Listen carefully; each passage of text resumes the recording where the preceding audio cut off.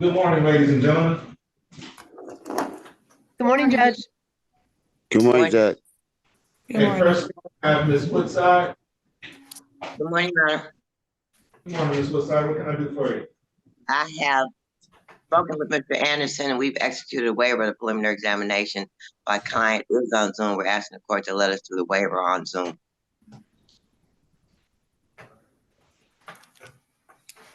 Also have Whetstone, don't you? Trayvon Whetstone, up for comment here. Oh my goodness, did I forgot Mr. Whetstone? I know you wanted a report, but I don't have the report. Let me get in contact with Dr. Miller. Okay, well, let's do the waiver first. Yes, sir.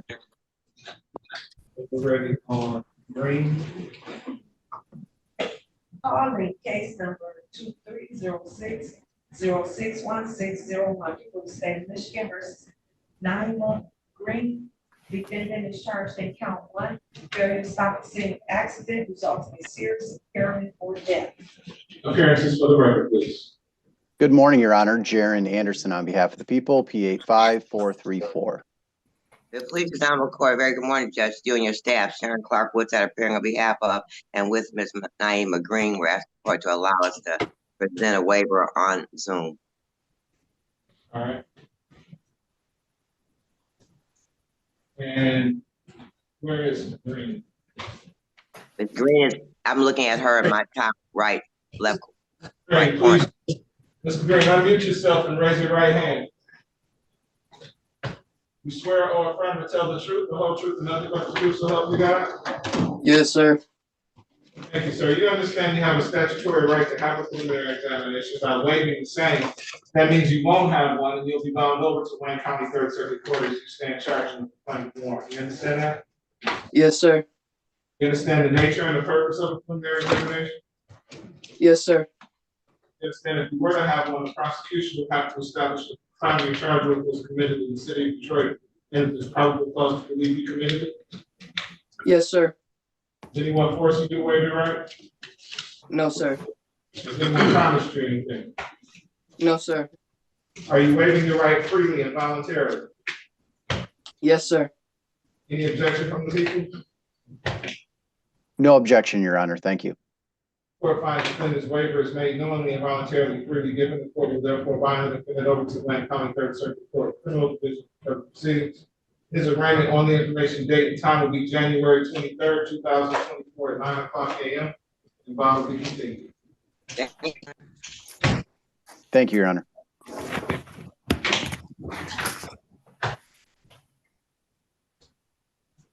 I'll talk to you. I'll talk to you later, Ms. Green. Okay.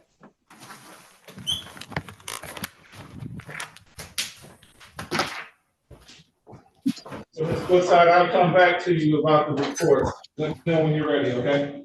Do we have Mr. Whetstone present? I don't think so. Expect him to be present because, you know, he's Dickerson.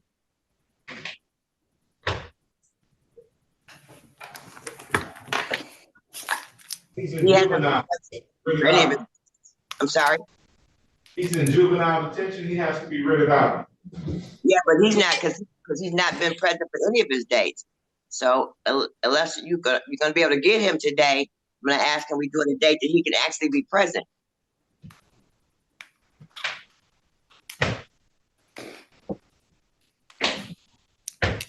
How long does it take? Juvenile. Shouldn't take it there. Officer.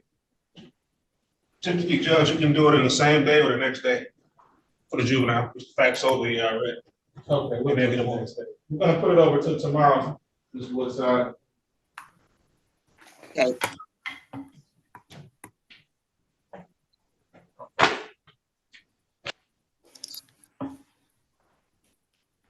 That'll be in person, right? Yes. Thank you. Coach K. Good morning, Judge. Judge, I see that Daniel Reed is on Shayna Ingram. I was court appointed to it, but if Daniel Reed's got it, I can go ahead and log off. It's no problem. We was retained last night. Okay, no problem. I'll go ahead and get off. If you got the discovery, can you send it to us? Yeah, I'll send, I'm not positive if I have it. If I have it, I'll send it to you though. Happy Founders Day, Judge. Happy Founders Day, my brother. Don't mind. Don't mind. All right. Oh, happy Founders Day. I didn't realize it was the day. I should have known with the math. Ms. Green, you can log off. Happy Founders Day. Thank you. We are ready on Miss Ingram. Okay, ready on. Calling case number 2405-501001. Will state Michigan versus Shauna Ingram. Defendant is charged in count 1, assault with intent to murder. Count 2, weapons felony firearm. Count 3, assault with intent to great bodily harm, less than murder by strangulation. Count 4, weapons felony firearm. Count 5, assault with a dangerous weapon. Count 6, weapons felony firearm. Count 7, domestic violence. Appearances for the record, please. Good morning, Your Honor. Shelley Drain for the People, P number 60249. Good morning, Your Honor. Please put Daniel Reed, number 30965, appearing on behalf of Miss Ingram. We do consent this matter proceeding by Zoom. Miss Ingram, state your name and record, please. Shayna Ingram. Thank you. What's your pleasure, Mr. Reed? Your Honor, we'd like to set this matter for a preliminary examination. Court will continue to plead of not guilty and set this matter for preliminary examination. How is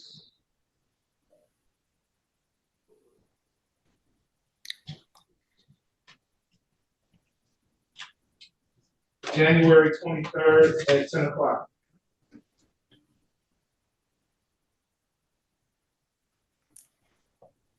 be there on the 25th, Your Honor. Is that possible? Okay, January 25th at 10 o'clock. That's fine, Your Honor. January 25th at 10 o'clock, why don't we continue?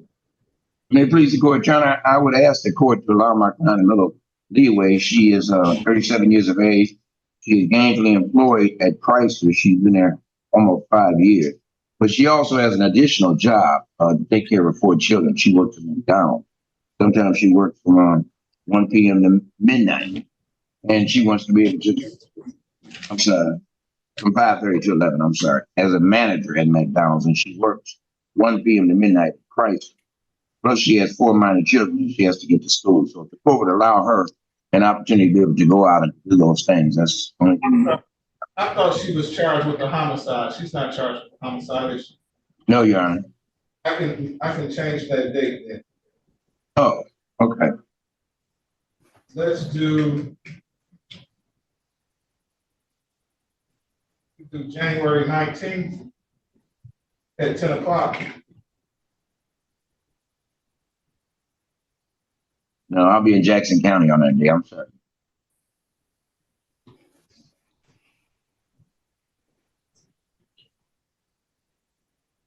January 22nd at 9:15. Yes, we can do that, John. All right, January 22nd at 9:15.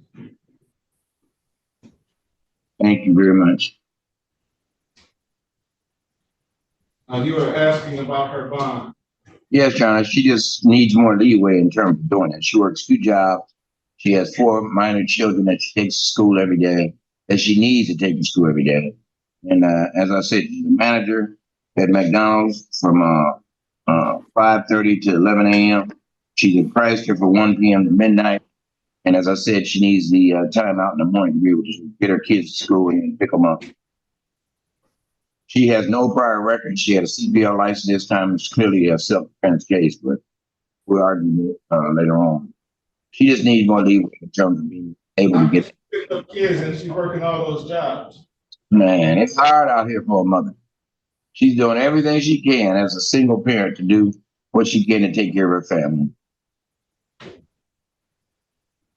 People, Your Honor, I'm asking for no change at this time. This is a very serious case where the allegation is that she shot someone. So I'm asking for no change at this time. That is someone with who was attacking her. So I'm surprised she even got charged with this crime. Never been in trouble before in her life.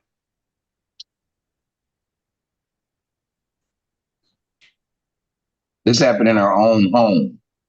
Someone invaded her home.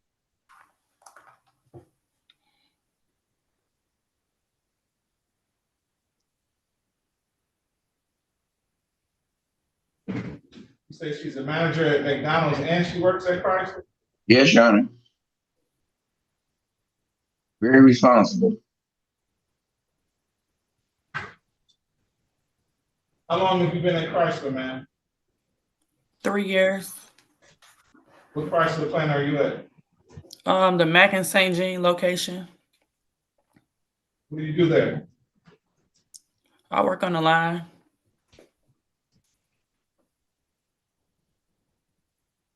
And you're a manager at McDonald's as well? Yes. Opening manager at McDonald's. How long have you been there? I've been here, I want to say about 3 months. You've been a manager for 3 months? Yes, at McDonald's. How long have you worked at McDonald's? Throughout my years, I've been at McDonald's at least about 7 years, but I just returned back to pick up more, like a second job to take care of my bills and my kids. How old are your kids? 17, 13, 7, and 4.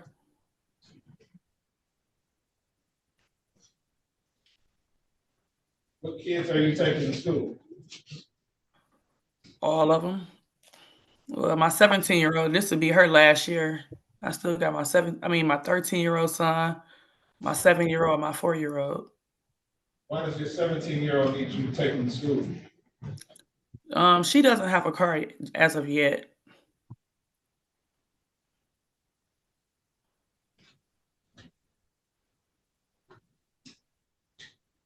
So you work at Chrysler at what time? From 2:30 to 10:30. You work at McDonald's from what time? From 5:30 in the morning to 11 o'clock. So how are you taking anybody to school? The days that I don't work at McDonald's, I chip in and help my mom because my mom, she's older. My mom's 70 years old. So, and she be in pain. Huh? That's not old. Ah, ask me about it. Mm-hmm. Get you drink. Not saying it like that. So if you're taking the kids to school from if you're working at McDonald's from 5:30 to 11, you're not taking the kids to school anyway. I will call off from McDonald's in order to do that, is what I'm saying. No, I'm not buying it. She is very responsible, you know. She really is.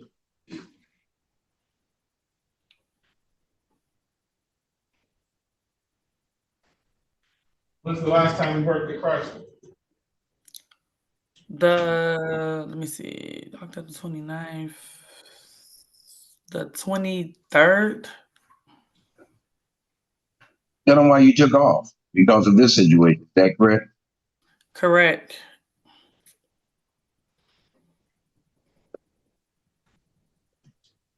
$23rd of December? Yes, I was doing overtime for the holiday because they was paying us triple time. And I didn't get a chance to finish my week off because of this incident. For that job there? Yes.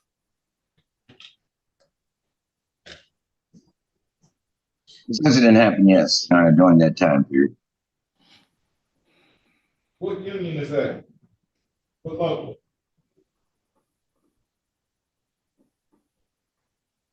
Ms. Ingram, Huh? your local. He wants to know the local that you are affiliated. Local 51. You have a number there? The number to, hold on, let me see. I don't think so. I will have to get it from my union steward because I don't have my phone because the phone is being taken. So I have basically all my information in there. Well, that's what I'm asking about your union steward. You have a Oh, number? yes, I do. 1 second.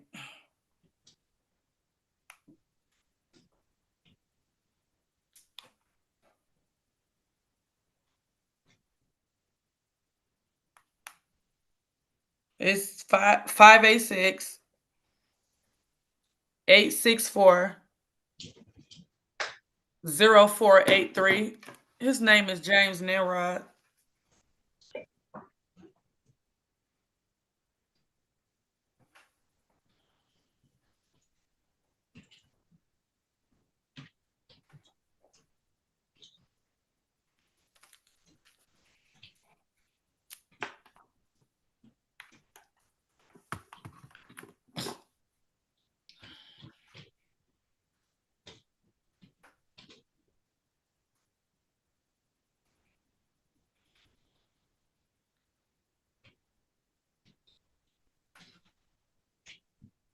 That number's not going through.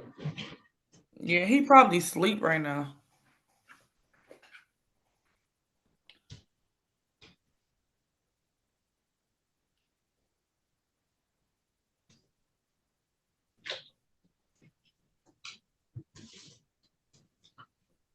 What McDonald's are you at?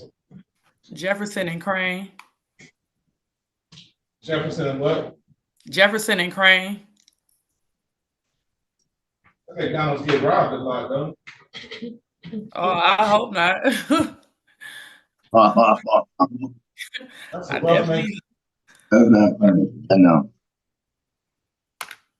Rough part of town, Your Honor. Huh? I said a rough part of town. It is. I go through drive-through with my gun in my lap when I go there. No, I don't eat that. It's a joke. I understand. Okay, so we'll give her from 1:30 to 11 PM for the Chrysler job.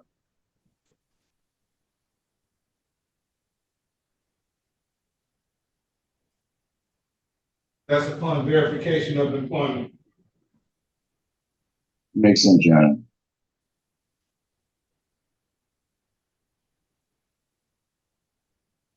And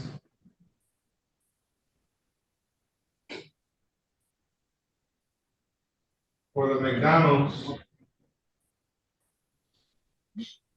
how many days a week are you working? 4,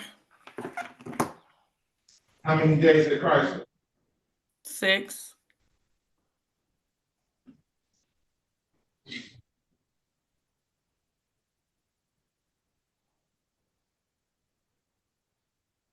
What days at McDonald's? Monday. I'm trying to remember. It's been a while. Monday. I got Tuesday off. Wait, Monday. Was it Monday, Tuesday? You don't know your schedule? You're a manager.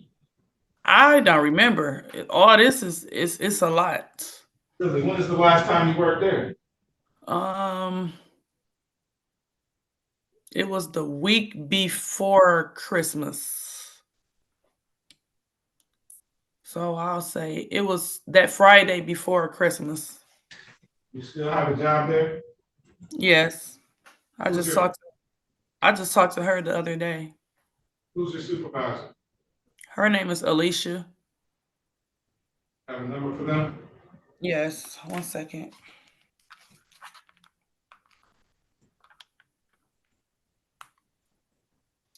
Three one.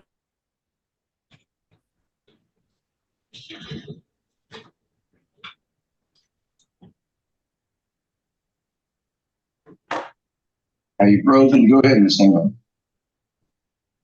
I think she froze. She must have got another call.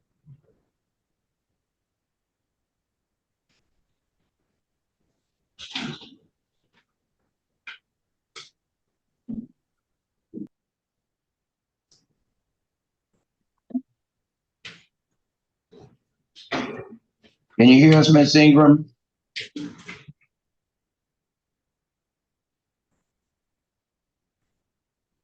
She was complaining. She said an Android phone. She did say that. Hey, get off my Androids. So I'm gonna just be 1:30 to 11 o'clock. 1:30 PM to 11 o'clock for the Chrysler job. Send over a stipulated order to that effect, Mr. Reed. Now, does that give her time to go to work and to return home? She did her shift, didn't she say it was from 1 PM to midnight? 2:30 to 10:30. Oh, okay. All right, I'm sorry. So you said the times are what? I'm gonna put it in the order. 1:30 to 11 o'clock PM. Okay. That's fine. Is she on house arrest now? She is. All right, so work in court only. Okay, that's fine. All right, thank you, sir. Wait a minute. Go Mob. Happy anniversary. Yes. Thank Founder's Day. Thank you. Stay safe. You too. Ms. Barron.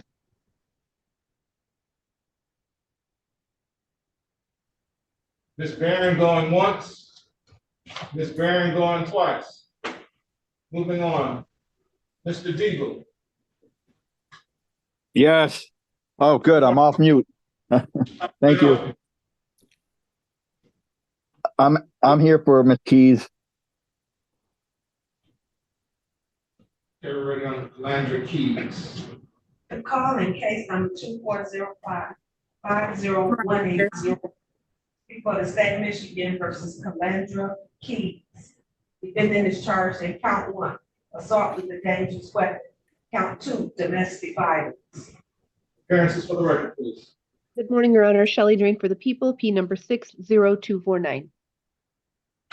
Good morning, Your Honor. Ronald Debo, P63897, on behalf of Calandra Keys, who is also here via Zoom. Ms. Keys, will you state your name for the record, please? Calandra Keys is my name. What's your pleasure, counsel? We'd What's like my- to set this for he's speaking to me, Calandra. We'd like to set this matter for a preliminary exam. The court will continue to plead of not guilty and set this matter for preliminary examination. How's January 19th at 10 o'clock? Oh, 1 minute. What the date again? January 19th at 10 o'clock. I can do that, Your Honor. All right, January 19th at 10 o'clock, file will be continued. Thank you very much. Thank you. Take care. Mr. Scott.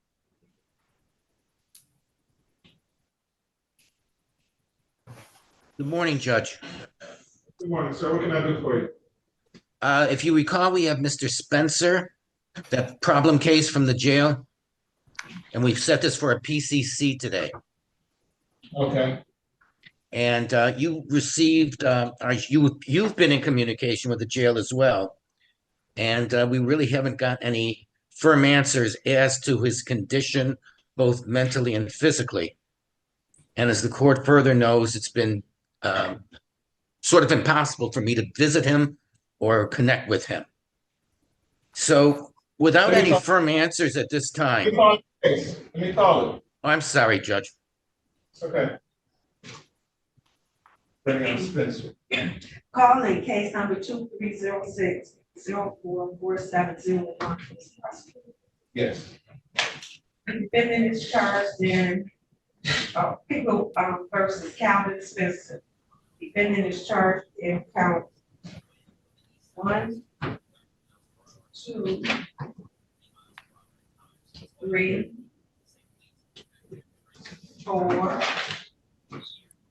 5, 6, 7, 8.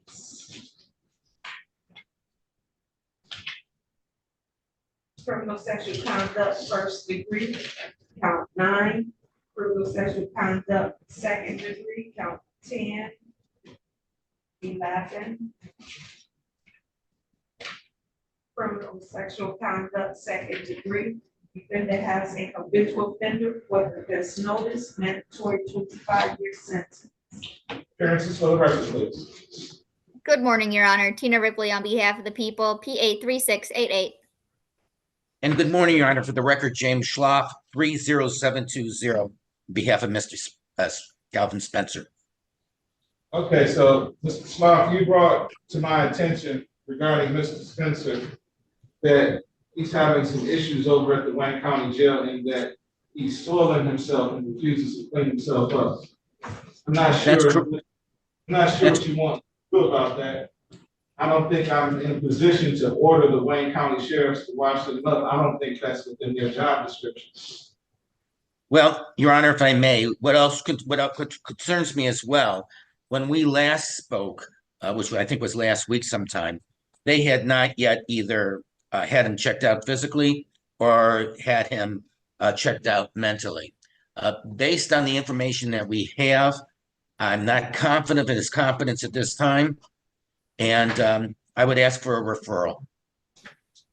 Okay, so I think you're well within your right in doing that. Anyone who continues to soil themselves and refuses to wash up may have an issue. So the court will refer the defendant for a competency evaluation. We'll set a review date for, let's do March 11th, 2024 at 8:30.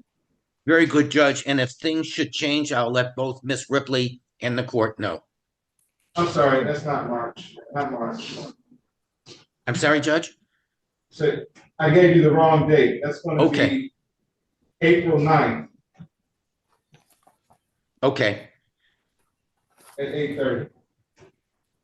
Judge, If I just may for the record, I did reach out to my officer in charge if she had any information regarding this. She did state that when detectives went to interrogate him when he was arrested, he wouldn't come out of his cell then and told the guards that he was soiling himself then. The victim's mother told her that he was in bad shape, but she didn't know how bad because she hadn't seen him in some time. So that's just the knowledge that we have at this time. Okay, thank you. Thank you, Judge. Thank you all. Take care. Miss Ripley, I'll be in touch. Mr. Alex, good morning. Good morning, sir. Good morning to you. You're here on Anderson? I am. All right. Calling case number 2306-070901. People of the state of Michigan versus Damani Anderson. Defendant is charged in count 1, assault with intent to do great bodily harm, less than murder or by strangulation. Count 2, domestic violence. Appearances for the record, please. Good morning, Your Honor. Shelley Drain for the people, P number 60249. Good morning, Your Honor. Joseph Alex P. 42284 on behalf of Mr. Anderson. Your Honor, I'd like to indicate to the court that I've sent a letter to Mr. Anderson, talked to his mother twice, left messages for his siblings. I have not received a letter back. And the last time I called his mother, she answered the phone and then hung up on me. I've had no contact with him whatsoever. I have all printed and digital discovery. Court is going to issue a case and revoke his bond and set the new bond at $25,000 cash here. Thank you, Your Honor. Thank you, sir. Hey, I'm on here. Oh, hold on a second. I didn't realize that was you, Mr. Anderson. Yeah. Mr. Anderson, the attorney's been trying to get in contact with you. What's the problem? Yeah, my mom said she seen him call, but every time he called, it comes from a no caller ID. So she get a lot of spam calls. So she said when she called, well, basically when she called, she can't return the call back because it's coming from a unknown number. Sir? Huh? Didn't he leave his number? No, she didn't. She said she said he was supposed to be contacting my brother. He said he think he got a call too, but it was the same the same situation. The same situation. It was an unknown number. So Fine, Mr. Anderson. He's here. Start your video, Mr. Anderson. okay, hold on, give me a second. What's going on? Just waiting for the doors to There we go. Dr. Wayne will take you, sir. Don't you know you're in court? I said, I've been here for sure. Mr. Alex, I'm gonna put you on mute for a second. Sir, why are you dressed like inappropriately in my courtroom? Me? Yes, you.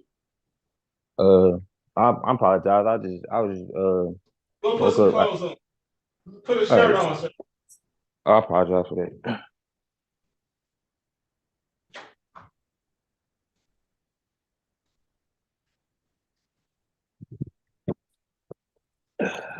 Sorry about that. All right. Mr. Alex, I'm gonna put you in the breakout room with your client so you can talk to him, okay? Thank you very much.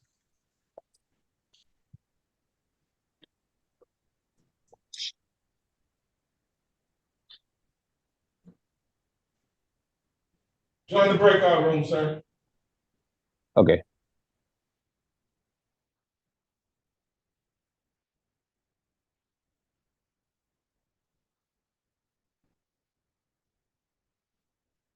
Mr. Hicks.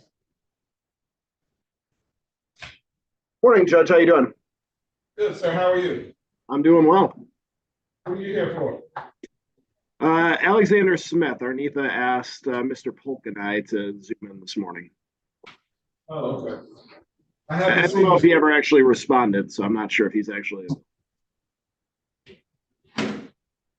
Were you able to get hold of Mr. Polk?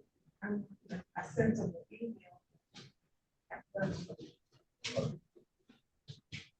We haven't heard from him yet. I'm gonna try. Let's go. Okay. Thank you, Judge. Mr.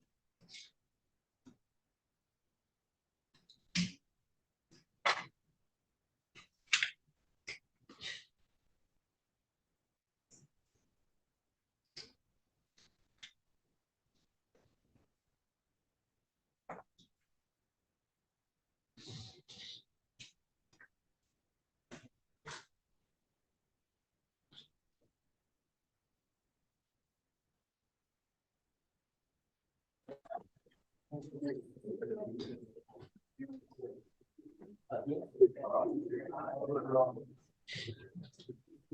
we're back on the record on case 23060709001 versus Damani Anderson. Ready.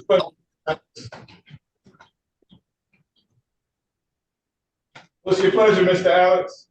Your Honor, we'd ask for an adjourned PCC date. I have not spoken to Mr. Anderson until a few moments ago. There's some very serious charges here. We don't know how to proceed at this point until we have some discussions. I'd ask for a PCC date in about 10 days if possible. No, sir. Is there a possibility this may resolve itself short of an exam? Judge, I can't say. I don't know.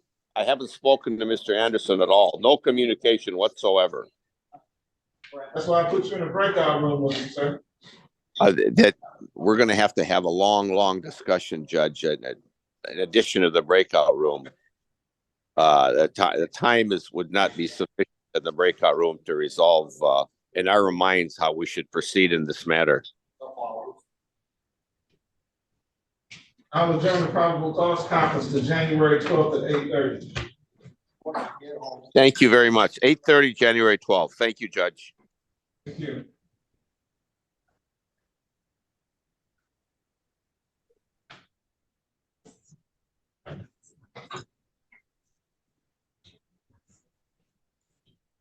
Do I leave now? Yeah, you're all set. All right.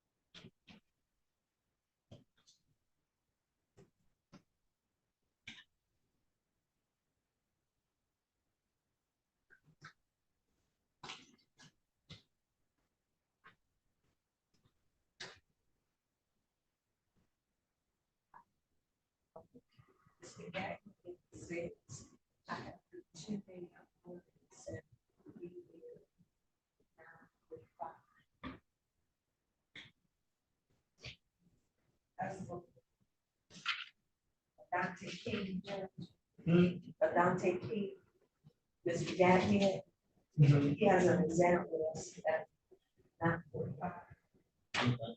See if at PCC, Dante King. Oh, okay. Oh, he said it was Yes. okay. And then Tyrone Victor is on Dan Jackson. Mr. Vicker is coming in now.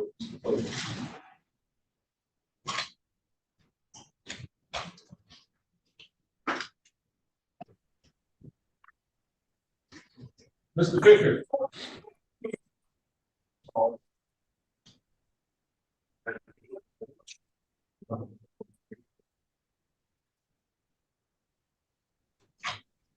Mr. Bickert, Yes, Your Honor. you here on Jackson? Yes, Your Honor. Okay, we're ready on Daniel Jackson. Call. Do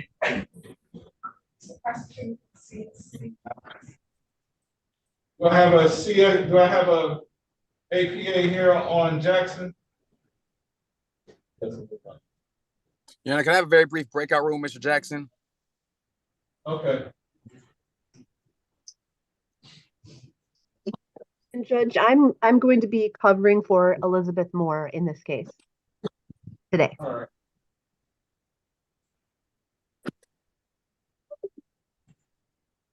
Go ahead and join the breakout room. Mr. Jackson, join the breakout room with your attorney. Mr. Polk, good morning. Good morning, Judge. I think we're ready on Smith.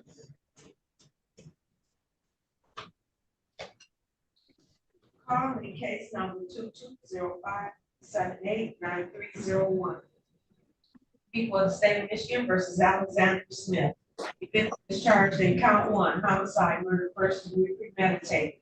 Count 2, assault with intent to murder. Count 3, reckless driving causing death. Count 4, failure to stop a scene of accident at fault, resulting in death. Count 5, reckless driving causing serious impairment of body function. Count 6, failure to stop a scene of accident resulting in serious impairment or death. Defendant has a commission of a felony with a motor vehicle advisory. Appearances for the record, please. Good morning, and may it please this honorable court, APA Jonathan Hitz, appearing on behalf of the people, P85288. May it please this honorable court, Larry Polk on behalf of Alexander Smith. My TP number is 48164. I'm asking the court to allow me to waive my client's presence. He's currently at the Forensic Center in Ypsilanti, Michigan. Court will waive the defendant's presence. What's going on, gentlemen? So, Judge, where we're at currently is the people, and I assume Mr. Polk received a report that we're waiting on from the Forensic Center. It's the final report. Mr. Smith is set to time out from his deadline to restore competence this Saturday. That final report from the Forensic Center indicates that he's still incompetent and they do not expect him to be restored to competence by that Saturday deadline. Because he's in the care of the Forensic Center, it's the Forensic Center's typical practice to be the ones that petition civilly to have him committed with the probate court. That probate hearing is scheduled for this Friday, I believe at 8:15 before Magistrate Burton in this courthouse.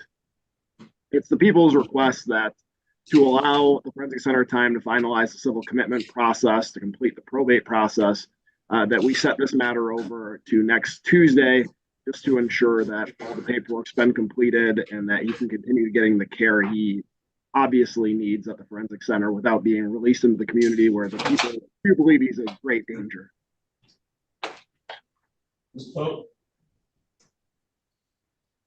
Well, Judge, I guess I have to leave it to your discretion. The Forensic Center has issued the final report. We're within days, and it was my understanding the prosecutor's office prepared the information in terms of probate court. That's incorrect. So our office does it if they're not in the custody of the Forensic Center. It's typically the Forensic Center's process to file the paperwork if they have custody of the individual. My office has been monitoring it, and we have people making sure that everything's being done, but it's the Forensic Center that's leading the charge. And one way or the other, this court is going to have to dismiss this matter come Tuesday. Yes, Judge, I understand that, but we just want to make sure that it's completed. Sorry, what you said, Mr. Pope? I just said thank you then. I mean, if that's, I just want to make sure that Mr. Smith gets what he's entitled to as it relates to the law. And so we've reached this point. So if on Tuesday they haven't perfected the probate information, this court is going to dismiss this matter, and they'll just have to. No other choice because the time has run out. I have no other choice because the time will have run out. So come Tuesday, whether they have to take together or not, this court has no other recourse but to dismiss this matter. All right, thank you, Judge. Over to the 16th at 8:30. Yes. And Judge, Yes, sir. I'll submit a proposed order in advance of that Tuesday deadline regarding how I believe the dismissal should be. I'm sorry, what you said, Mr. Hicks? I just said I'll email the court and Mr. Polk a proposed order in advance of Tuesday with the language that we think is necessary for the dismissal. I'll take a look at it. All right. Thank you, Judge. Thank you, Judge.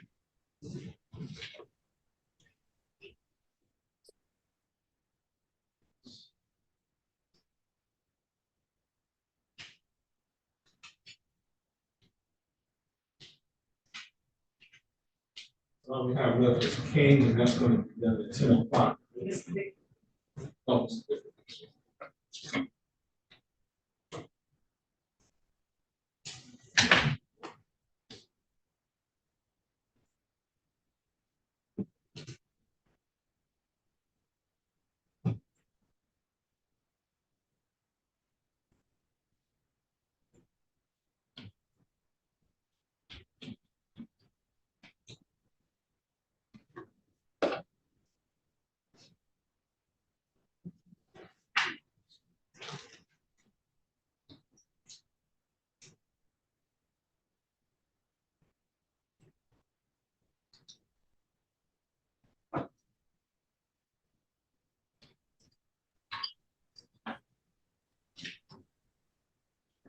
ready, Mr. Baker?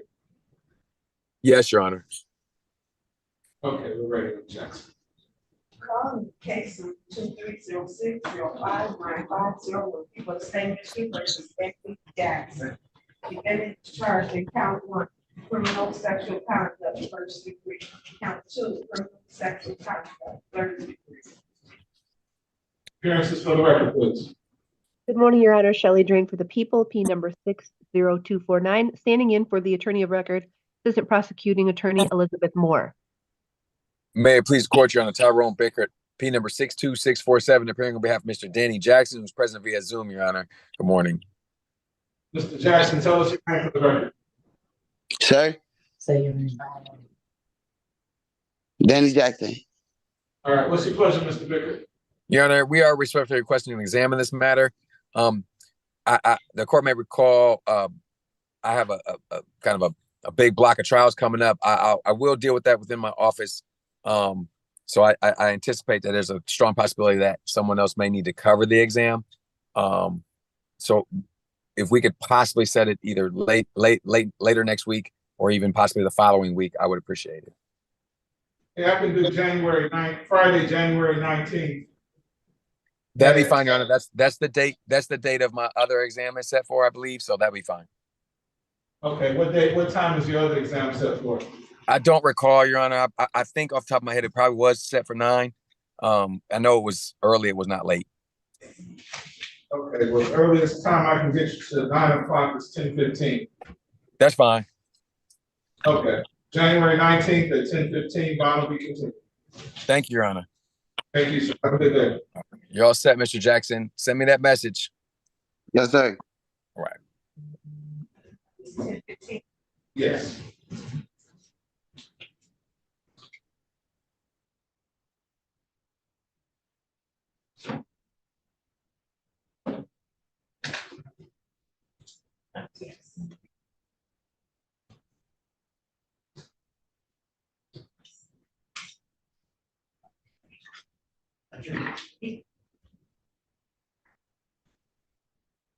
Is Ms. Drain still? Yes, I'm here. Was that case Anthony Simons, Ms. Drain? Was that the one coming from Judge Sabri courtroom? Oh, yes. Yes, Judge Sabri. Yes. Okay. Yes, you're gonna send it. Okay, great. All right. Yeah, okay. Okay. All right.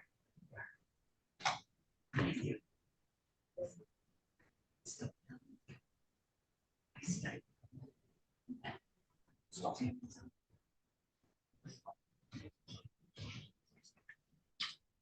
So we have a case coming from Judge Seeley.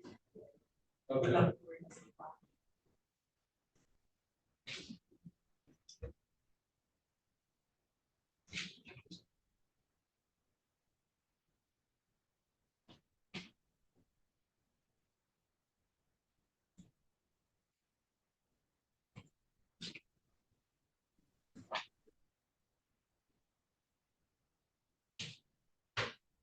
Ms. Barron, Yes, you're good here. Are you here from Judge Sabri's courtroom? Yep, What's your client's name? Salmons, Anthony Salmons. Are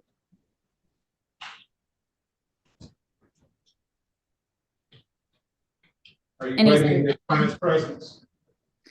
Well, Judge, I do want to address bond. I guess we can do that without him here. Very understand.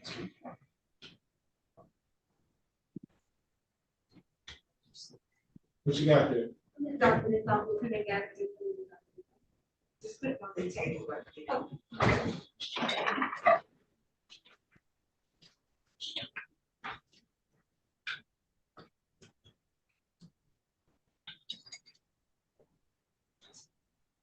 there. Yes.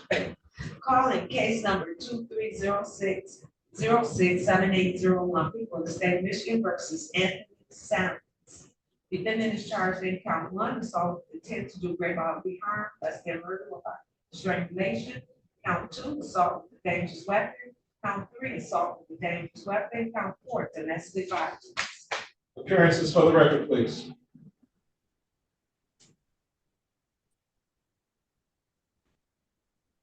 Is that Ms. Drain's case? Yes. Ms. Drain, your appearance, please. Good morning, Your Honor. Shelley Drain for the people, P number 60249. Good morning, Judge. Hannah Barron from the Neighborhood Defender Service, P85265, representing Mr. Salmons and requesting that his presence be waived for the purposes of today. The court will waive the defendant's presence. What's your pleasure? Judge, I do have discovery in this case, so we're requesting a preliminary examination date. The court will continue to plea of not guilty and set this matter for preliminary examination. How is January 19th at 10:45? Judge, does Your Honor have any room on the 16th? I'm starting a trial on the 17th. I feel like it may go through the 19th. I can't be certain. The 16th is my homicide trial. Okay. Is there any chance we could do the afternoon on the 19th? I think that might be a better bet.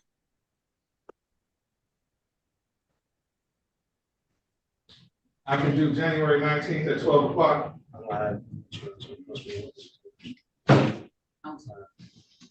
And that's the latest? How late are you trying to go? I guess maybe 1.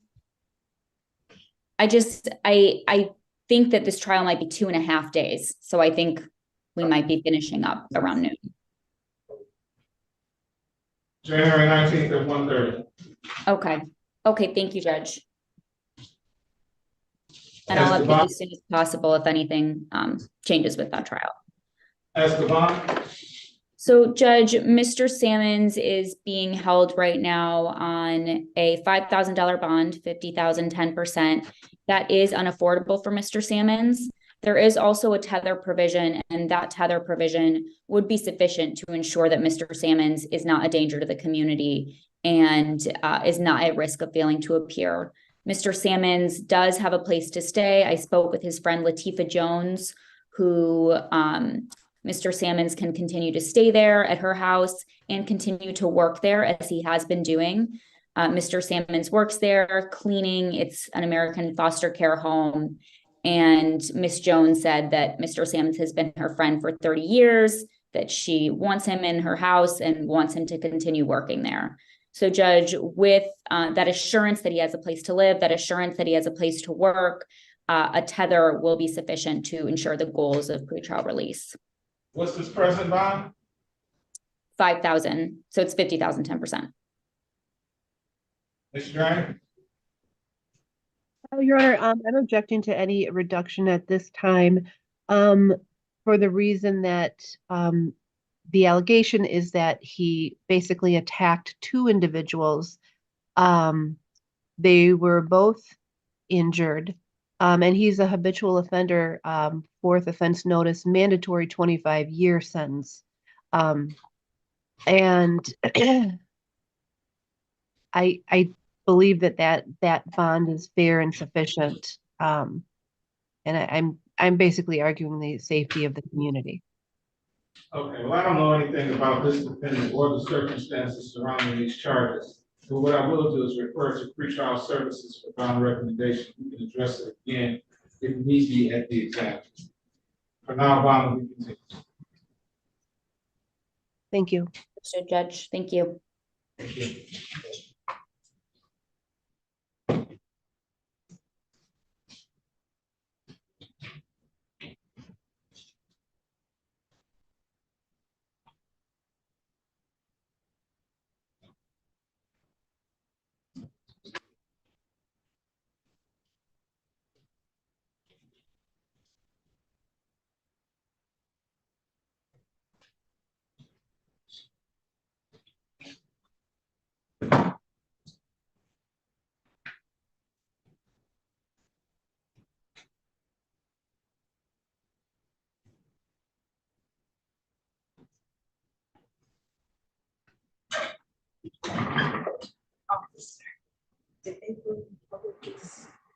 Yeah, everybody's here. They just have to bring the, a bogus, the guy on witness retainer, had to go back and get him because it's separate. So he should be here within the next 20 minutes. But, It's the PCC. Ms. Reynolds, you ready? You got Spencer?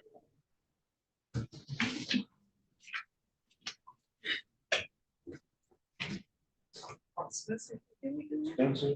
Did we do that? Spencer's here, Cobb's here. Bogus is here. Dixon is here, and Smith is here. Yes, Spencer? That's the one Mr. Slot was saying. He couldn't see, right, Ms. Judge King? Spencer was the one Mr. Slot said he couldn't see Mr. Spencer. So we set him for competency. Right. They brought him here. Oh, when is this time? He's here? Yeah, he's not here. Oh. He just, everybody just got here. They watched him up? I'm gonna send him back. I don't know how I didn't check. Okay, no, I don't need to see. They got you. They got me. I sent him back. Okay. When is this conference? With Cobb and who else? Oh, yeah. Competency hearing is set for April 9th, 8:30. Well, not 8:30. Bogus, who else is in the jail? Bogus, Dixon, and Smith. Bogus.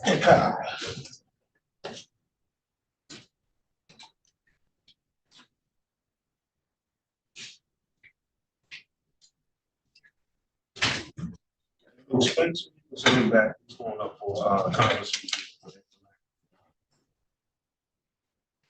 Yeah, that's the guy that was dedicated to something. Yes, yes. All right, so let's give it to me. Ms. Reynolds, Yes. can I have a, Yeah, they gotta wait till I speak. okay.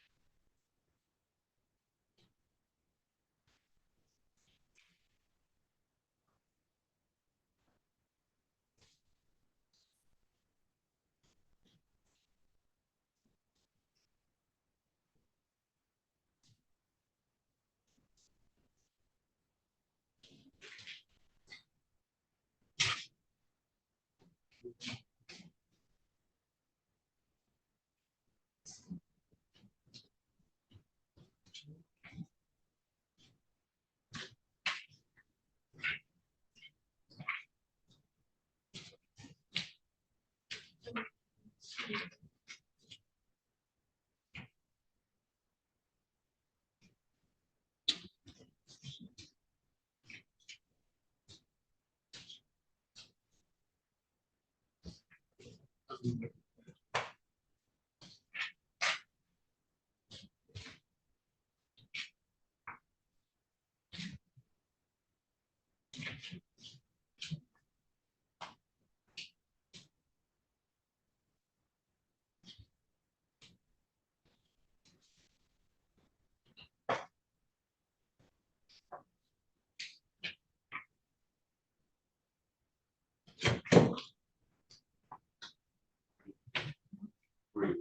morning, how you doing today? Good. Good morning, Judge. You're not wearing amazing clothes. No, I'm not. You won't see me wear that either. I remember you when you first. I'd say that.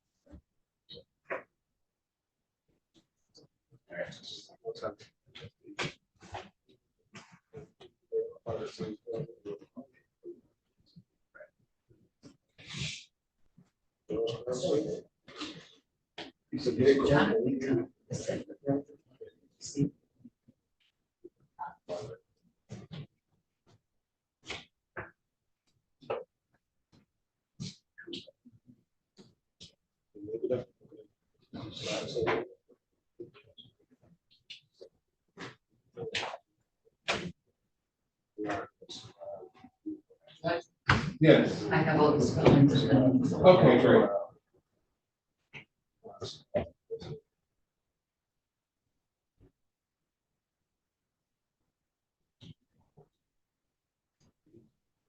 In your honor, I do have one witness who's logging on to. His name is John. John, yeah. I have Dante. Probably closer to 10.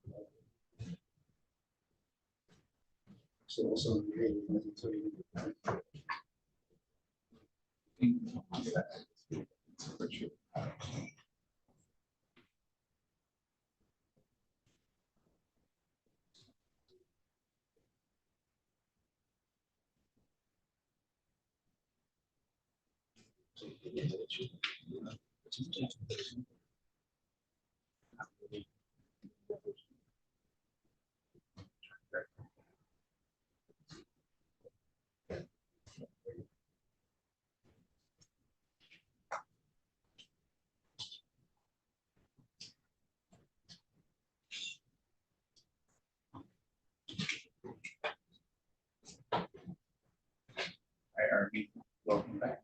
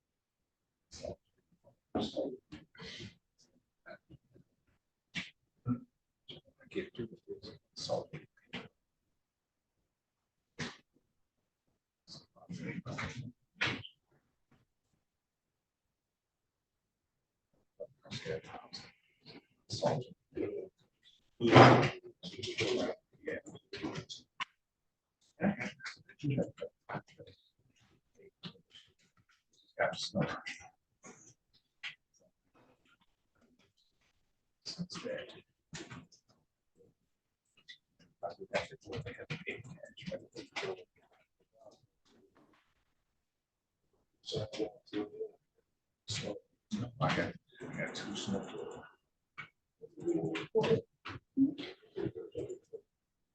That's so good. You see the salt now? You walk in this salt on waste and stuff. Somebody had that be already. Yeah. And he said.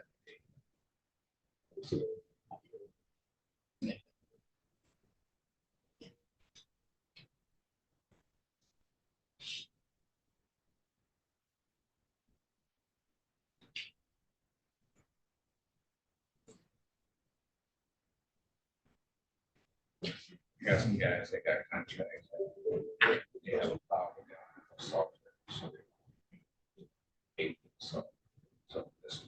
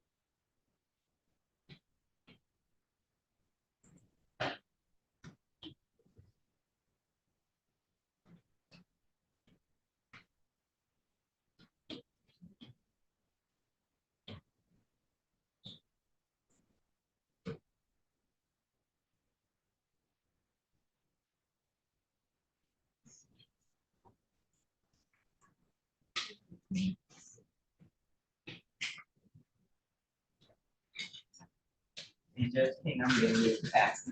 All right, how you doing? Fine. Happy New Year to you. Long got it. Happy New Year. All right, welcome aboard. And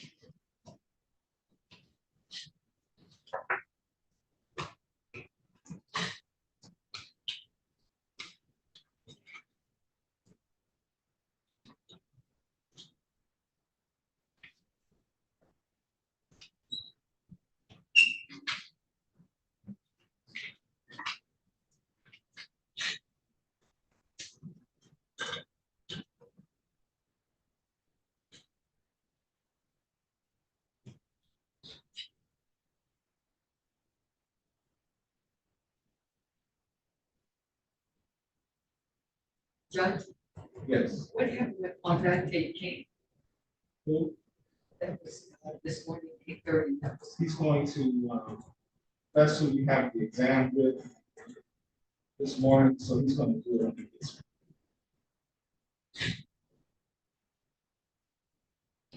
that same attorney as those cases.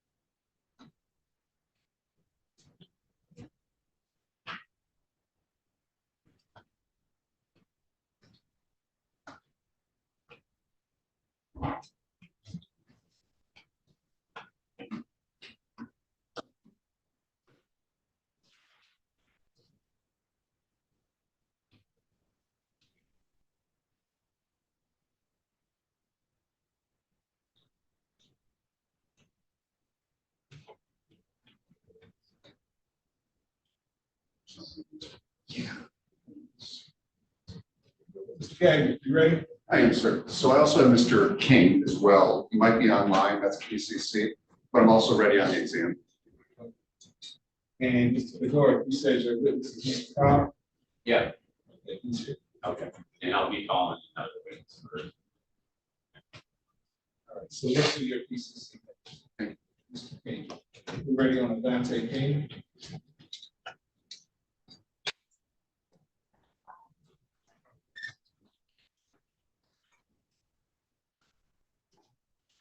Calling case 2360532 for state of Michigan versus Adante Maurice Richie King. Defendant is charged with count 1 assault with intent to do great bodily harm, listed murder by strangulation. Count 2 domestic violence. Harris, for the record. Good morning, Your Honor. Shelley Drink for the people. P number 60249. Good morning, sir. Brian Gagnon, Defender Service, P64220. Your Honor, I just got off the phone with my client via text. We are in communication. May I waive his presence? He believes he is on Zoom. He actually I just brought him out the waiting room, but he hasn't connected his audio or his video. There he is. Still hasn't connected his audio though, for the waive his presence. All right, could you set us an examination date, please? I sure can. The court will continue to plead not guilty and set this matter for preliminary examination. How is January 19th at 10:30? One moment, sir. I believe. Say, was that 10:30? Yes, sir. Ms. Drake, could you send over the paper discovery on this, please? I do have digital. Yes, I'll send it over today. Great.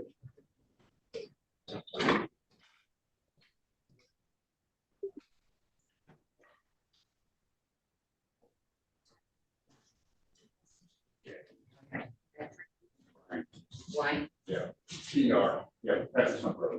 Oh, He's awesome. sorry. It's fine.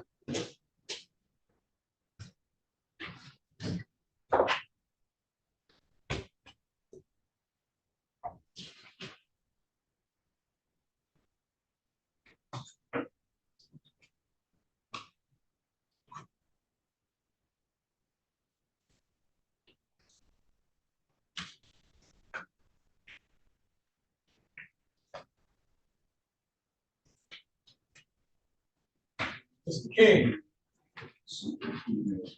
unmute yourself, sir.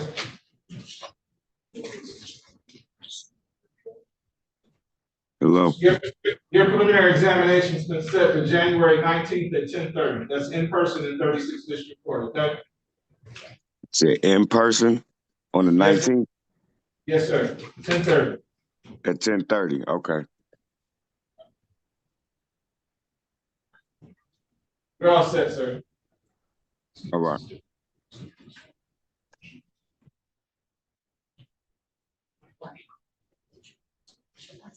Okay. Anybody know about Wayne County Jail is here?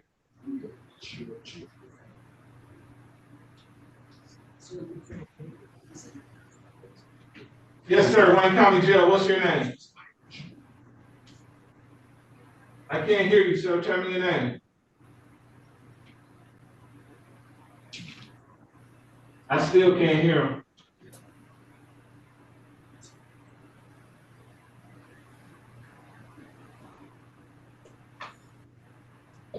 Deputy. Okay, let's do Solomon Cobb.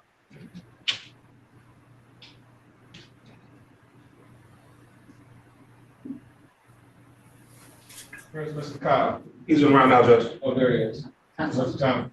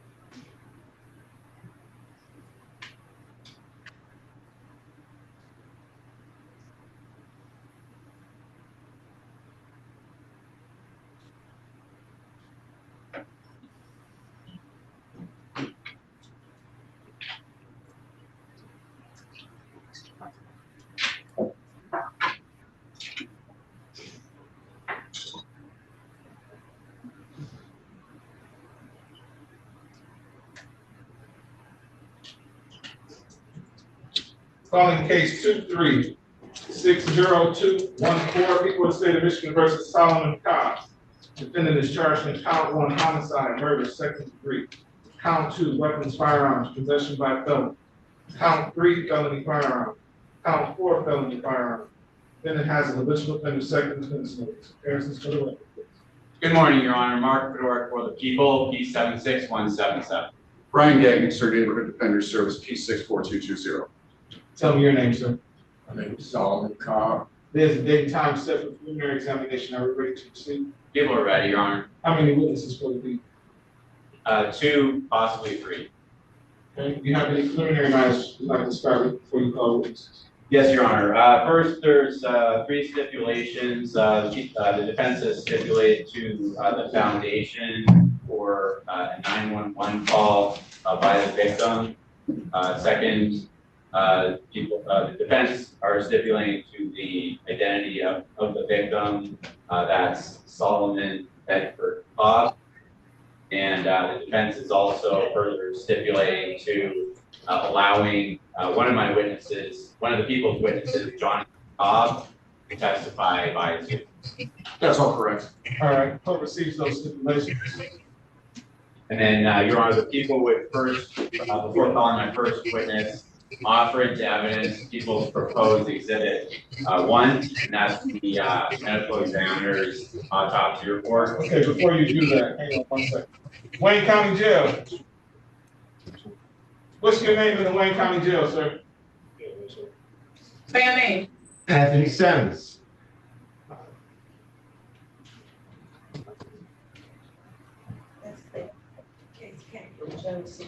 Okay. The next court date is January 19th at 1:30. That's in person in 36th District Court. You're all set, sir. Your bond was continued. Thank you, Wayne County Jail. No problem, Your Honor. Have a good day. Okay. You we're as back. well. Versus Cobb. Thank you, Your Honor. So again, people are offering into evidence people's proposed exhibit 1, and that's the medical examiner's report of the autopsy of the victim, Solomon Bedford Cobb. No objection. Admitted. And Your Honor, just to read from that report in part, this was a report prepared by Assistant Medical Examiner, Dr. Vicky Lavati. Lavati, thank you, Your Honor. And this is a autopsy that was performed on November 27th of 2023. And Dr. Lavati indicates her opinion is that the death of Mr. Cobb was caused by a gunshot wound to the abdomen. Further indicates that her opinion is that the manner of death is homicide. So if I may approach with that exhibit, Your Honor. Yes. 1 second, Your Honor.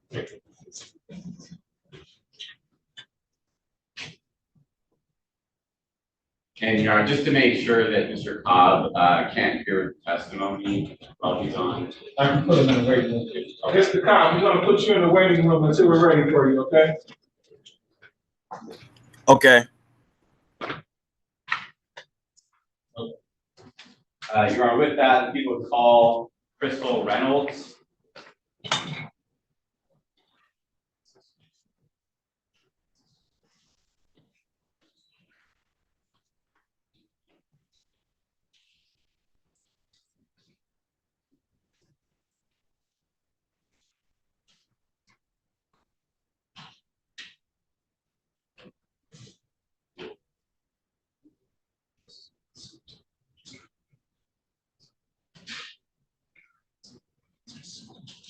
Ma'am, please step forward and raise your right hand. Do you swear or affirm to tell the truth, the whole truth, and nothing but the truth, so help you God? Thank you. Please have a seat in the witness box right next to me. Keep your voice up nice and loud and speak into that microphone that'll be to your left. Maybe give me your ready. Thank you, Your Honor. Good morning again, Ms. Reynolds. I'll just ask you to state your full name, spelling your first and last. Crystal Reynolds, CRYSTAL, Reynolds, REYNOLDS. Thank you. Now, gentleman named Selman Cobb.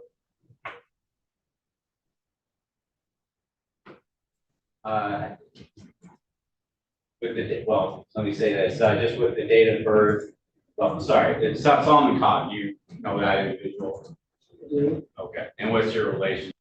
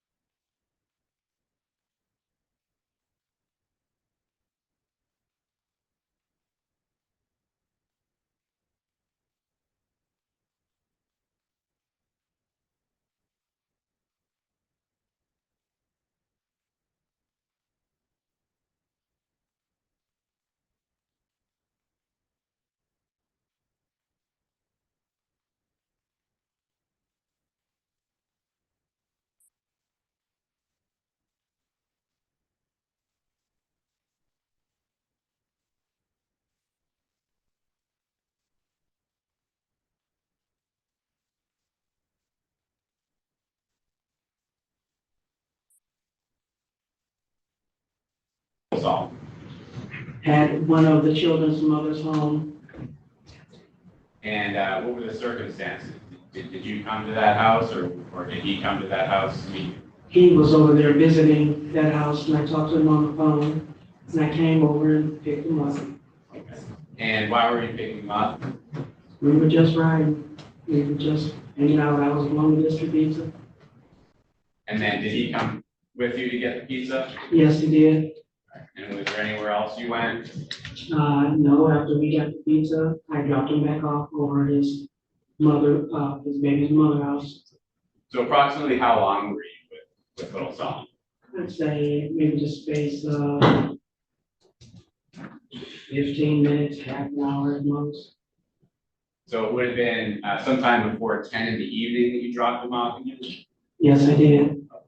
And that wasn't at his home on Ross, correct? No, that was at his daughter's mother's house on Fairfax Street in Southfield, Michigan. All right. Now, during the time you were with little Solomon, did you see him consume any alcohol? Not at all. Did you see him take any drugs? Not at all. And do you know little Solomon well enough to determine if the behavior's off or anything like that? Absolutely. Was there anything about his behavior that was off at the time? Not at all. Did you smell alcohol on his breath? No, I did not. Anything else you could determine that he might have he might have used alcohol before you met? No, sir. Okay. Was there anything you noticed about him that he might have been under the influence of drugs? No, sir. Okay. Now, sticking with that evening, so November 25th, did you have any contact with Big Solomon? Yes, I did. And how was that contact? He called me. On your phone? Yes, he did. Okay. And how were you able to determine that it was Big Solomon who called? Oh, I know Big Solomon's voice. And now, what did Big Solomon say when he called? He told me I better come and get little Solomon. And did he say anything else? No. Okay. Did you hear anybody else on the phone? Just my son's voice in the background. Your son being? Solomon Bedford Cobb. Okay. And was there anything about his voice that you noted? He was talking about his father. Okay. Anything as far as was he about the tone of his voice? I would say it wasn't a screaming tone, but it was a tone that led me to believe that they had been arguing. And did you hear Solomon, Big Solomon, the defendant, speaking to little Solomon? Other than all I heard him say was, "You better come get him." Okay. And about how long was that call? That's all I'd say, maybe 1 to 3 minutes, no longer than 5 minutes. And do you recall the exact time that Big Sol first called you? That was about 11:34, 35. Okay. To refresh your memory, do you want to take a look at your written statement? Yes. May I approach, Your Honor? Right.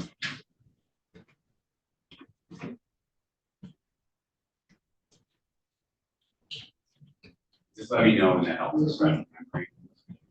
Big Saw called me. No. So just read it to yourself. Oh, okay. Sorry.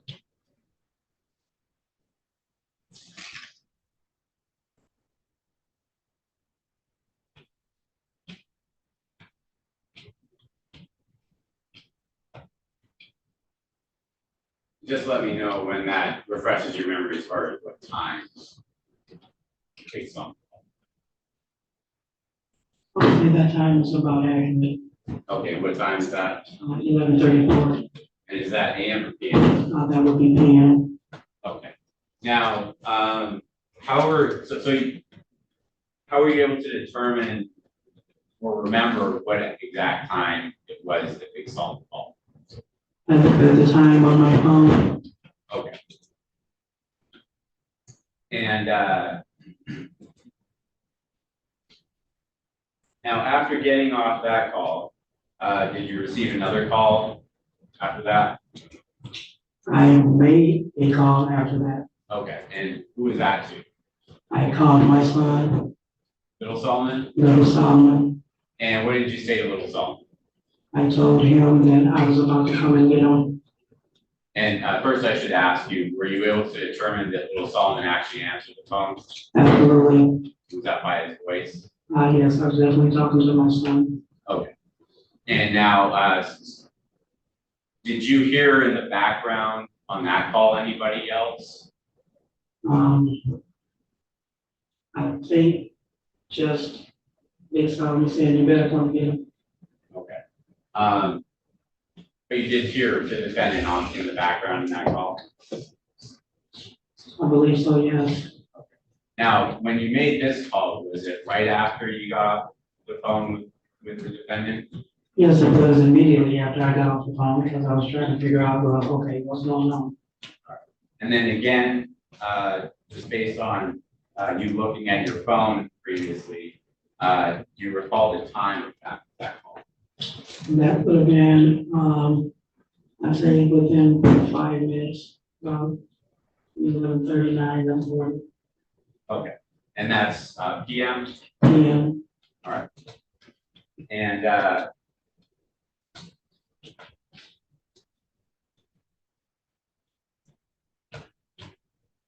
so based on your phone conversations, you were hearing these two phone conversations, you were hearing both the defendant and Little Solomon both on the phone, is that correct? Correct. All right. Now, when you told Little Solomon you were gonna go get him, what was Little Solomon's response? He told me that he wasn't going anywhere. He pays rent there.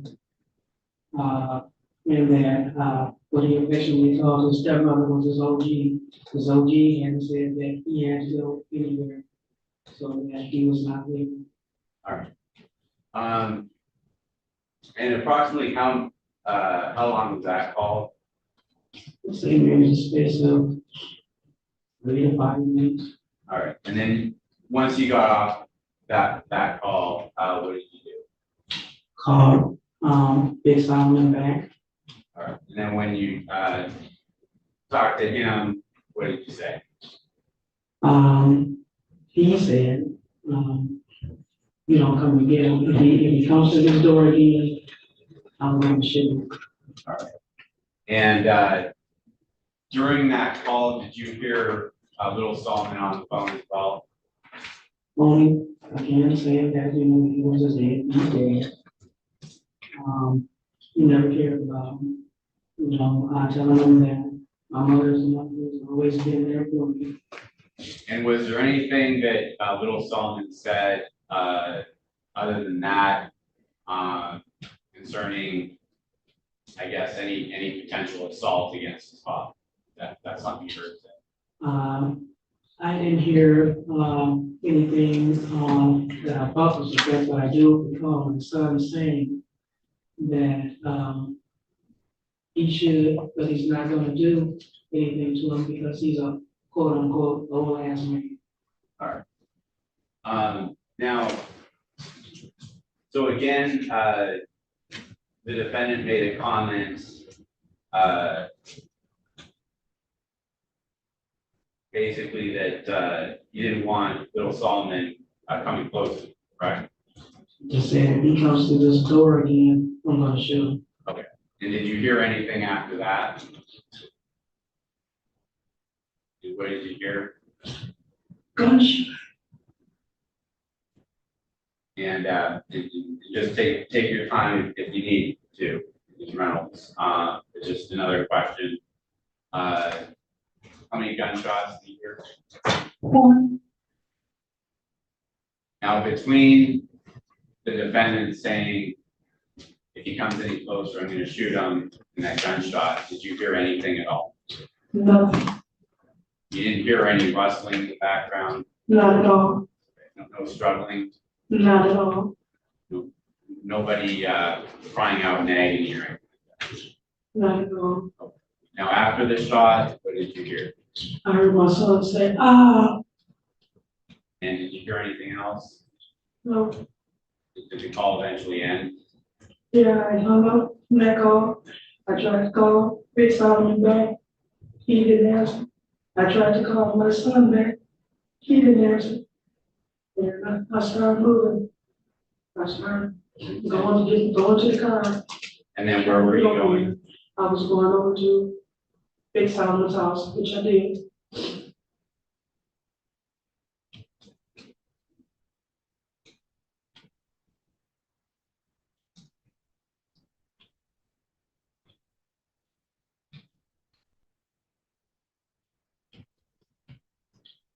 Now, during those phone calls, did little Solomon say anything about having a gun? No, Or did he say anything about having a knife or any other weapon? no, And then during your conversation with the defendant, did the defendant say anything about little Solomon having a gun or any weapon? no, And then in your time that you spent with little Solomon prior to the shooting, did you see little Solomon with a gun? no, Or with a knife or any other? no. Were you, had you ever seen the defendant with No.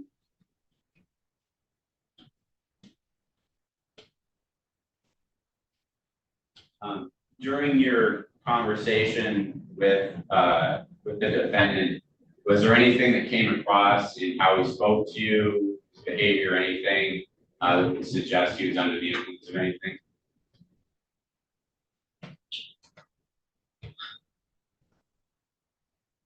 Possibly because I've never heard him threaten to ever shoot him. I mean, they have had parties before. I've never ever heard you threaten to shoot him ever. Now, I just want to ask you about a 911 call that was made by little Solomon. Did you get a chance to listen to that call before testifying today? I did. And from what you heard, were you able to identify the caller? Absolutely, that was my son. And so I'm just gonna have you listen to that right now. Is that okay? Yes. Thank you, Ms. Reynolds. And Your Honor, this is gonna be People's Exhibit 9, which is through stipulation, it's been admitted and asked. I would accept, if the witness doesn't want to hear the entire call, I would accept that we've already stipulated to it. Or just hearing the voice and saying that is said person. Up to the prosecution report, of course. I can play it for Your Honor after this round. As long as the defense is stipulating that that's Solomon Bennett. Sure, I will. All right, I'll skip over that.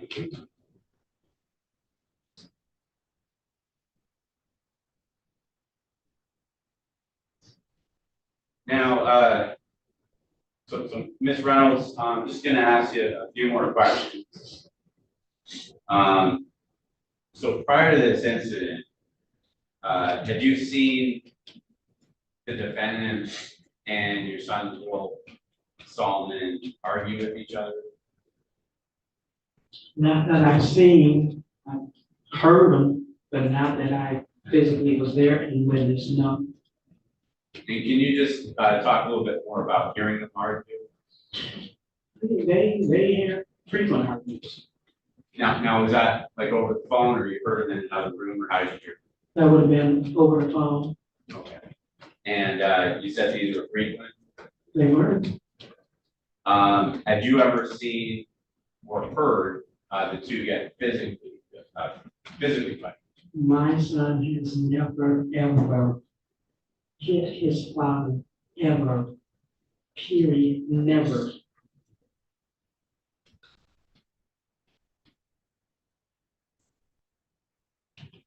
That's all I have. Crossing that? No cross. Thank you, ma'am. You may step down.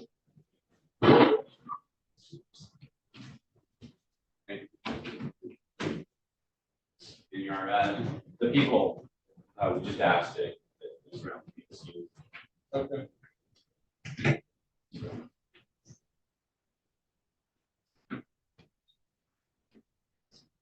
Now, I think we're next call Jonathan Cobb, who is on Zoom. All right, bring him out the waiting room.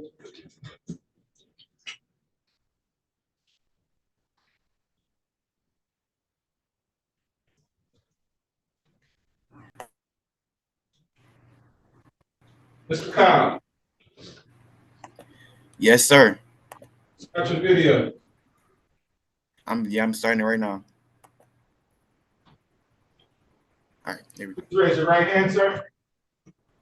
You swear or affirm to tell the truth, the whole truth, and nothing but the truth, so help you God? Yes, sir. Okay, thank you.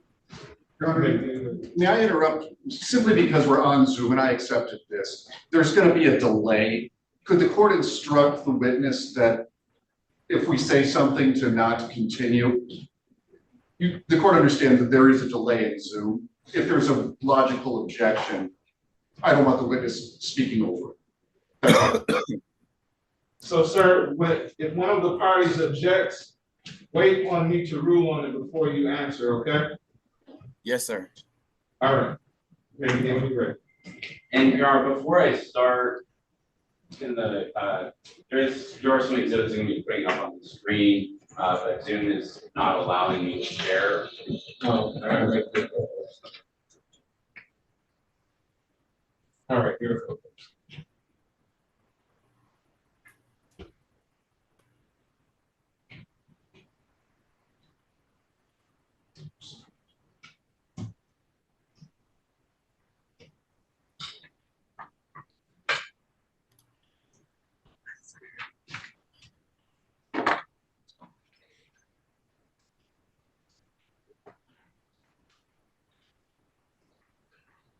Thanks, Ed.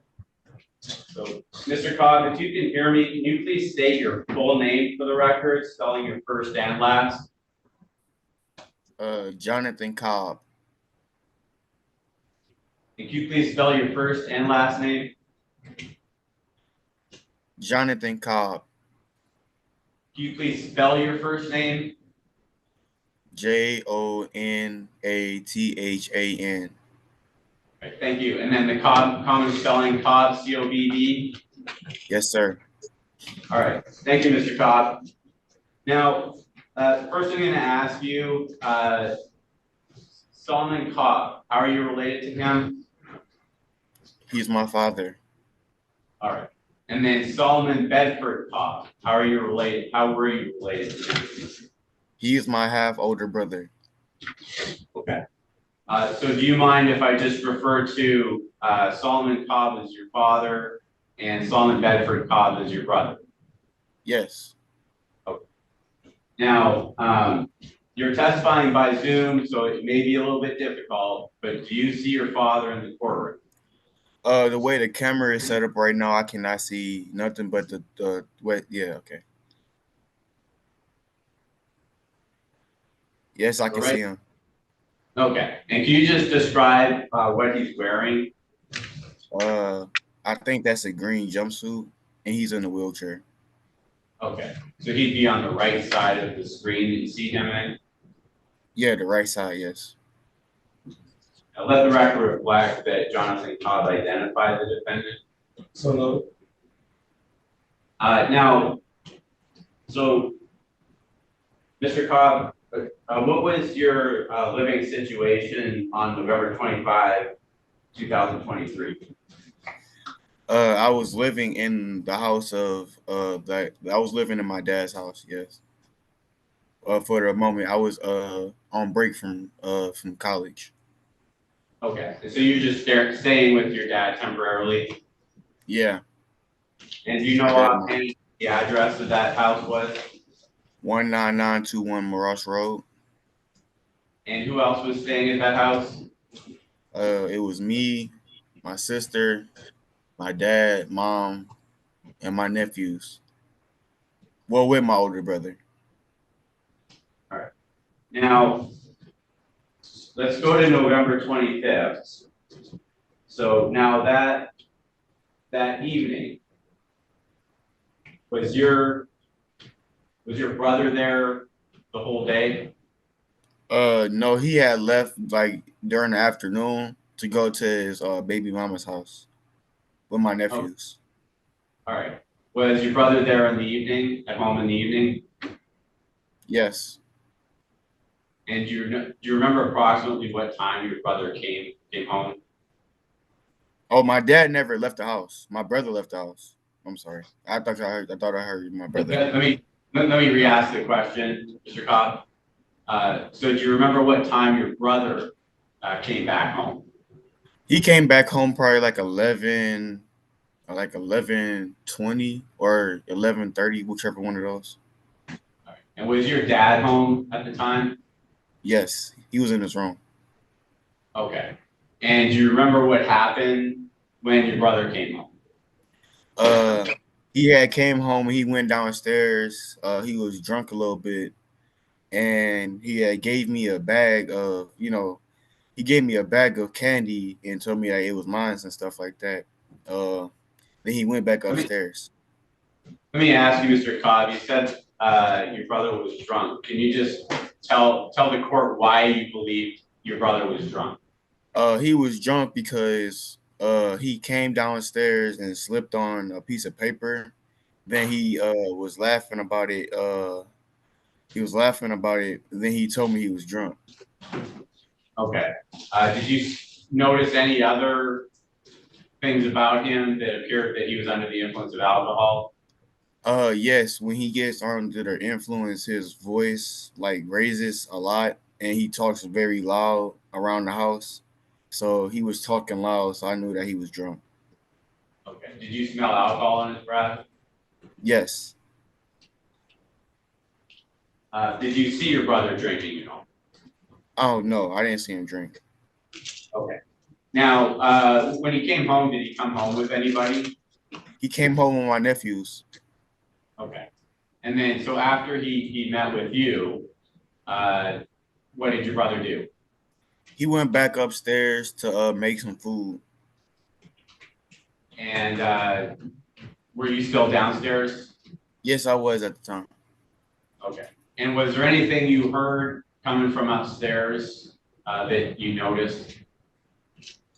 When he went back upstairs, I heard them arguing. And who's them? My dad and my brother. Okay. And were you able to hear specifically what was said? Not at first, no. I just heard audible arguing. That's about it. Okay. And at some point, were you able to hear anything that your father was saying? When I went upstairs, all he was saying was, "Why was the kids home?" And he was just asking why was the kids home when they wasn't supposed to be. Okay. And do you know why your dad was concerned about that? Because him and my sister had made a deal that he would have the kids during the weekdays and my sister would have the kids during the weekends. And he was upset because the kids was home on the weekend and he didn't want them there because he wanted his break away from them. Okay, so November 25th, that was a weekend day? Yes. Do you recall which day specifically it was? It was either a Friday or Saturday. I can't remember. I'm sorry. All right. And so, and how did your brother, if you heard him, respond? He responded by yelling, saying that it didn't matter and all that stuff. He also said that he took care of the house, so it really didn't matter if he brought him back or not because he would take care of him. I guess that's what he had said. Okay. And was this then an argument between the two of them? Yes, it began. It started an argument between them. Okay. And you were present? Huh? You were I'm present sorry. during the. Yes, I was present during the actual start of the argument. Okay. So where was your father at that point in time? My dad was sitting on his bed. And then where was your brother? My brother was in the doorway of the room at the time. Okay. And where were you? I was right there next to my brother in the doorway. Okay. And then about how long did this argument go on? It went on for about an hour. Okay. Did it ever get physical at any point? My brother was starting to try to punch him, but I stopped him. So that was the only physical part that happened. And by stopping your brother, can you just explain how you stopped him from punching? He was about to run up on him and punch him, and I had grabbed him I had bear hugged him like this to get him away from my dad. Did your brother have a rolled up fist or an open hand? It was like a fist, balled up fist. And so was there an actual swinging motion towards your father? Yes, it was a swinging motion, but the punch didn't land. Okay. Now, after that, was anything said by your father?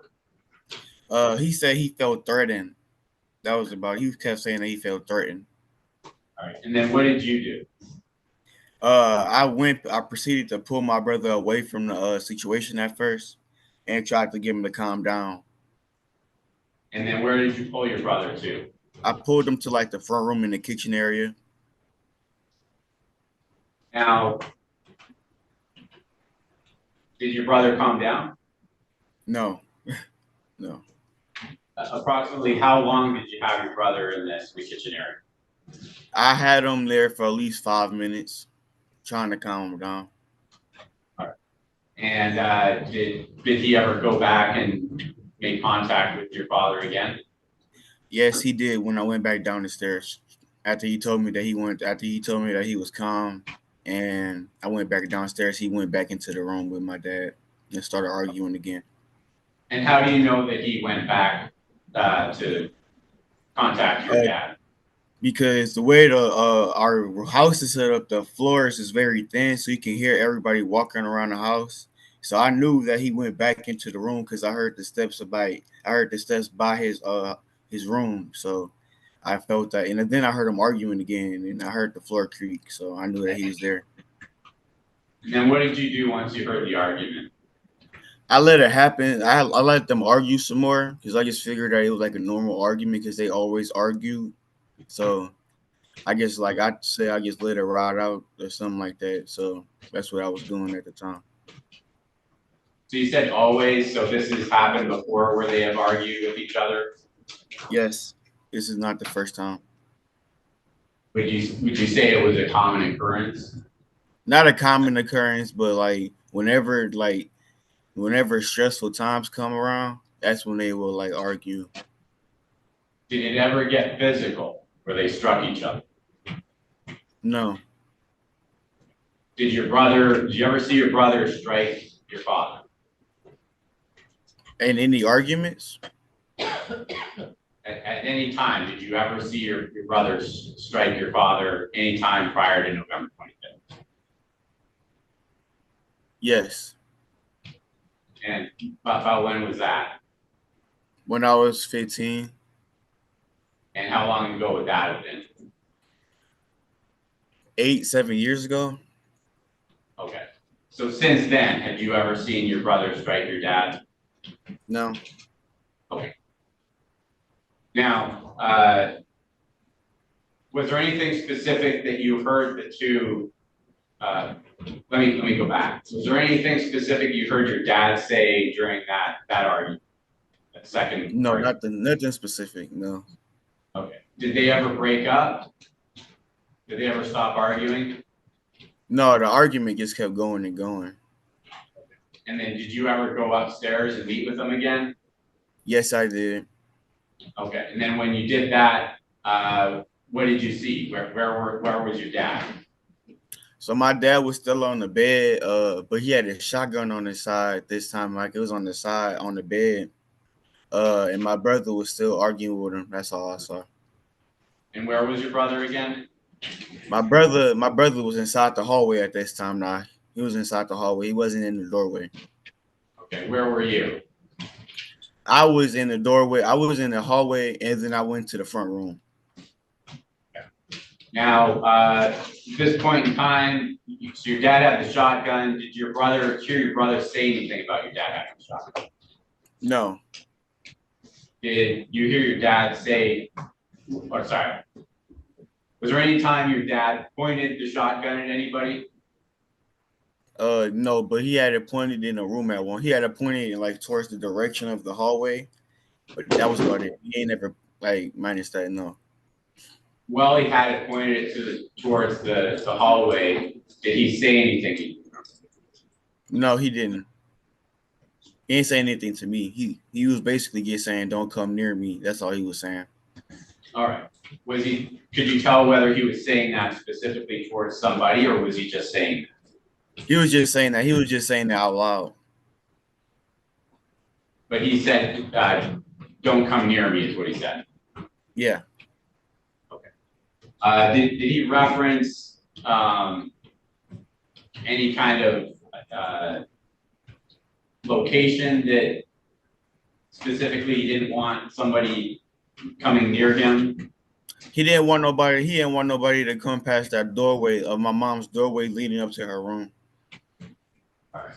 Now I'm just gonna put up some photographs, Mr. Cobb, so please bear with me.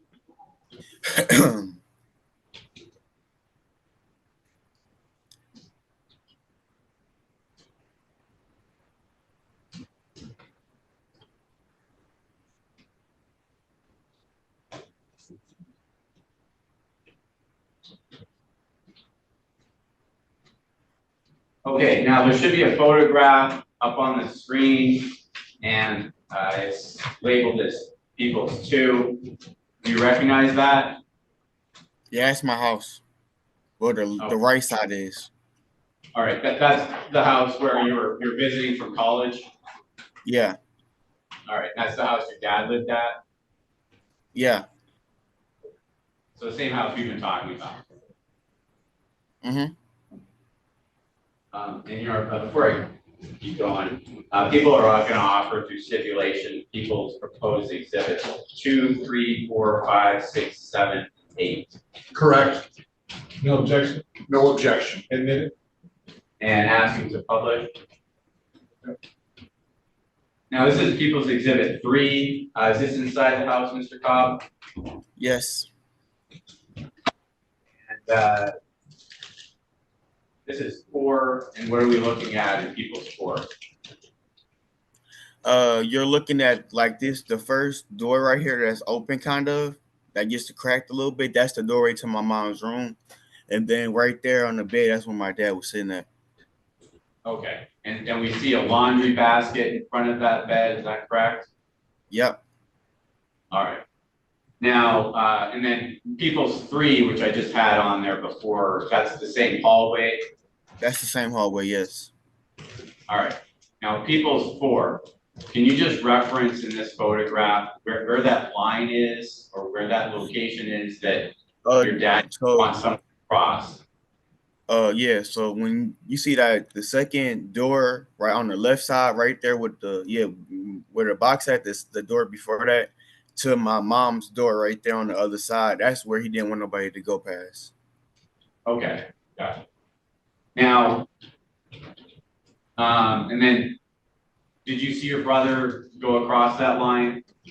No, but I heard his footsteps go past it. Well, I wasn't up there at the time. Like this is like during the second. Here, I'm going to object and move to strike that last statement. There wasn't foundation to say here. So, Mr. Cobb, now at the time you were upstairs, okay? So we'll get back to what you've heard, but while you were upstairs, did you see your brother cross that imaginary line? No. Okay. Now, at some point then, did you leave that situation? Can you refer further? Explain further with that question? Did you leave that hallway at some point? Yes. Okay, and then when you left, was your brother still in the hallway and your dad still in his bed? Yes. And where did you go? I went downstairs to check on my nephews. Okay, now while you were downstairs again, was there anything you heard from your brother? He was basically calling my dad a deadbeat, you know. He was calling him a deadbeat. Okay, so still the same thing. Yeah. All right, and then was there anything you heard from your dad? No. Okay. Was there anything else aside from the two of their voices that you heard? No. Well, besides the gunshot, no. Okay, so you did hear a gunshot? Yes. And how many gunshots did you hear? One. Now, have you heard a gunshot aside from this incident? Like you know what a gunfire Yeah, I know what sounds gunshots. I know what gunshots sound like. Okay. Now, after you heard the gunshot, did you hear anything? Hear anybody say anything? No. And what did you do? I went upstairs. Once I heard the gunshot, I went upstairs to see what happened, and I see my brother outside on the driveway. Okay. And did you see your dad when you went upstairs? No. Okay. No. And so you went outside the house and then saw your brother? Yeah. Okay. And what condition was your brother in at that point? He was holding his stomach. He told me to press on the wound. That's all he was telling me. I couldn't like physically see, but he was losing consciousness. Okay. And then what did you do? I was just trying to press on the wound, trying to do anything I could and call 911. He called 911, and I was just on the phone with him, trying to know what to do. Okay. And so you called 911. Did any emergency ever arrive? The police and the paramedics came. Okay. Did the paramedics then take your brother? Yeah. And did you stay with your brother until the paramedics got there? Yes, sir. And did you see your father again? I didn't see him until they put him into the squad car. Okay.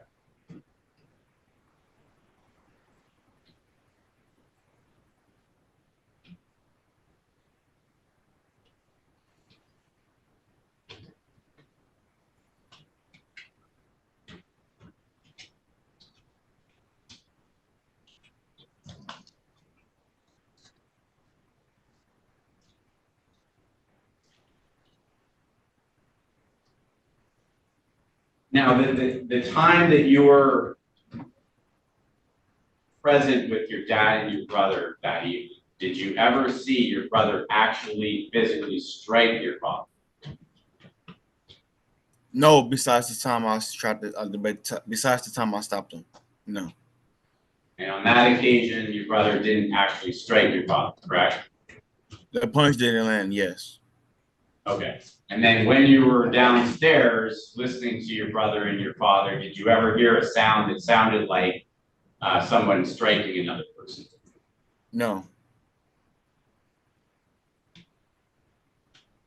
During your contact with your brother, did you see your brother with a gun? No. Did you see your brother with a knife? No. Did you see your brother with any other kind of weapon in his hands? No weapons. Now I'm just going to refer you to the screen again. This is People's Exhibit 5. Is that something you've ever seen? Yes, I've seen it before. What is it? I think it's an old school shotgun. Okay. And was that the shotgun you saw your father with? Yes. And then People's Exhibit 6, is that also the same shotgun you saw your father with? Yes. Were you familiar with what kind of ammunition he had in the shotgun? No, I'm not familiar with that kind of stuff. Okay, that's fine. Just one second.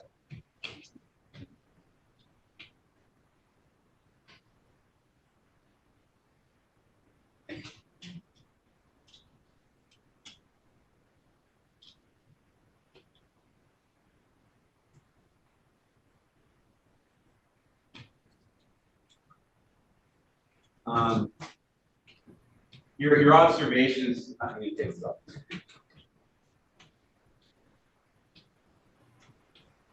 Your observations of your dad, was there anything about those that indicate he might be under the influence of something?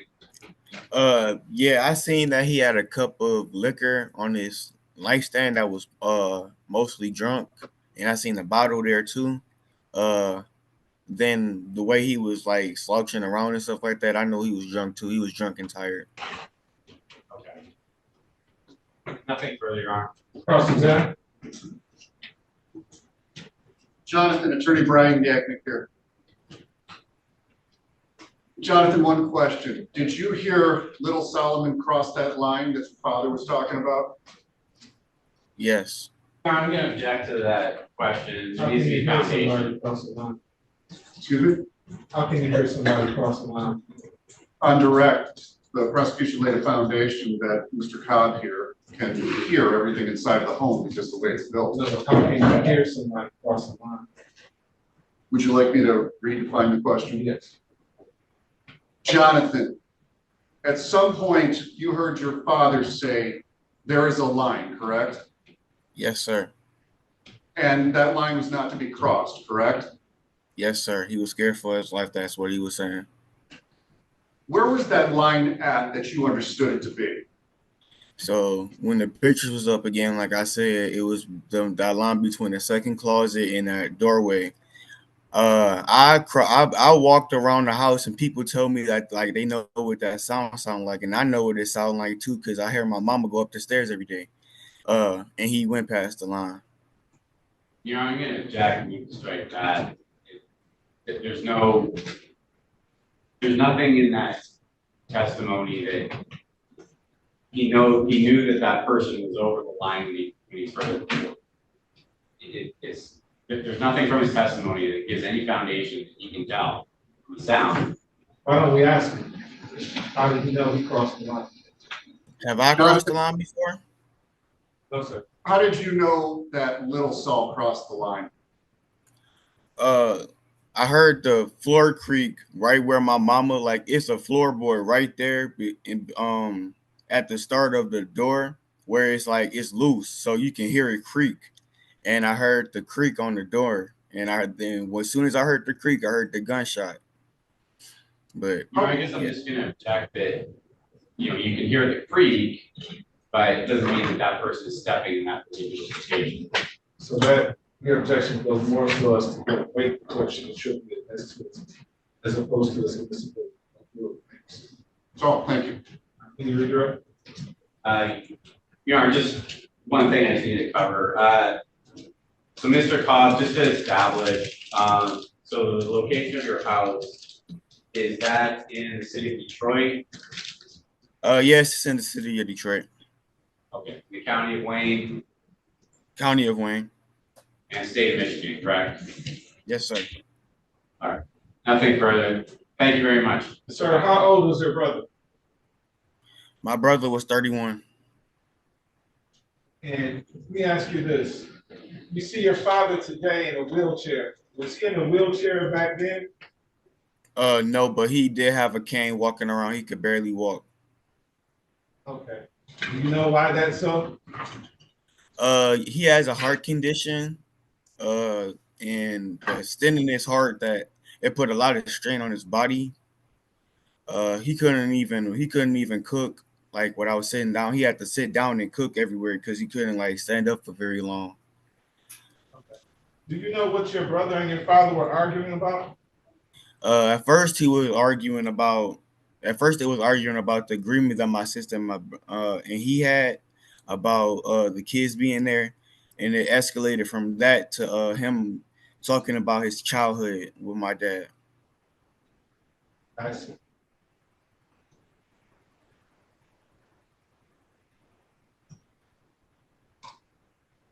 Any questions based on my questions? Your Honor, if I can. So on November 25th, your father could walk around. Is that correct? Barely, yes. Okay. But he could get on his feet and walk, right? Yeah. Now, Judge King asked you some questions about the argument. Would you say that it was the subject matter of that argument was very personal? It became personal. Okay. And how did you believe that your dad took what your brother was saying? I looked into his eyes and he couldn't even say anything. I know he felt hurt. That's all I can say. I know he felt hurt from the words that he was saying. Thank you again, Mr. Powell. That's all. All right, thank you, sir. You're all done. Thank you. Any other witnesses for the people? I just want to.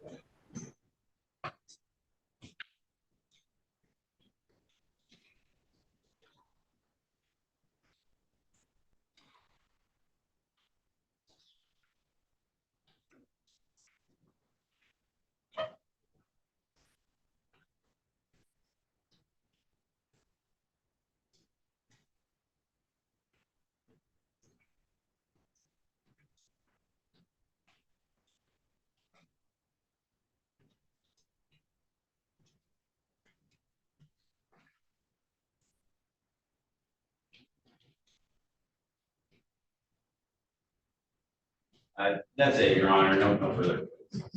Any witnesses for the defendant? No. People?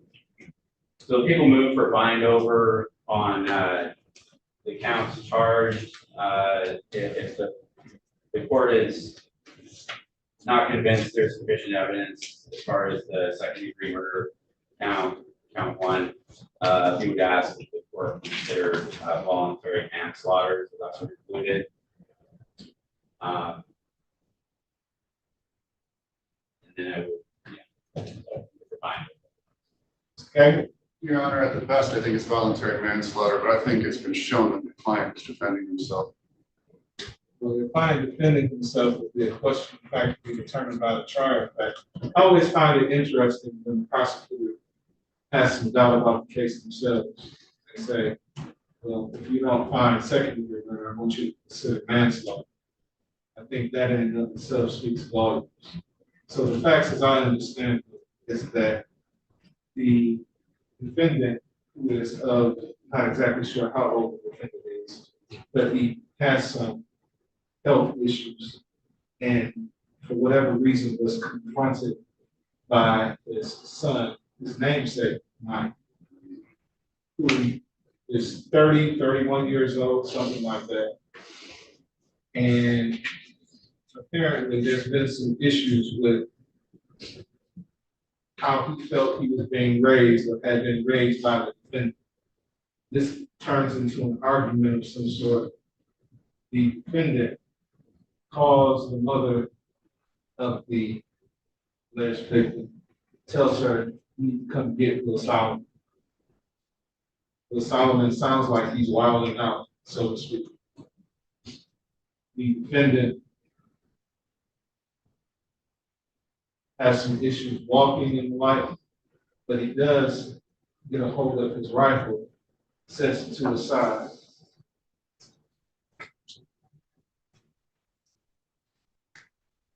Most unfortunate of incidents that he had to take the life of his own son. The witness, the decedent's brother, testified that he had to stop the decedent from hitting his father at some point. I can't tell, quite frankly, where the last witness falls. Is he more so for his deceased brother, or is he more so for his father? At times it sounds like, or if he's torn, what a position to be in to testify against your father in the death of your brother. But he says at one point in time that the defendant feared for his life, talked about how his brother was drunk, how his brother tried to hit his father. Father armed himself with a rifle. Father calls the mother of the child, tells mom, come get him. You need to come get him. It sounds to me as though the decedent was a bit out of control. And the advanced age of the father with the health conditions, I think it's going to make an interesting question of fact as to whether or not he was acting in self-defense or charges for voluntary manslaughter have been made out. Somehow we've lost our way where you will attack or even raise a hand at your parent. I can't fathom that. Can't begin to understand how any child would raise their hand at their parent. My father can be as wrong as two left shoes. He can punch me in the nose, but I'm not going to raise my hand at my father. Court is going to bind the defendant over to Wayne County Third Circuit Court on voluntary manslaughter and felony firearm. Court finding those charges within the city of Detroit. The court finding probable cause to believe this defendant committed. Defendant will be arraigned in Wayne County Third Circuit Court, Criminal Division. For further proceedings, his arraignment on the information, date, and time will be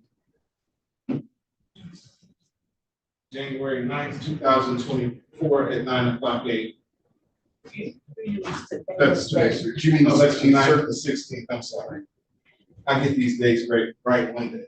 January 16th, 2024 at 9:00 a.m. Is there any chance I can persuade the court for a lesser bond here? Yeah. Your Honor, the people are opposed, going that further. But I've spoken to, so Ms. Reynolds, who testified. What is his bond right now? It's either a remand or something he's never going to make.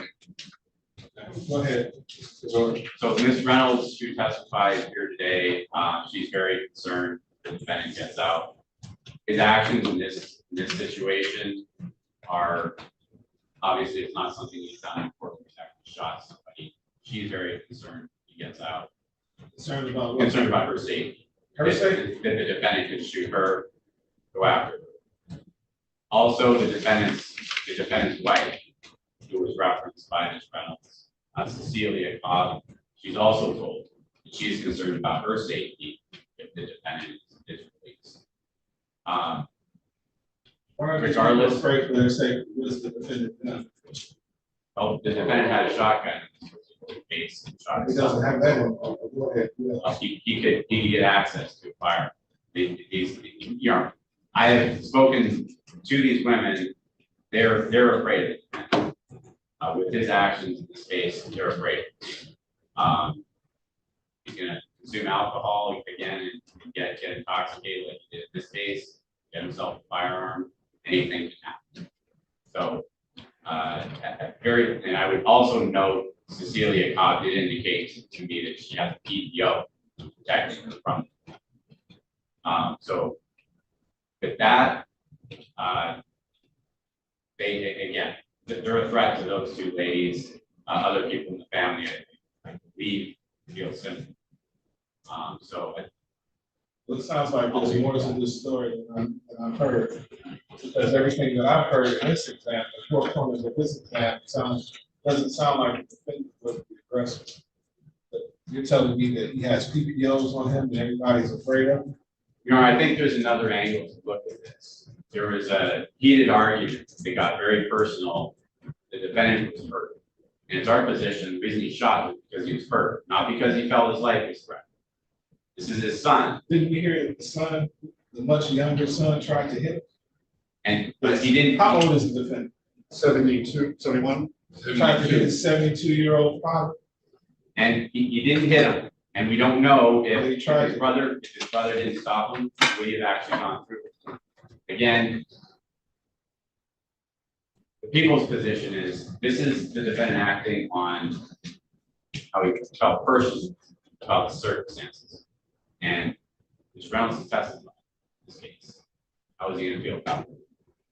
I'll leave it at that. They're very concerned, and the fact that the defendant's in a wheelchair, there's been testimony, he can get around. I mean, I appreciate his condition, but he can get around. Let me explore that. Why are you in a wheelchair? I had a heart attack. When did you have a heart attack? I had a heart attack after this. I believe I was having one then. I couldn't talk. The night of, so this was late on the 25, so call it late 25, early 26. He's got a zipper down his chest. Are you receiving any medication? Yes. He's been in the infirmary. So you get out, where are you gonna go?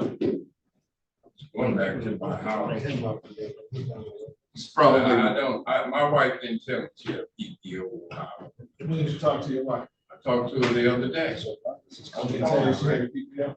No, and I texted her too. I texted my daughter. My daughter stayed there too. I talked to my grandkids. I just spoke to Mrs. Bob this morning. She said she had a PPO. I haven't confirmed like whether that's the case. But she did express. Why is she afraid of the defense? And that's what she expressed this morning. And her concern is how he acted in this particular situation. He could be a danger because to he her. shot his son on this occasion, that's why she's afraid of him. And the circumstance under which he did, again, people's position is he did this based on. Why would he be mad at her for causing some harm to her? Being intoxicated, having firearms, erratic behavior. Drinking is not good for your heart, is it, sir? You can't drink on that medication you're taking. I can't drink it. So you're not gonna be drinking, right? No, at all. What can you post to get out? I don't know, Your Honor. Are you retired? Yes. From where? I worked at Chrysler. How long did you work at Chrysler? 13 years. That's it? And then I went to California. I was an exterminator. I was in the service. What branch? Army. And I'm honorably discharged. Okay.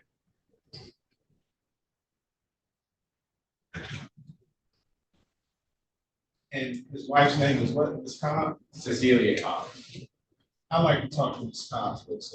Can you give me Ms. Cobb's name? Sure, if I can approach. Yes. So that, okay. I want to see if the defendant is able to go back home.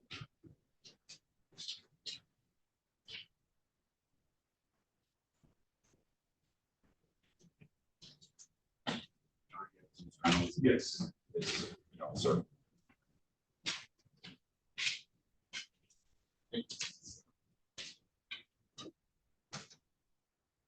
On the circuit? Yeah.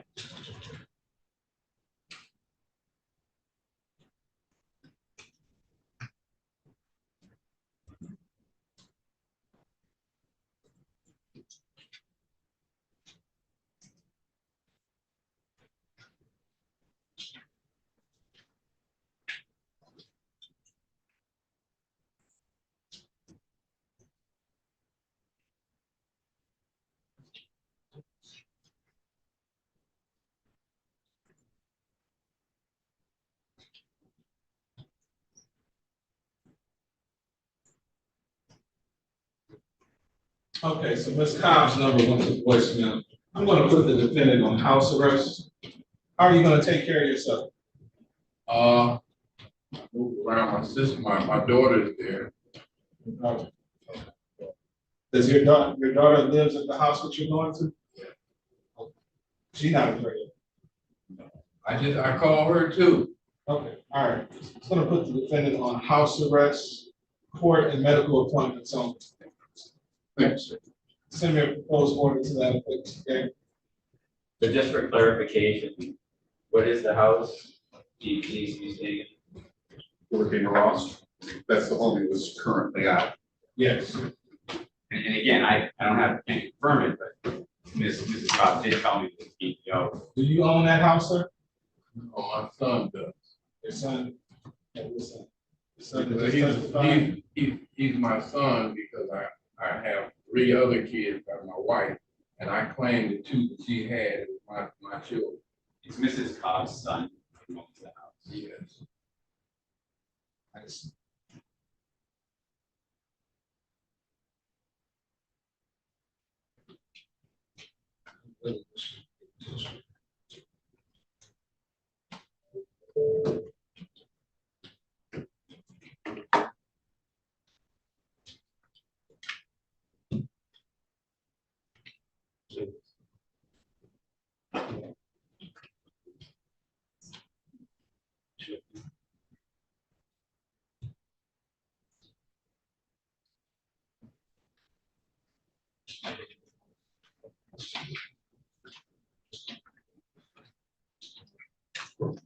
So what happens if they don't want you there, sir? Where else can you go? I have to come back here.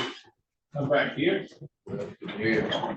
I can You go don't have to, any else, other place to go besides jail? well, I have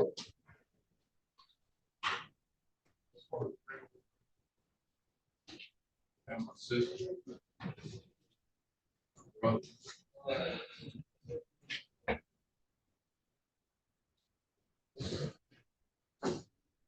That's the information from the. Your Honor, so my victim's advocate could text her, get her to call. Okay, please. I'll need the number back. For whatever reason, she's not answering. She worked tonight. Okay.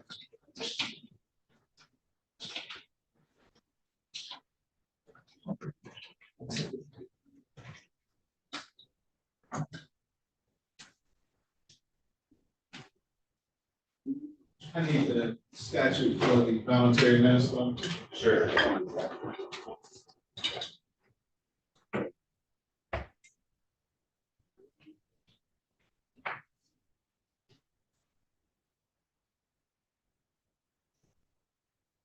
Your Honor, Yes. after speaking with my client, we would accept, of course, graciously, the reduction in bond. Is it possible if we could implement it 1 week from now after the arraignment? My client is willing to remain in the county jail for 1 more week in order to get everything in order. If in fact, he is not allowed home, put it that way.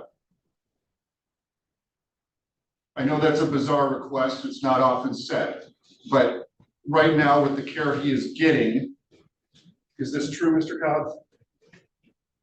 It's nothing I suggested. So he likes the care he's getting in the Wayne County Jail, that's the first. It's an odd request, of course, and that's why I can see the brow on the court. Okay, why don't I do this? I'm just gonna continue, I'll let you take it up over at circuit court if you need to, if you want to. Are you okay with that? Okay. My client's good with that. Why don't we continue? Thank you. Thank you, Your Honor. Thank you, Zach. Sorry. I can give you that MCL. Yes, 750-2321. 750-321. Those letters are behind.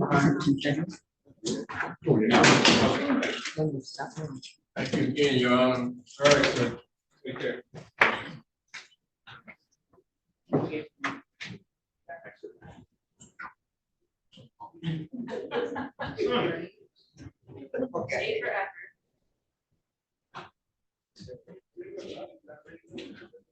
Somebody need to write the county. Tell us they're doing a marvelous job in the care. Yeah, for once. Yeah. Once. Yeah.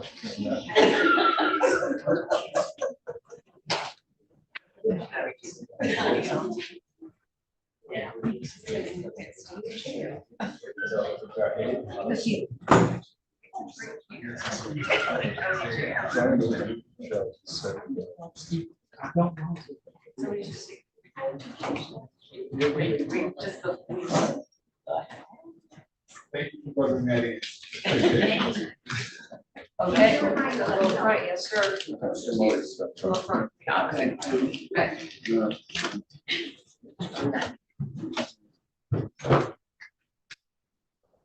Thank you. Oh.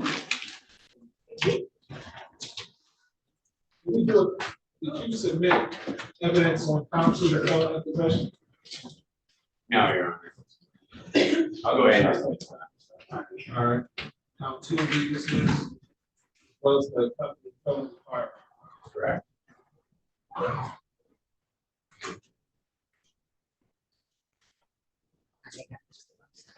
Boris. Yeah. Look to this other guy up here.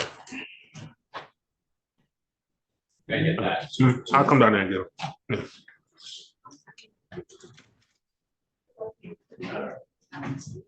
So that's me.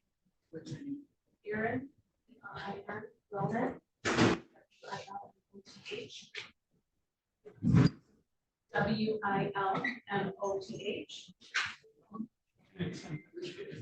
Aaron, ERIN. Yeah. Oh.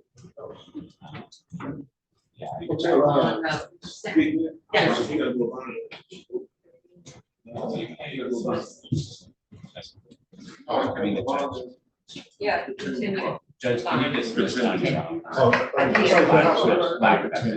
was originally, then I continued it because the care, yeah. That's What happened when I stepped out there? Okay.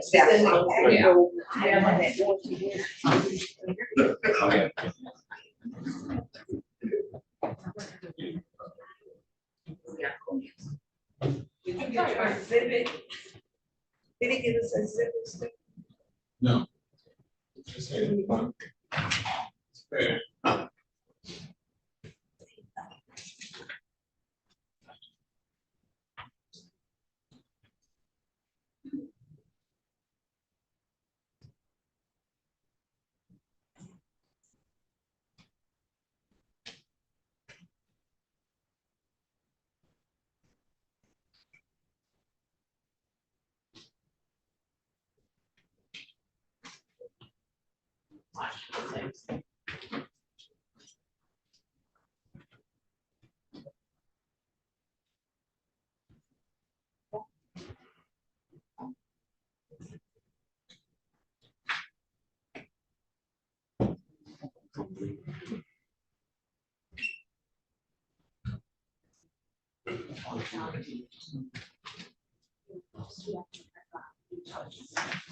Okay.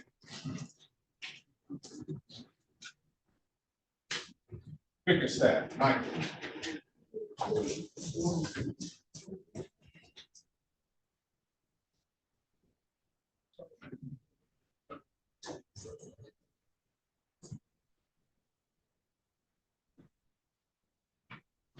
Calling case 2355929, People State Mission versus Michael Troy Bickerstaff. Defendant is charged in count 1 criminal sexual conduct 4-3, victim 13 through 15. Appearances for the record. Good morning, Your Honor. Erin Wellman, P82085, appearing on behalf of the people. I'm standing in for the prosecutor of record, Brittany Johnson. And good morning, Your Honor. May it please this motion on the court. Nicole Casca, P55470, on behalf of Mr. Bickerstaff. Mr. Bickerstaff and I are physically present in court. Mr. Bickerstaff, please state your full name for the record, nice and loud. Michael Bickerstaff. There's a date time set for your examination. Are you ready to proceed? Your Honor, the people are unable to proceed at this time. The complaining witness in this case is 15 years old. It's my understanding she was subpoenaed to be here. My victim advocate did speak with Ms. Jackson, who is the complaining witness's mother, who informed my victim advocate that the complaining witness was not on her way to court. She was uninterested in proceeding with this matter and uncooperative at this time, so we are unable to proceed. Defense makes a motion to dismiss, Judge. So order, the court will dismiss this matter without prejudice. Thank you, Your Honor.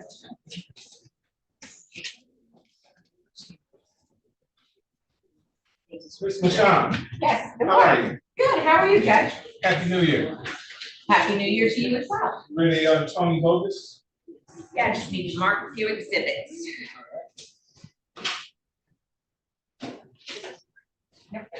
Oh, yeah. Please. Letters. One.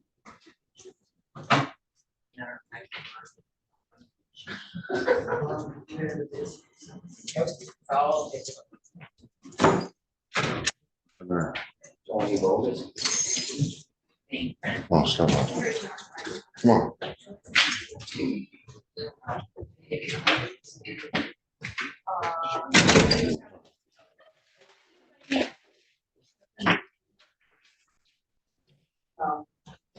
Yeah.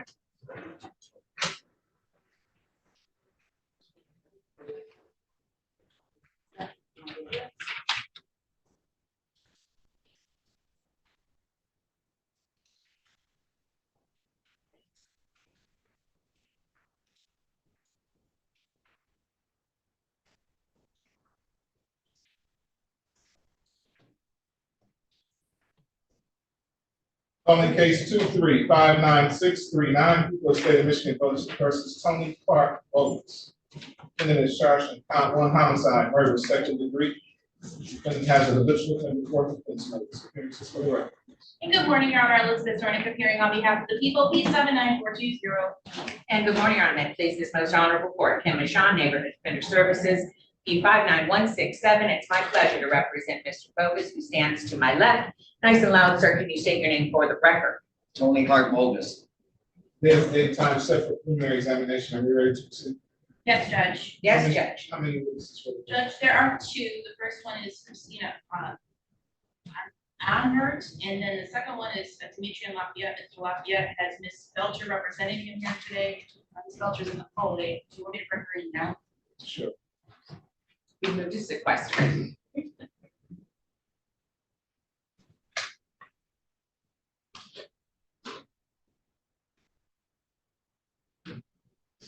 You can see.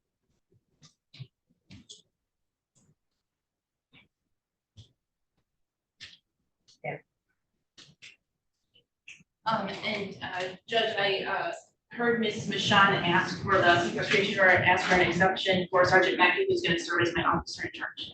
Without objection. Okay. Come on in, Ms. Belcher. Morning, Judge. All right, you have any preliminary matters before you call your witnesses? Judge, I'm going to present to the court People's Exhibit 1, which is the postmortem report for Daryl, Darryl Deshazer, Deshazer. That is under case number 23022892.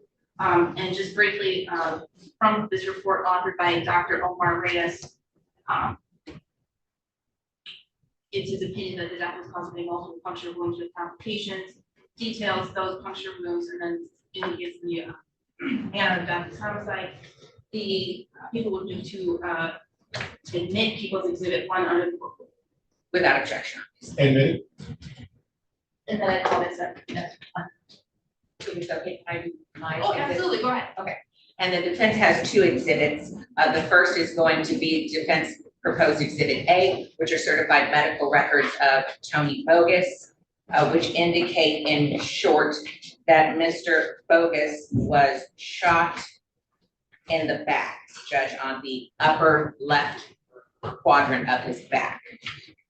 And then the second one, defense proposed exhibit B is the 911 call, Judge. Unfortunately, my computer is now having updating issues. So we will play that for you as soon as my computer is updated. All right. You can't make this stuff up.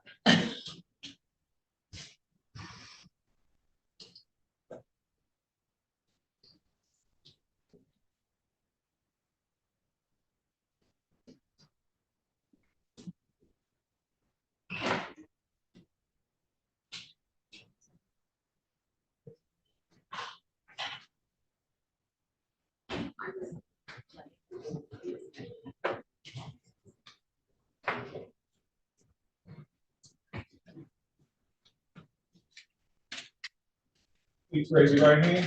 Do you swear or affirm to tell the truth, the whole truth, and nothing but the truth to help you God? Madam Clerk, Recorder, you have her name? Christina Anhert.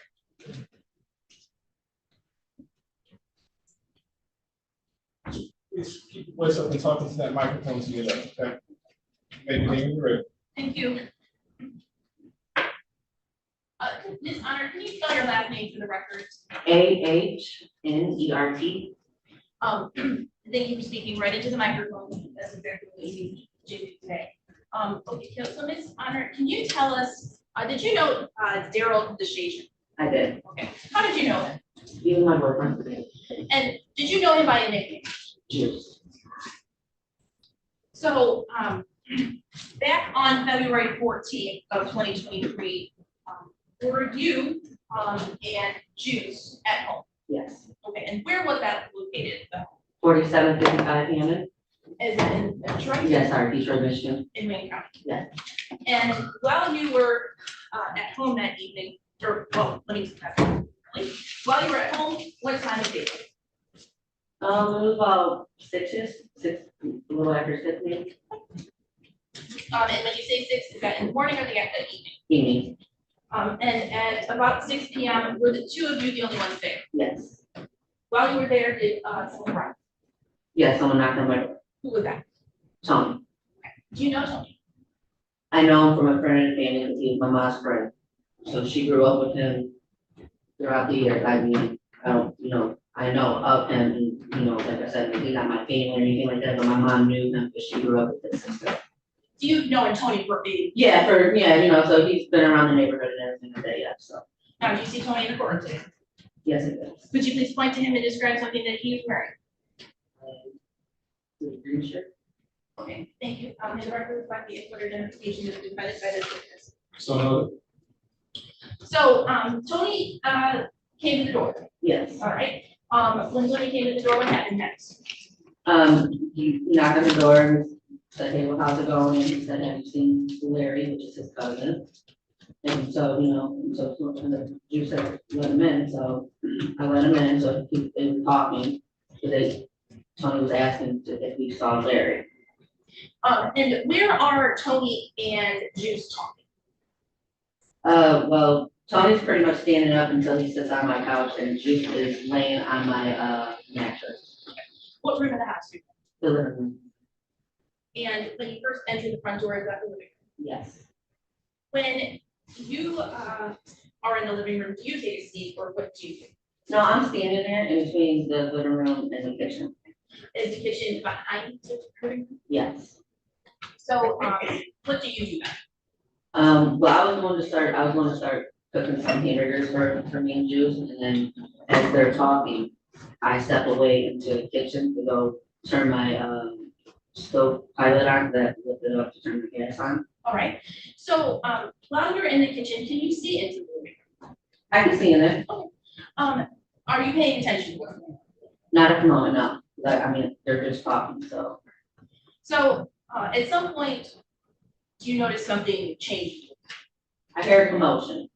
And when you say commotion, describe what happens.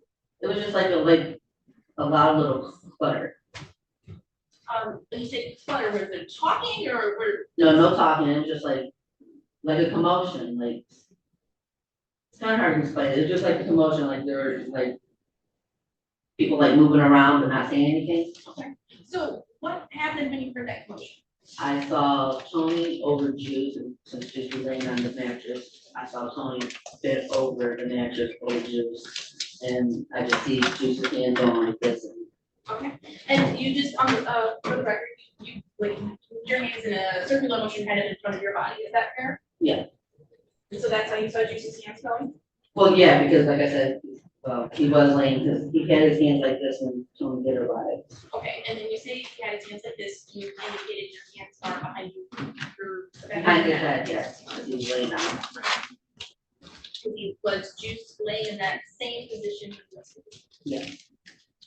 Right, so you said Tony is on top of Juice. Actually, I'm gonna object to that. She said he was over. Oh, thank you. So you said he was over him. Describe what you mean by over. Like, over him like this, so like, he's bent over. Bent over him? How much of Tony's body is over Juice? His whole body. And You see that, what do you do? I'm yelling, telling him to go get off. Other than yelling, what do you do? I just thrown off. So you came back in the living room, is that fair? Yes. Okay, you push Tony off, then what happens? She was able to get up and everybody. When you say you was able to get up, describe what his position was when you did. Just kind of like hurried and got off the bed and they just started. Fist fighting? Where are they fist fighting? In the living room, so While they're fist fighting, where are you? I'm right there trying to break it And while they're fist fighting, do you see any weapons? No. While they're fist fighting, what do you do to try to break them? I'm just trying to get in the middle of it. I'm trying to put Tony back to get off of juice. And we're still going back and forth at it. Trying to do to Tony.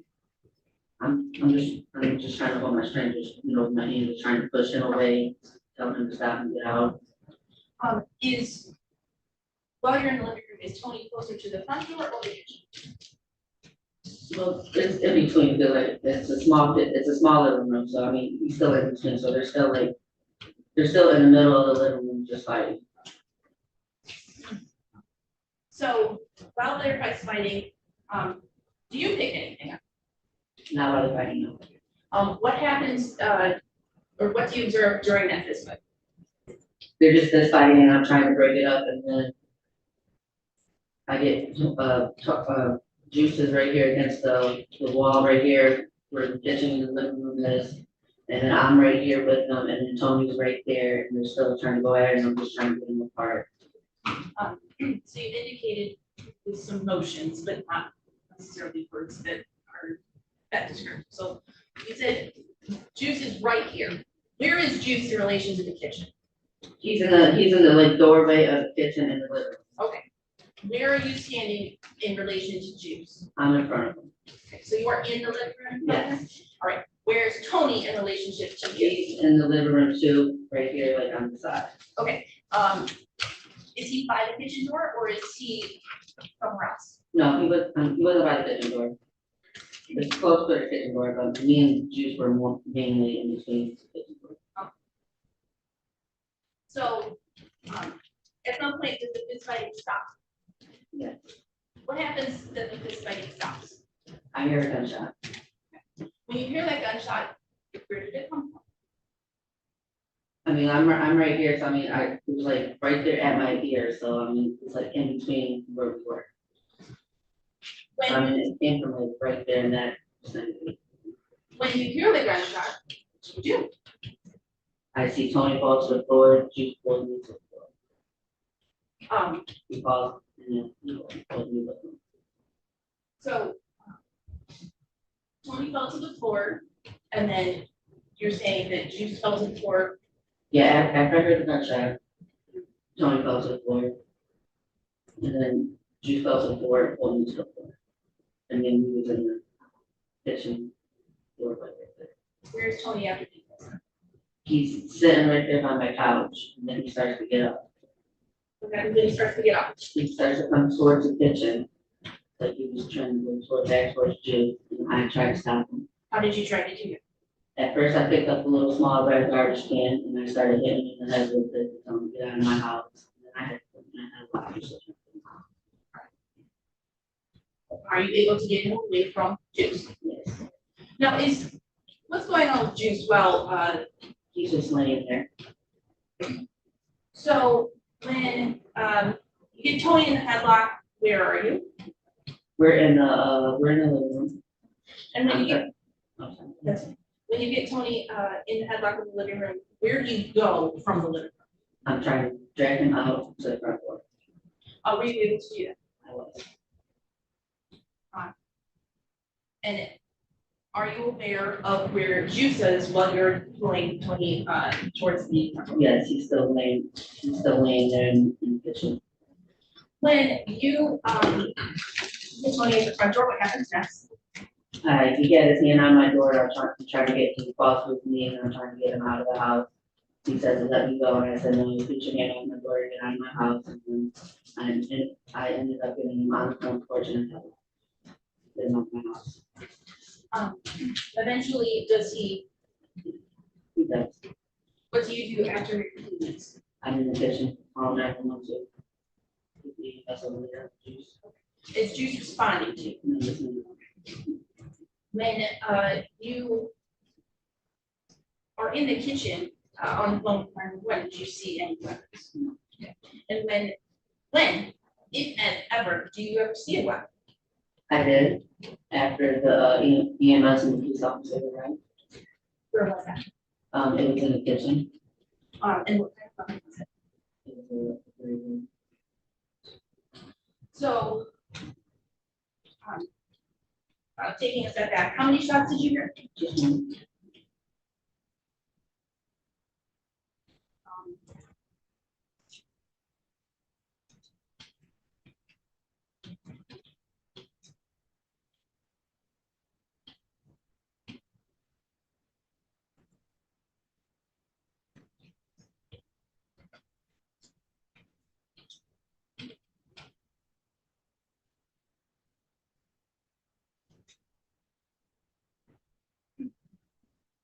If you know, at what point, did Juice become injured? Well, as far as I know, when he fell to the ground, because they were just fist fighting, and neither one was saying a word through the whole thing. And when he was just laying there, that's when he just wasn't speaking. And then when I was on the phone with the 911, they asked me if I saw any gunshot wounds or anything like that, and I saw something on his head. So You did see something like this happen? yeah, I saw a flesh on his head. Okay, and you're bleeding from that, is that fair?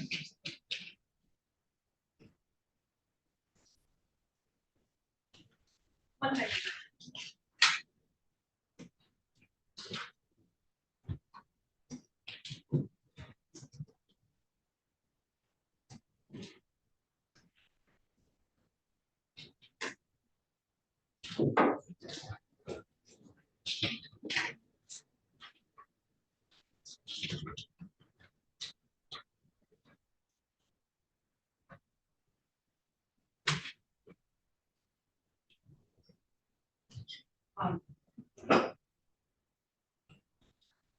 And one more question. So prior to Tony coming over the house, was Daryl or Juice in good health?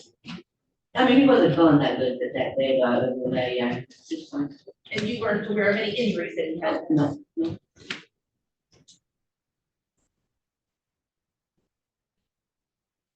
No further questions from you, Judge. Cross-examine. Thank you. If I ask you a question and you don't understand it, you just flag me down and I'll rephrase it, okay? Is that a yes? Yes, I'm sorry, yes. You're just fine. I'm pro at this, we know. So fair to say, you clearly did not see this coming, fair? Fair. So Tony comes over, you guys let him in, you have a nice conversation in the living room area, fair? Yes.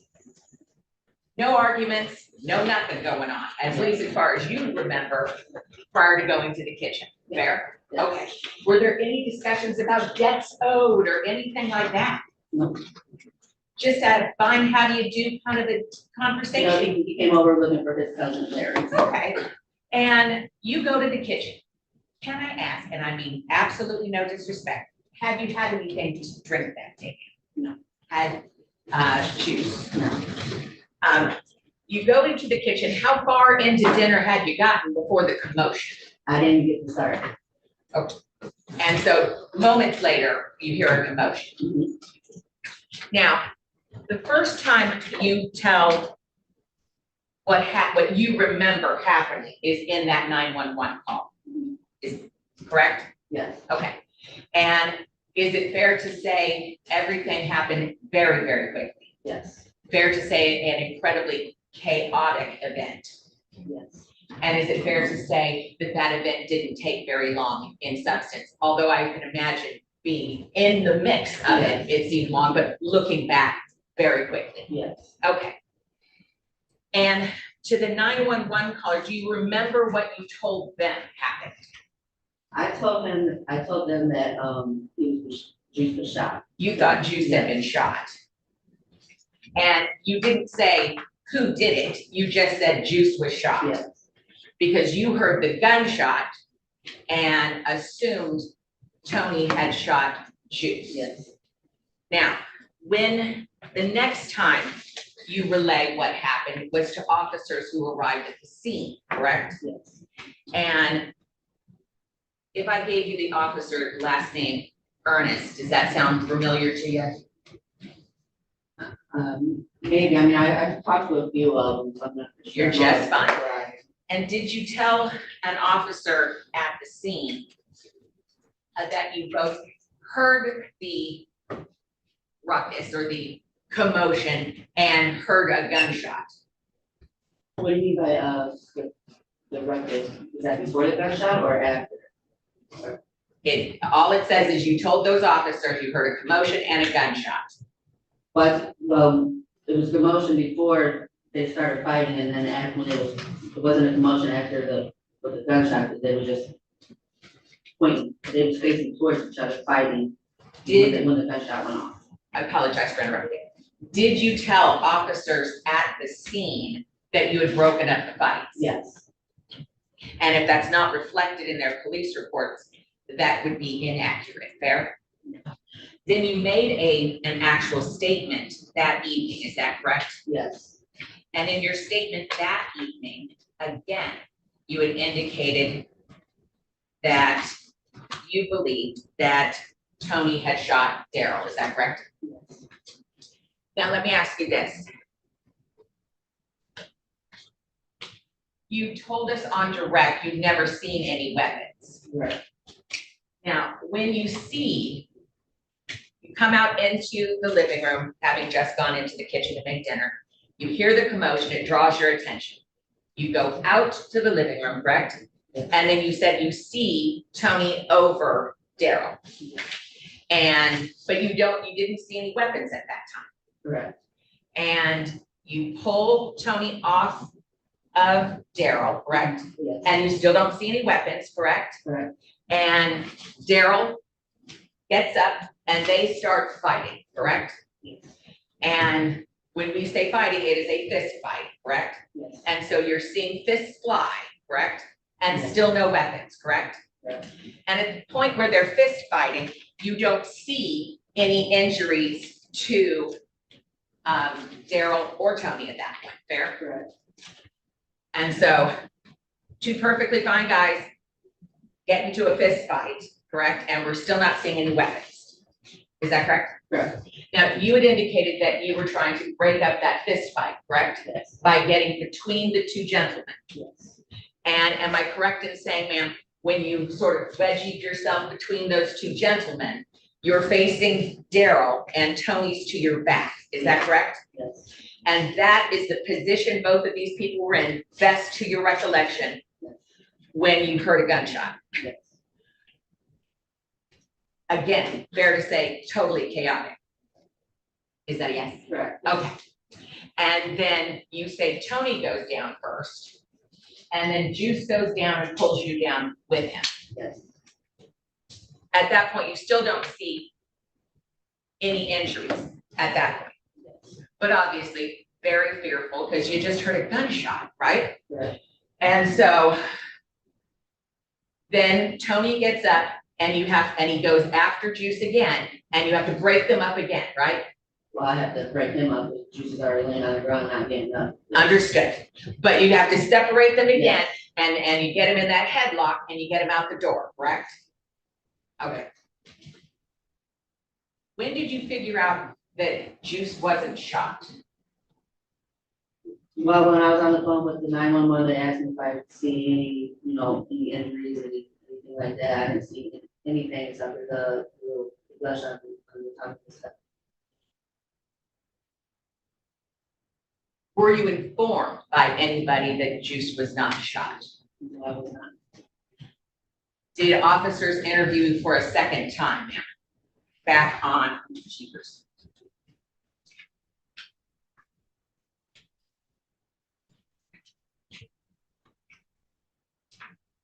think it was March the 9th. They interviewed you for a second time, took a Yeah, second yeah, statement that's from when you. that's when they told me he wasn't shot. Okay, Yes. and so, did you know that Juice shot Tony?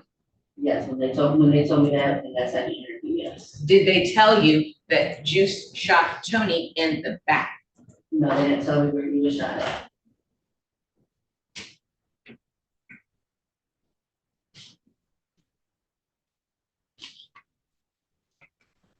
When Tony goes after that gunshot, right, and Tony goes after him again, do you see anything in Tony's hands then? No, I don't.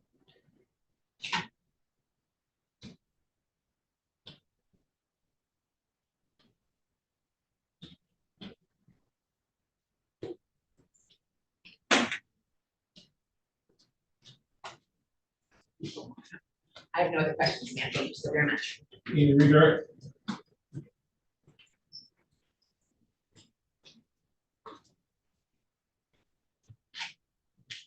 Yeah,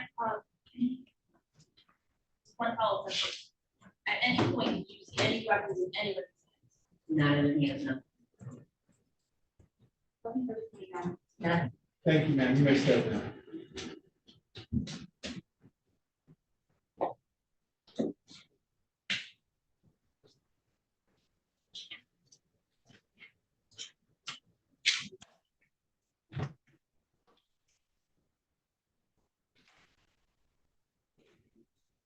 And my next witness is Dimitri and Lafayette.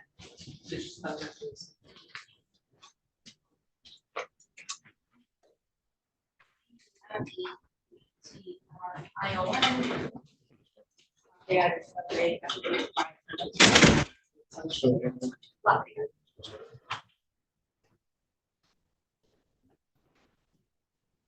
Sir, please raise your right hand. Do you swear or affirm to tell the truth, the whole truth, and nothing but the truth, so help you God?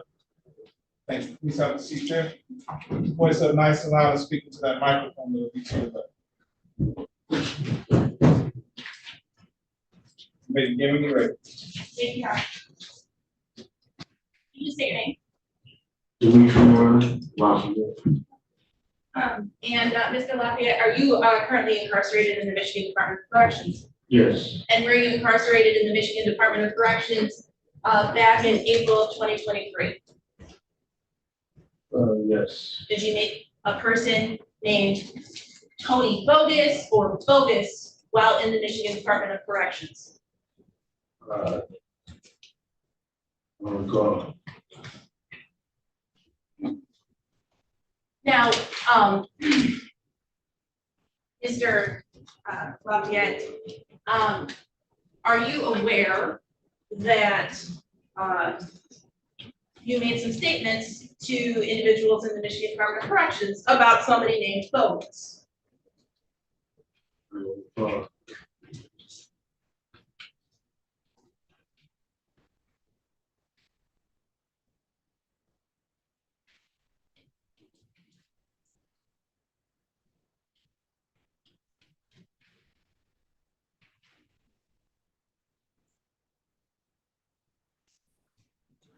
That's you.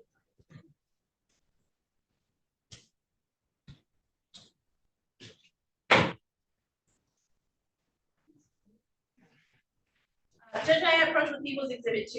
You may. Okay. Mr. Lafayette, what's this? My name is People's Exhibit 2. What is it?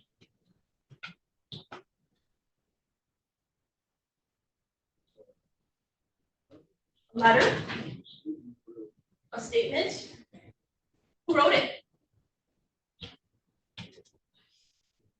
I don't know.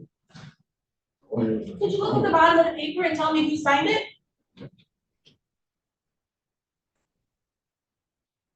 Actually, I'm going to object to that, Judge. If he doesn't recognize the document, he's not going to know who signed it.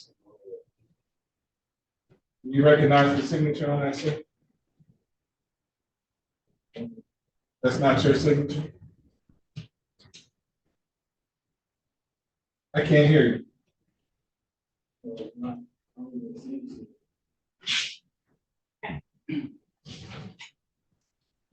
Sorry. Great.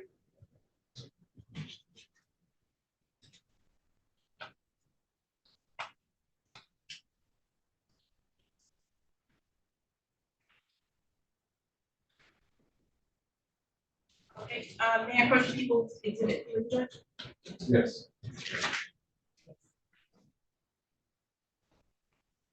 Okay, so why don't you tell me what that is, because exhibit 3.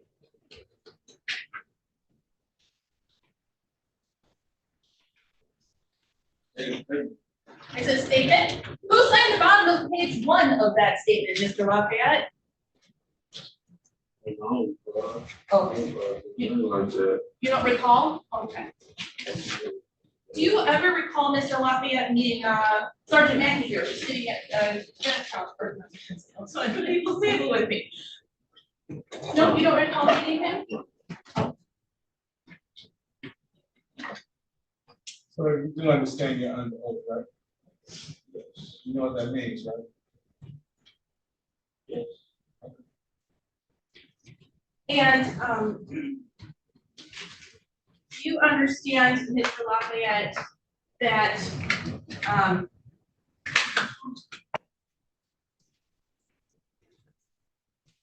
the interview, you were interviewed by the Detroit Police Department while in the Michigan Department of Corrections, right? That assumes facts not in evidence, Judge. He said he didn't remember the statement at all.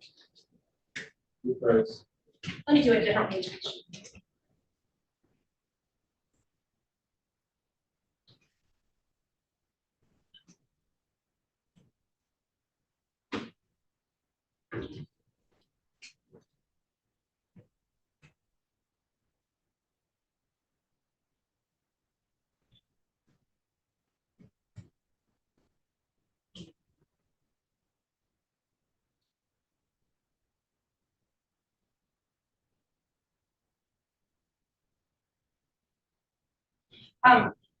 Well, let me rephrase the question. Okay, so do you remember talking to the Detroit Police Department in April of 2023?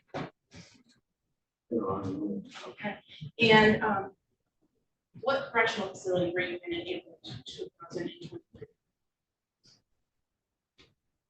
I believe RDC. Okay. Did you ever meet somebody named Bogus? I don't recall.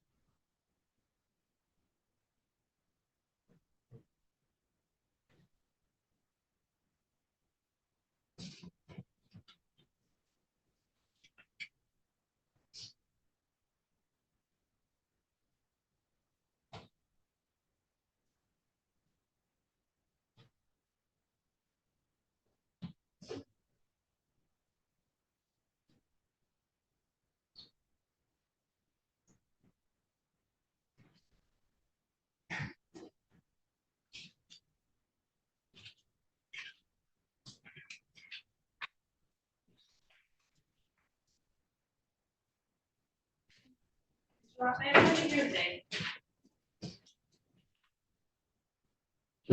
Why are you here today?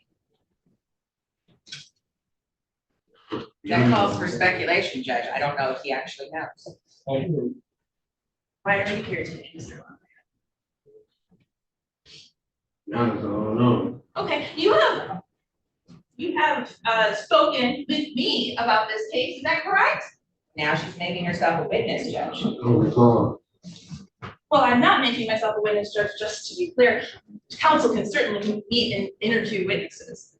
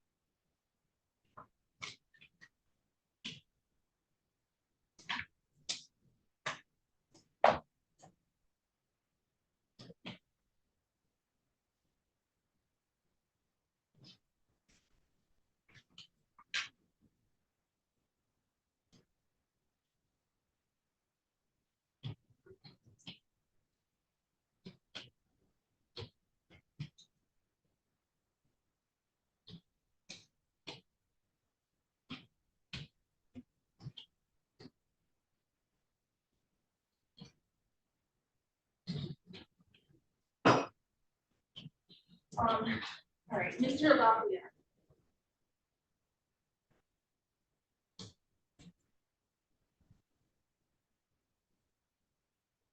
Understanding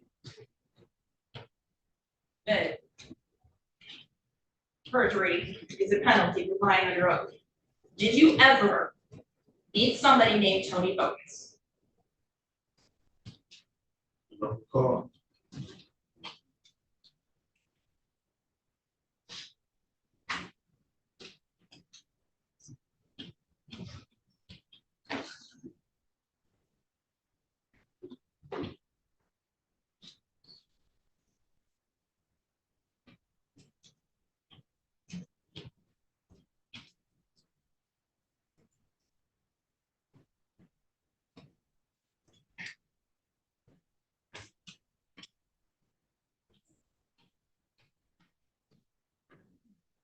You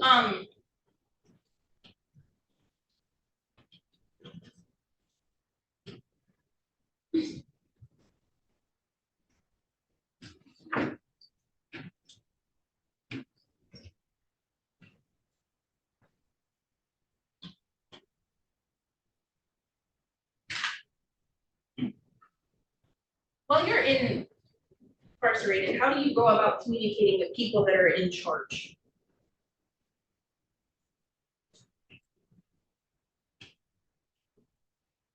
What you mean? So if you want to like get a hold of somebody or talk to somebody, how do you go about doing that? Oh, Okay. And again, I'm gonna come back up here with People's Exhibit 2. You don't know anything about how this might happen to exist. Judge, it's asked and answered. From, and it says your name at the top, from Lafayette. You don't recall. All right. And again, you don't have any idea how on People's Exhibit 3, this is signed Dimitri and Lafayette. Again, objection asked and answered in badgering. You don't have any clue how it happened to be that case. Understanding that it's perjury to lie on this answer. I don't recall. Right.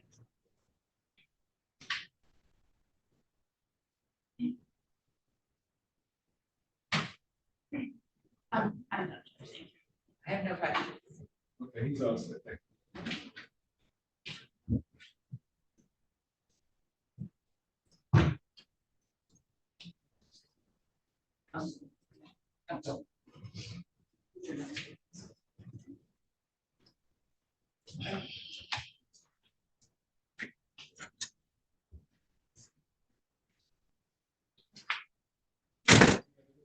you. No, Judge, and I am not making a motion.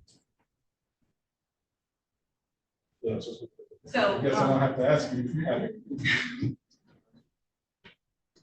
I've learned not to speak. All right, so people are making the motion. No, sir. This matter will be dismissed without prejudice. Thank you very much, Your Honor. Thank you. Right, this way, sir.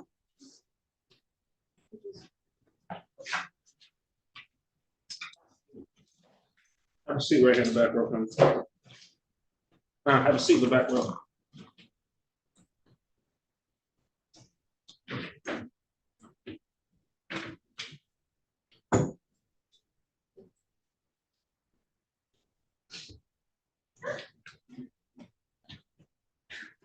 I need to dismissal form. Yes, Judge. Stand up for me. Follow me. Stand up for me. Turn, face the wall. Yes. You can, yes. Stand right here for me.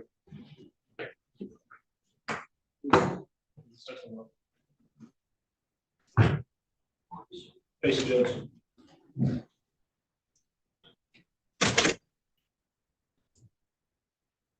Judge, do you want the dismissal order to say prosecution? You want to phrase that? To do insufficient. You want insufficient?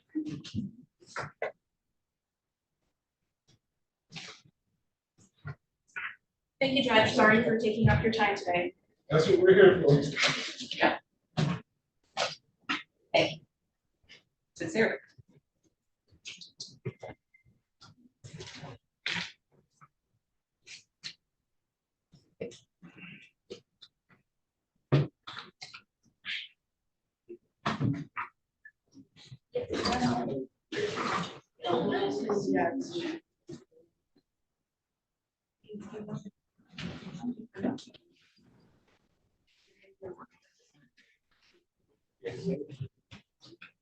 Okay, I'll be right there. Yep, I told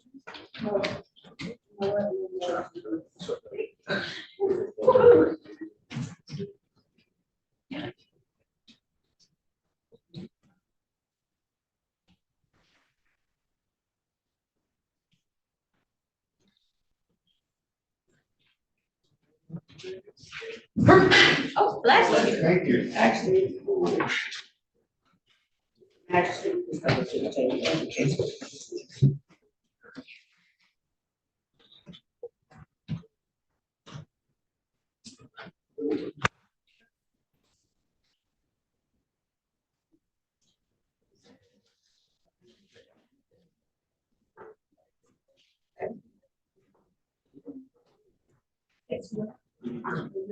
So next. Mark. Yeah. This is being chief.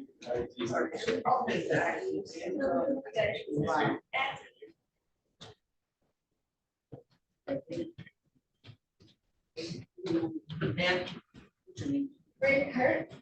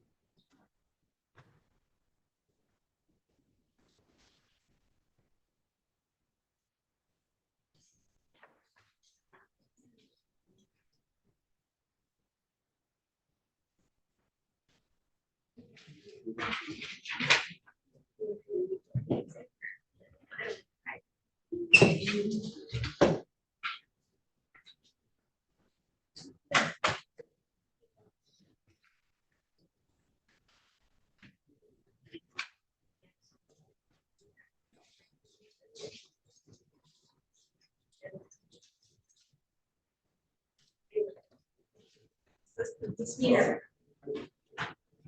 Okay, they're on this one, are they working good tonight? Okay.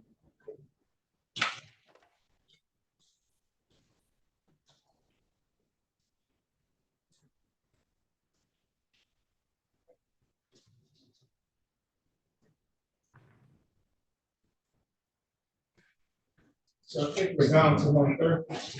No, we're not. What happens to the portion? Dixon? The portion Dixon? Yeah, they're bringing her up now. Okay.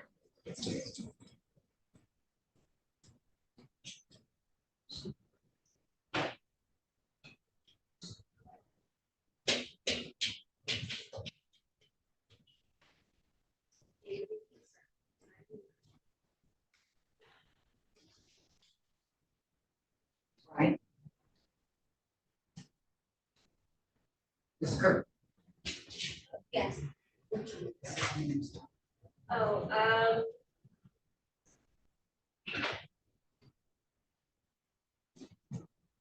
Which I'm just gonna confirm with my client that she wants to hold. Okay.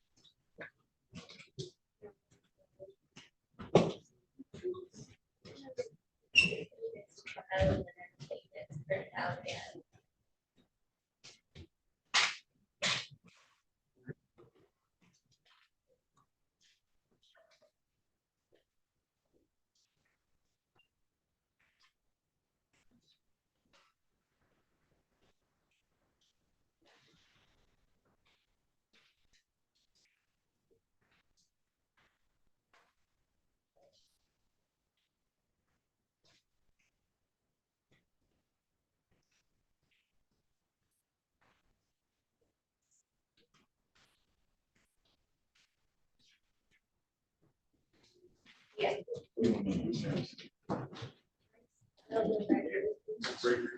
Oh, focus. I'm sure I'm saying.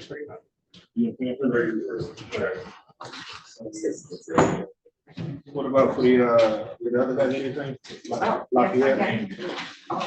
No, he was here on the return. Time? Yeah, whenever he came here, he go back on. He's here. So I didn't get no paperwork, no period. You should. He just going back in. Okay. You tell me, Red. Red. Yeah. Yes.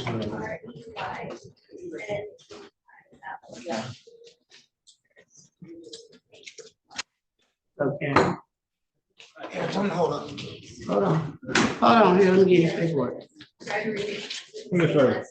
Give us the little one, so you need to get ready for it. Thank you. You have a seat, man. No, the judge ready for us. Oh, right now? Come on. Make sure you don't have no outbursts when you come out. Okay? Hold on. No, yeah, I don't know where they put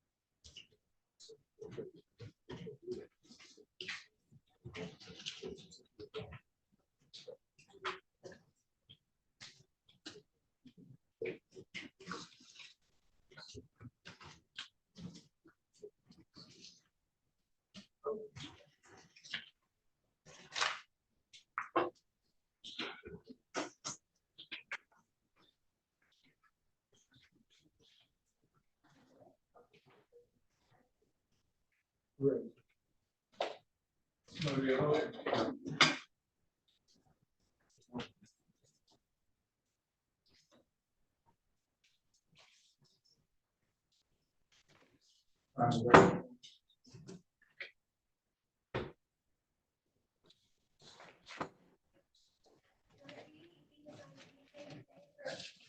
courts do like me to hide some.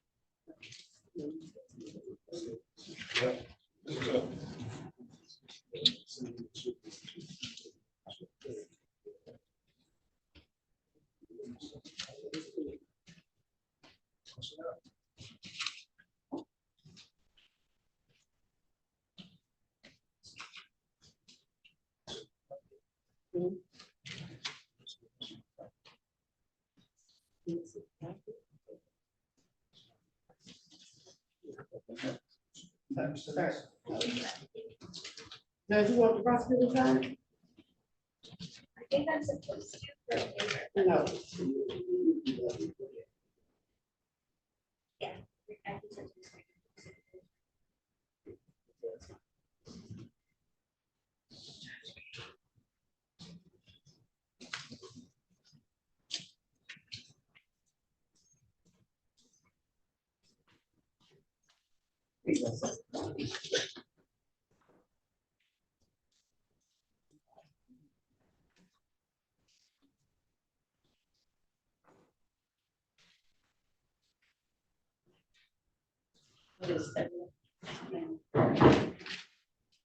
LaPortia Marie Dixon, calling case 234, strike that, calling case 2360496, people of the state of Michigan versus LaPortia Marie Dixon.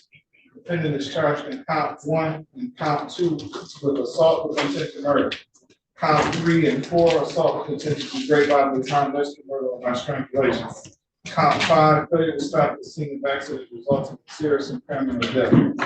Count 6, reckless driving causing serious impairment of the body function. Count 7 and 8, assault with a dangerous weapon.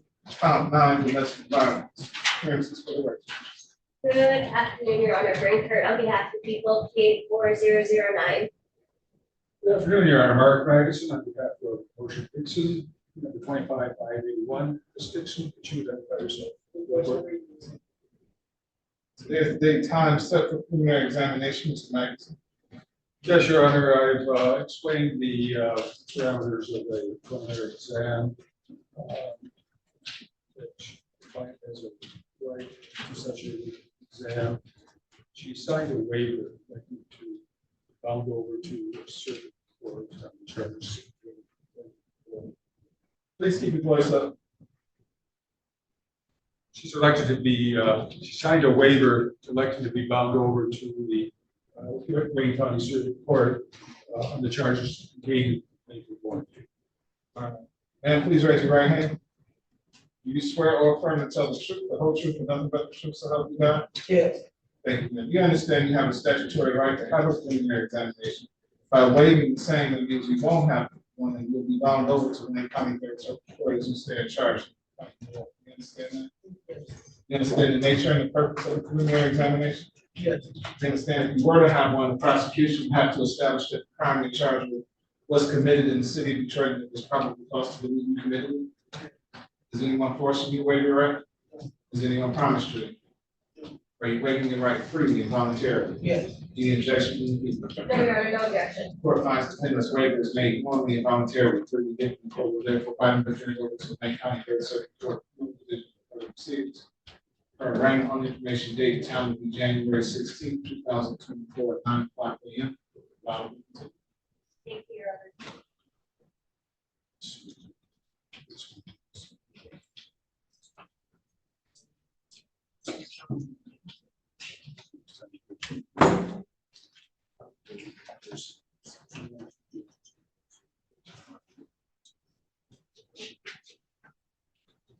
There you go, you get that name.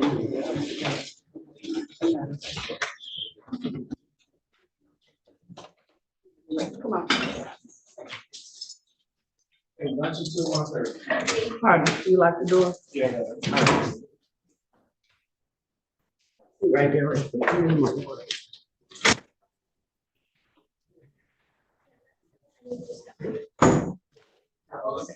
And something on our end. You have to manifest to make sure you, need your. Okay. All right, I'm gonna take her. Yeah, take this with you. Yeah.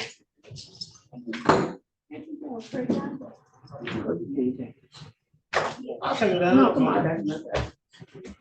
Just on to it with the email. No, no, need to go. Allegations. Exactly. Straight to the. Right, that's one of the interesting. Emergent judge office, and then they got it.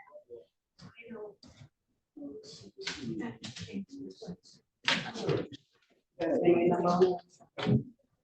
We'll put it on. I'm like, I didn't show my issue.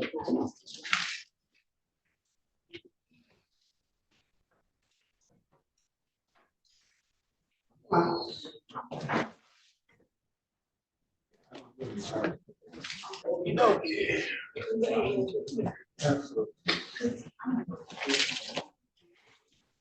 Jess.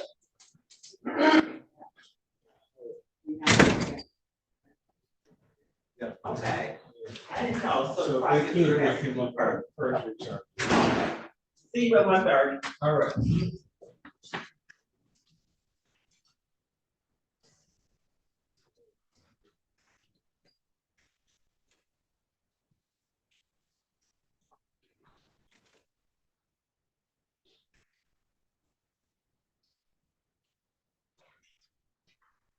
Nothing to adjust. Okay.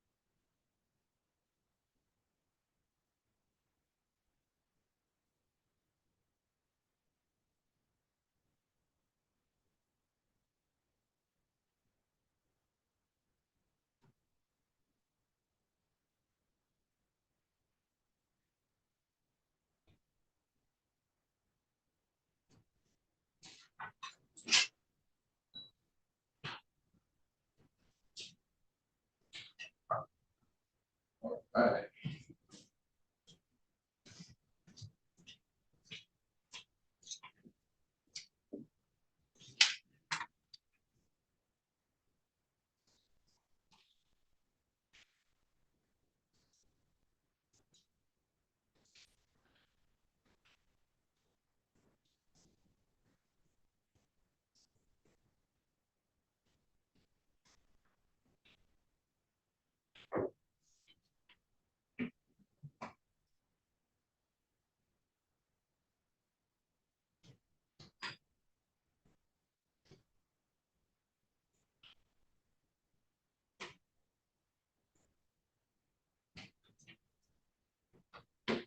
Back up at 1:30. Yes, sir. Okay, I'll be back.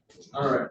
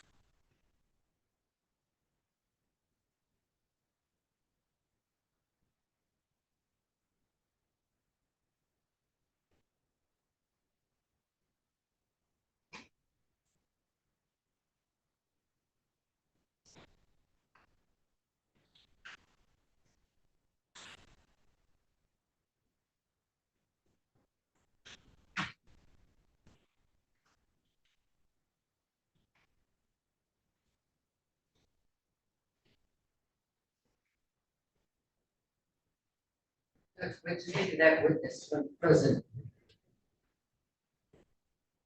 Liar. Liar, pencil. Exactly. But I'm sure he doesn't want to be regarded.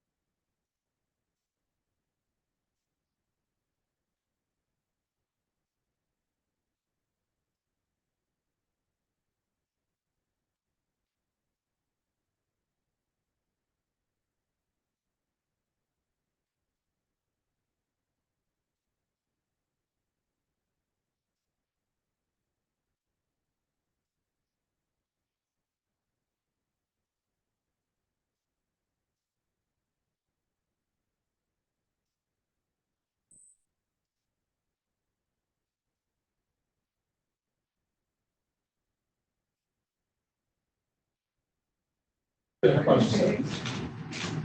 well. Good. Well, that, finance game?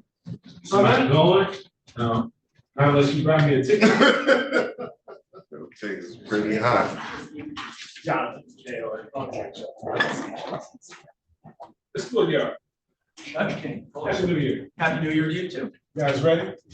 We are. Let's do this. Wait for the, Just one second to go grab the officer in charge of the sergeant. Okay, well, they're behind. wait for the prisoner to come up, so. Defense attorney over at Third Circuit helped me out. I could just imagine who that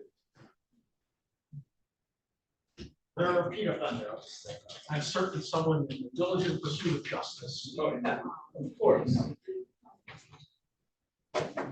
I thought they were, but not. So just one moment, Judge, I'll be right back.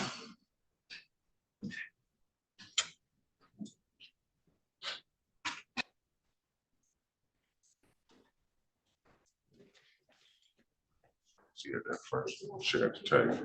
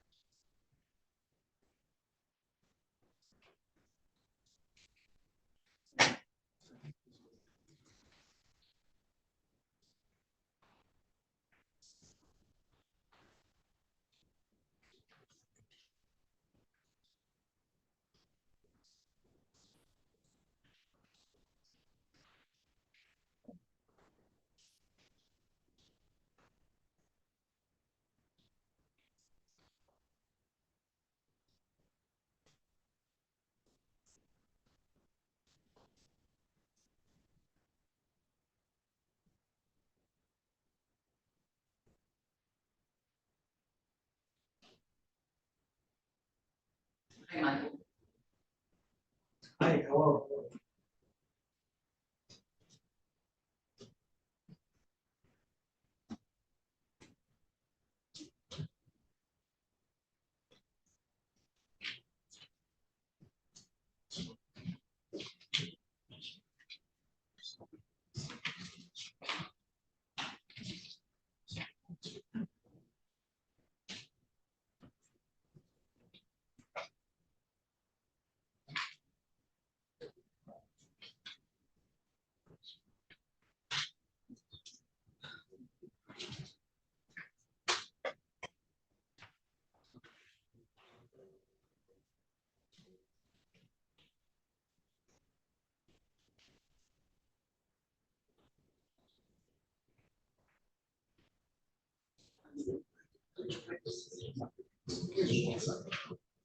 Sure.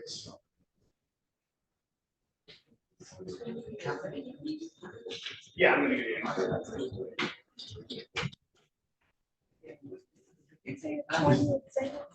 I didn't catch that. What's that? Maybe I'll do that. Sure. There might be something.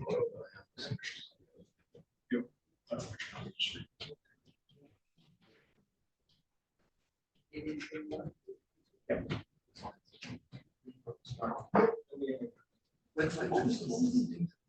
me 1 second. See, I got 20. So I scheduled them like every 15 minutes.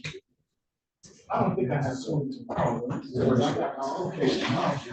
No, I'm sorry, tomorrow.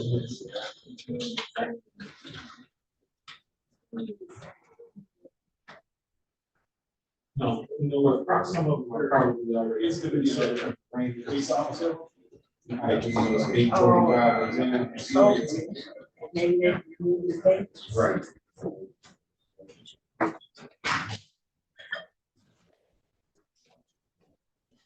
Ready to call this now? Yes. Calling case 2359436, people of the state of Michigan versus Malik Ashante Smith. Defendant is charged in count 1 homicide, murder, first degree premeditated. Count 2 felony firearm. Appearances for the record, please. Good afternoon, and may it please this honorable court, APA Jonathan Pitts, appearing on behalf of people P 85288. Judge King, good afternoon to you and to your staff also. Good afternoon. Michael Woodard, my P number is 64612. I'm the staff attorney at Neighborhood Defender Service of Detroit. We represent Mr. Malik Smith. He stands next to me here in court. Will you say good afternoon? Say it. Good afternoon, Malik Smith. Today's the date and time set for preliminary examination. Are we ready to proceed? Judge, at this time, one witness is here, my civilian witness. There were 2 officers that were subpoenaed for this hearing that are not currently here. The officer in charge is out in the hallway doing their best to get in touch with those 2 witnesses. Hopefully they show up because they were subpoenaed to be here. As of right now, I'm prepared to proceed with my preliminary matters and that 1 witness, and we'll see if the 2 officers show up, and I'll make a motion at that time. Okay. Go ahead and proceed with preliminary matters. So at this time, I move for the admission of People's Exhibit 1. It's a copy of a report from the Office of Wayne County Medical Examiner. It's admissible under MCL 766.11D1D. Any objection? Judge, I recognize the statute says it's admissible. I think it violates the rules of hearsay. I'll do whatever you say. Admitted?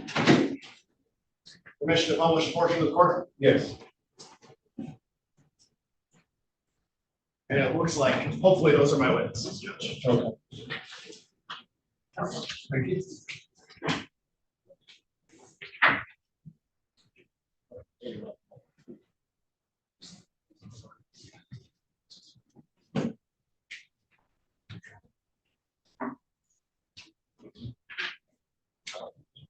Yeah, I get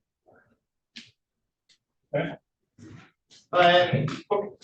So I'll go ahead and publish People's Exhibit 1, but before I do that, I just ask for a mutual order of sequestration. I think I need to wait for those officers to step out and check. All right. No objection, Your Honor. With an exception for the officer. Any objections to the OIC remain? No. Ladies and gentlemen out there in YouTube land, if you are a witness or potential witness, I'm ordering you to log off at this time. And given that they've left, I will publish a portion of People's Exhibit 1. This is ME case number 23-12680. It's regarding a report prepared by Jeffrey Hudson regarding the postmortem examination on Lorraine Smith at the Wayne County Medical Examiner's Office on October 15th, 2023. It's Dr. Hudson's opinion that death was caused by multiple gunshot wounds. Complete autopsy revealed multiple gunshot wounds as follows: a penetrating gunshot wound to the back, labeled GSW number 1, entrance, right upper back. The round wound had a marginal abrasion, and I will skip the rest of this. No exit. Deformed bullet core and jacket recovered from the wound tract retained. The wound tract, right upper back, neck soft tissue. And I'll skip some of the medical terminology and go down to the wound direction, back to front and right to left when the body is viewed in the standard anatomical position. Range of fire, distant/indeterminate, no muzzle imprint, soot or gunpowder settling on the skin surrounding this wound. And there were some associated findings, but I will skip those. Dr. Hudson also noted a raised gunshot wound to the face, gunshot wound number 2. Entrance, right suborbital ridge, exit, left infraorbital soft ridge.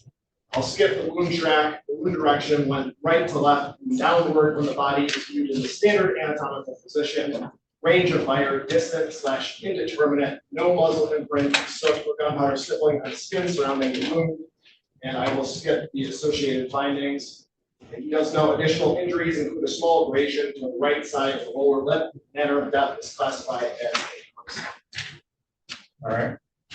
And With that, we will call their first witness, Tasha Murphy.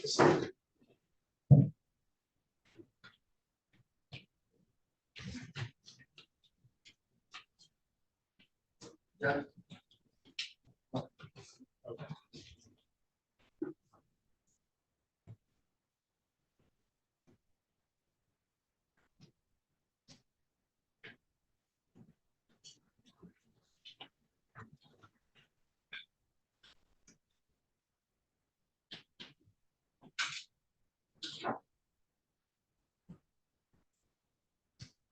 And please step forward, raise your right hand. You swear or affirm to tell the truth, the whole truth, and nothing but the truth, so help you God? Yes, I do. Thank you. Please have a seat in the witness box right next to me. The voice is nice and loud and speaking to that microphone. It's going to be to your left. May begin when you're ready. Thank you, Judge. Good afternoon. Could you please state your name again for the record? Tasha Murphy. And do you remember the morning of October 14th, 2023? Yes, I do. Where were you on that day? I was at home at 1543 Spring Garden. And did anything memorable happen that day? Yes, I was at home cleaning up and heard, what appeared to be gunshots. Didn't know for sure if it was. I went downstairs and looked outside the window, and that's when I saw police activity. Okay, when you said you heard two gunshots, could you describe the sounds you heard? Or, I'm sorry, you said you heard gunshots, could you describe the sounds you heard? Pop, pop, you know. But I live in a war zone, so I'm kind of used to hearing it, you know, unfortunately. I'm living. And how many of those noises did you hear? I just heard pop, pop, that's all I heard. Okay. And you said you eventually saw police activity outside of your house. Where was the activity centered around? My neighbor to the right. And are you familiar with that neighbor? Yes. Who lives in that house? Mother and son did it. And do you know the names of those individuals?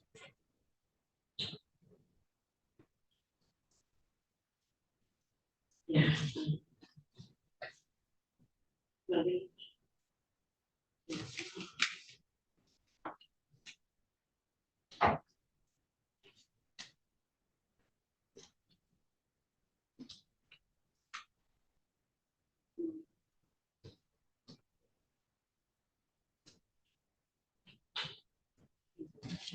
I can't hear you, man. I'm sorry. Try to recall.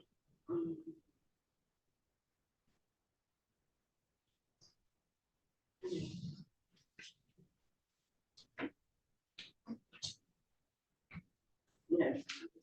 Yeah. Her last name was Smith? Yeah. Okay. And that house you mentioned, is that located in the city of Detroit? Yes, it is. And that's Wayne County, Michigan? Yes. And you mentioned Malik earlier. Do you see Malik in the courtroom today? Yes, I do. Where is he seated? And could you describe something that he's wearing?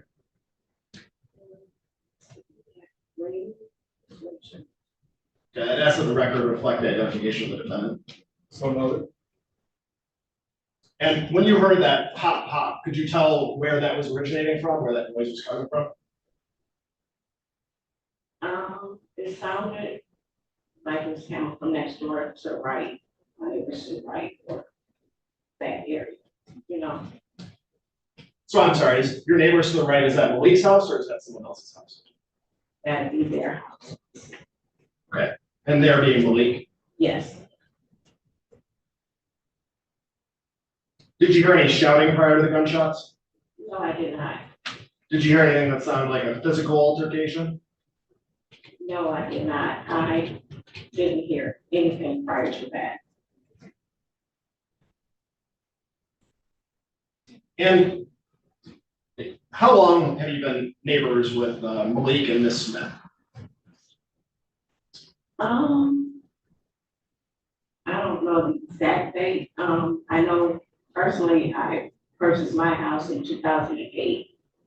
There's been two other, people that lived there prior to me, so maybe about 10 years or so that they've been, living there. Had you ever heard Malik and Miss Smith arguing previously? I never heard the two argue.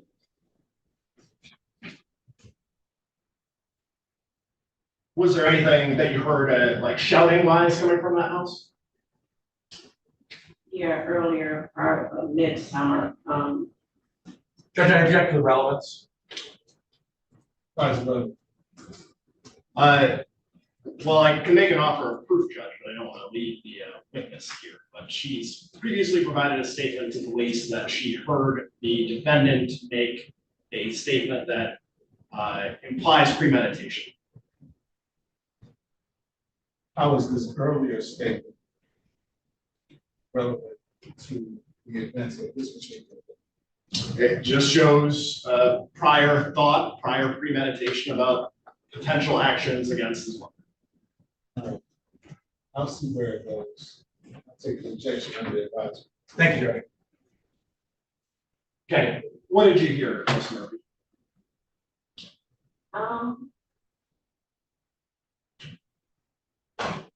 I heard, after mom left the work, I heard Malik screaming. Heard him saying, kill that bitch. And you said this was after his mother left for work? Yes. And do you remember when that statement was made?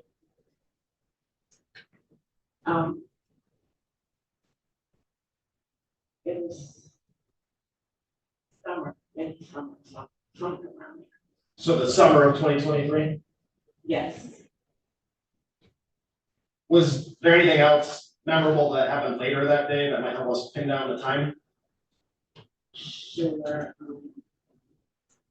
I heard EMS truck out the window. Coming out with his hand wrapped up. Who's he? I'm sorry. Malik. No further questions, Judge. Thank you. Council Grant? Yes, thank you. Ma'am, good afternoon. Good afternoon. Tell me your last name again, I'm sorry. Murphy, Tasha Murphy. Murphy. Okay, in my notes, I wrote down Smith, but I think this must be because of the name of the Murphy. Thank you. This day in October that you've testified, you heard a pop sound. Do you recall, was it unseasonably warm that day? No, I recall it was raining cats and dogs that day. Perfect. It was raining. It was a stormy, rainy day. Yes. You had your windows closed, safe to say. No, because I have an air conditioner in my window upstairs where I was at the time, so that was it. No. Okay, so the window pane was open enough to hold an air conditioning unit? Yes. And on that day, Ms. Murphy, the air conditioning unit was in the window? Yes. And the air conditioning unit sort of occupies all of the empty space in that window when it is installed? Is that fair? Yes, that's fair. Okay. The rest of the windows in your home, because of the rain, would have been closed? Yes.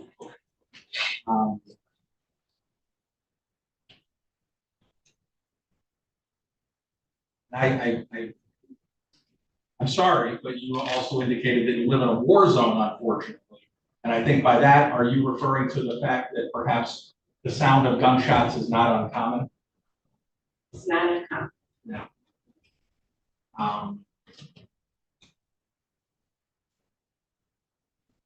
You did not call 911 that day when you heard the pop pop sound? No. You testified about another incident sometime earlier, you said in the summer. Yes, sir. And on that particular day, you actually, is it your testimony that you observed your neighbor, Ms. Smith, leaving the house? I didn't observe her leaving the house. Her driveway is right by my window, so I hear her leave the house every morning, same time, 7:45 in the morning. Got it. So that morning at 7:40, and that actually, that was the time that you heard what you've already testified about? This calling out or screaming or something? Yes, So you heard your neighbor get into her car and drive away, just as you had heard on many other days. yes, And you said that after that happened, you heard a voice screaming or yelling inside of the home, yes. and you think that that was Mr. Malik Smith. I can't, I wasn't in the house, I'm just telling you what I heard. So anything else would be an assumption that it was him. And that's what I heard, You heard a male voice, yes, something about "I'm gonna kill this bitch." yes, And thank you for saying you weren't in the house, so you don't know who else was in there at that moment. no, Is that fair? yes.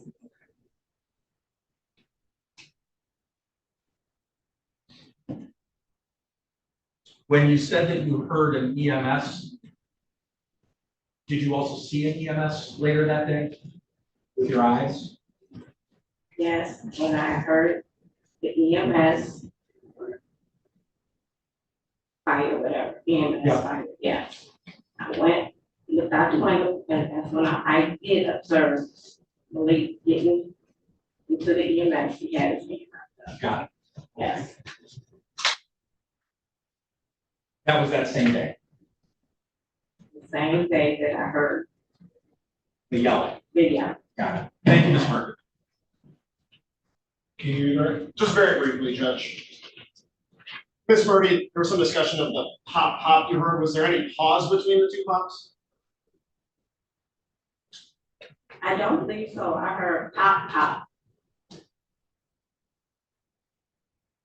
Okay, and in the time that Malik and Miss Smith were your neighbors, did you know anyone else to live in that house with them? No, No further questions, Judge. Thank you, ma'am. You may stay.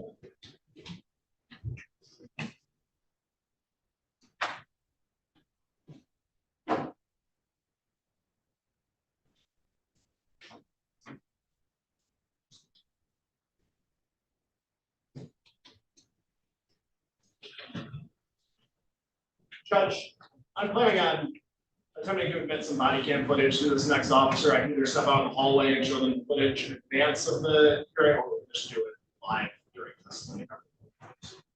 How are you gonna do that? I can show them on my computer the exhibit that I had pre-marked and have them identify it there, that way they can identify it on the record. Okay, so I can just get a brief break.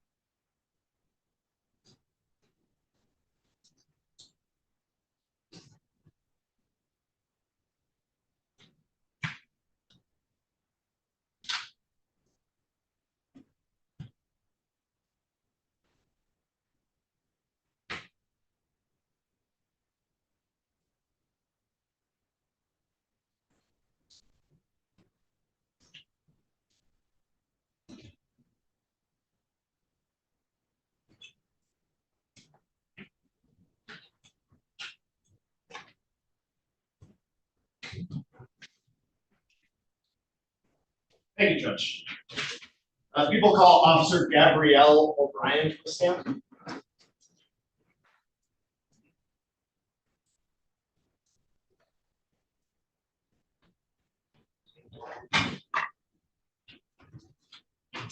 Judge, if I could be admitted.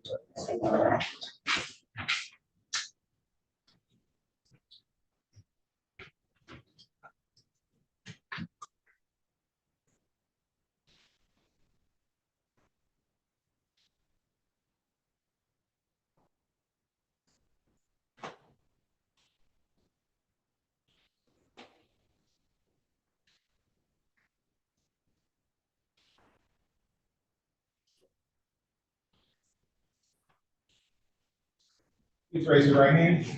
You swear or affirm to tell the truth, the whole truth, and nothing but the truth, so help you God? Thank you. You have the name already. Please have a seat in the witness box next to me. Place the nice and loud speaker to the microphone to the left.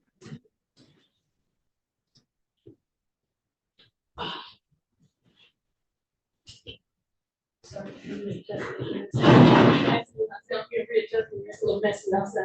Oh, okay, no problem. My throat. Maybe give me your ready. Thank you, Judge. Good afternoon. Good afternoon. Could you please state your name for the record?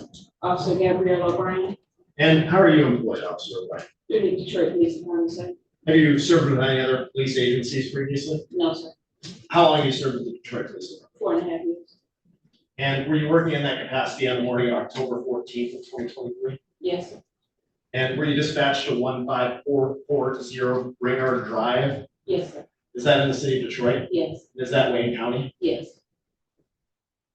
Why were you dispatched there? Went there to assist the primary scout for a shooting, DSW policeman. And what happened when you arrived?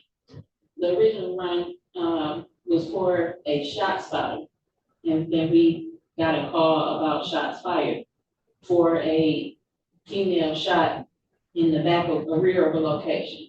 We got here and my partners in the primary unit checked the back of the location and there was no one back there. Okay, well, what happened next? Okay, so my partner and I then approached the porch and I stood by while my partner went up on the porch and knocked on the door. And who is your partner? My partner is Brandon Rushman.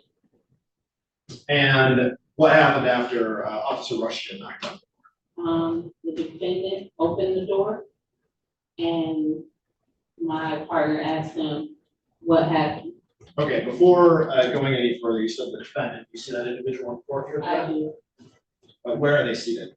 They're seated at the table over there to the right of the courtroom with a white t-shirt on under a green cover. Does the record reflect the identification of the defendant? So no. And you said, when your partner asked that question, the defendant, was he detained in any way at that time? No, sir. Was he in handcuffs? No, sir. Were there any weapons pointed at him? No, sir. Did you hear anyone tell the defendant that he was under arrest? No, sir.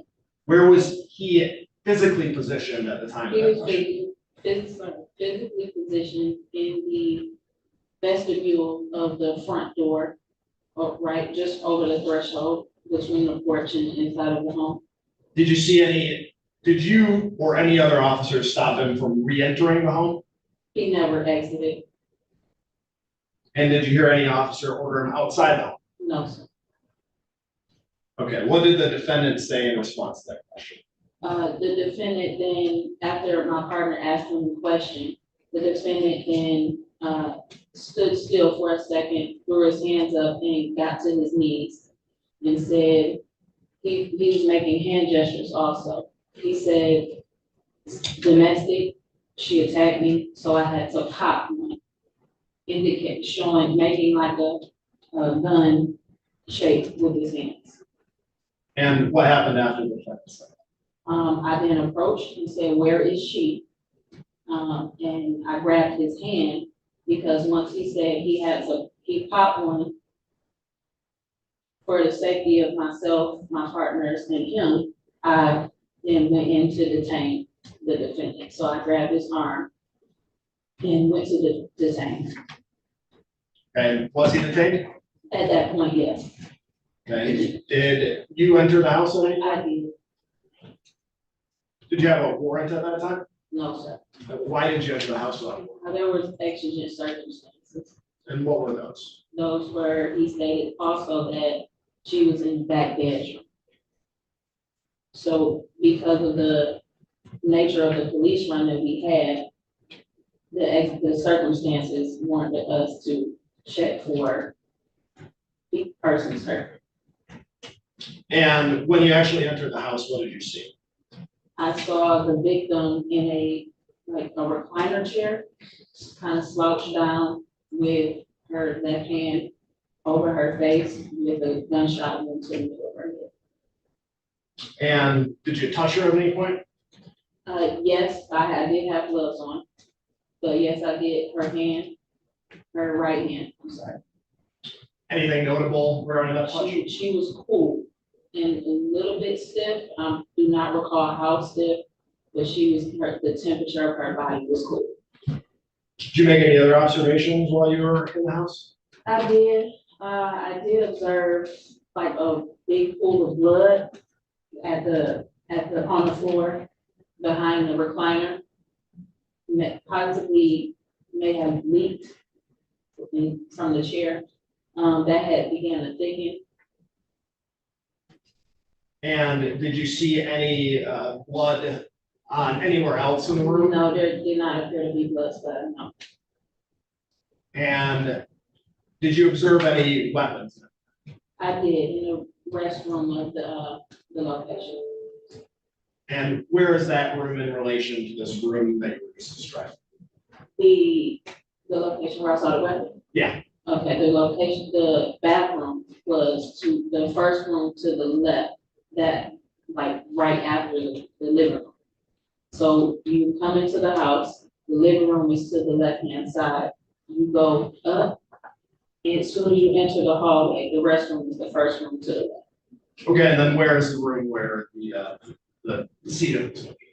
Right behind that. So you mean further back in the. Further, I'm sorry, yes, sir. Was there any noise when you entered the location?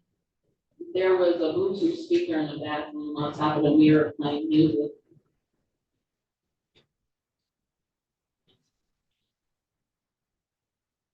Do you have any experience with firearms evidence?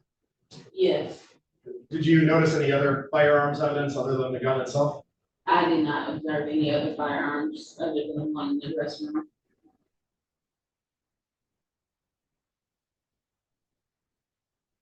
And going back to the defendant, did you make any observations regarding the defendant? Yes, I did. His hair was wet. And he had with some redness to his face. What do you mean by some redness? It was consistent possibly with an assault. However, it had to be pointed out in order for me to notice it versus me just, I see someone hit you in your face and it was like deep red. No, it was like a pink red. Did you see any blood on the defendant? No. Did you see any bruising on the defendant? As I said, the redness on his face, but other than that, no. Did you do anything further with respect to the investigation? I'm sorry? Did you do anything further with respect to the investigation? I did, Mirandize the defendant. Anything else? No. Do you know what vehicle the defendant was placed in? First, he was placed in a primary scout vehicle, which was vehicle code 185070. And it sounds like he was moved to another location? He was moved to my scout car, which was 205026. And what happened after he was moved to your scout? I was told to convey him down to 1301 3rd, which is Detroit Public Safety Headquarters, to be interviewed by the homicide detectives. And did you do that? Yes, sir. When you perform your job duties, are you equipped with a body worn camera? Yes, I am. And were you wearing that camera that day? Yes, I was. Was it working to the best of your knowledge? Yes, it, And does that record audio? yes, it does. Does it also record video? Yes, it does. And in your experience in the past, has that camera fairly and accurately captured video and audio? Yes, sir. Do you always have to manually turn that camera on, or does it automatically activate under some circumstances? When our lights and our sirens are activated, it automatically comes on due to it being synced to the car. And can footage from that camera be saved? Yes. How is that done? We dock our cameras, and once we dock our cameras, it goes into, I guess, the camera database, and that's how it's set. And was your camera docked after your shift on October 14th, 2023? Yes, it was. And do you know if footage was preserved from your camera that day? Yes. And just a minute ago, I showed you a video file on my computer marked as People's Exhibit 2. You remember that? Yes, sir. And did you recognize that video? I did. What was it? My body camera. And did that video fairly and accurately depict the events you just testified to? Yes, sir. At this time, I'd move to admit People's Exhibit 2 and publish a portion. Any objection? No, Judge. Admitted.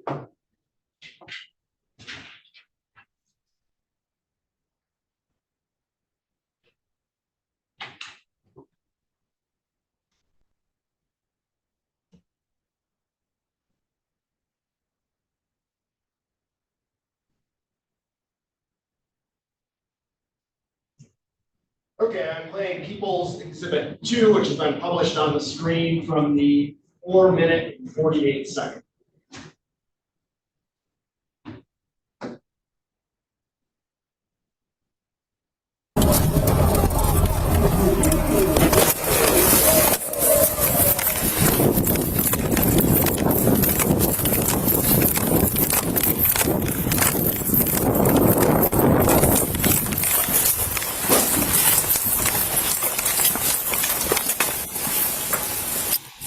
Nothing back here.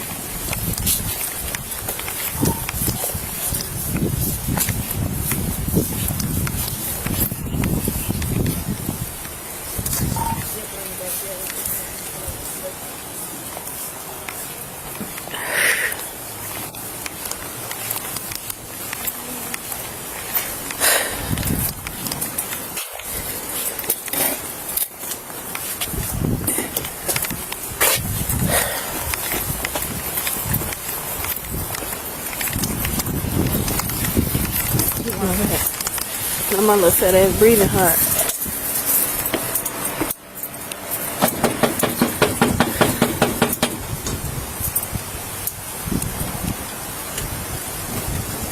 What's wrong? What's going on?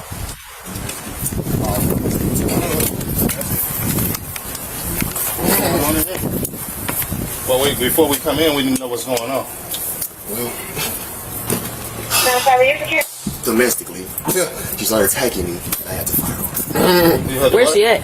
In the back. You had to what, sir? What? She had a fire one.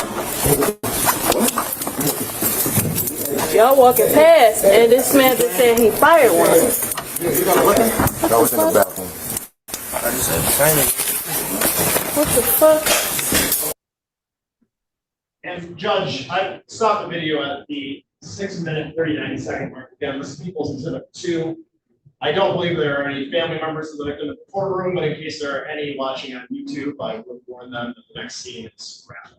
Okay. Ladies and gentlemen out there in YouTube land, as you are aware of the sensitive nature of these kinds of cases, and sometimes we see some video that's not so desirable.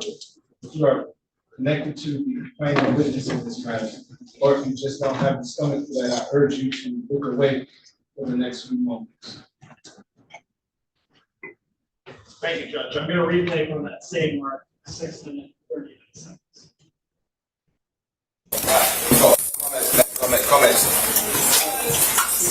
Romantic, please. What do you have? Oh my God. Comments. Ma'am? Ma'am? Body is cold. Ma'am? Hey. One second. Be right there.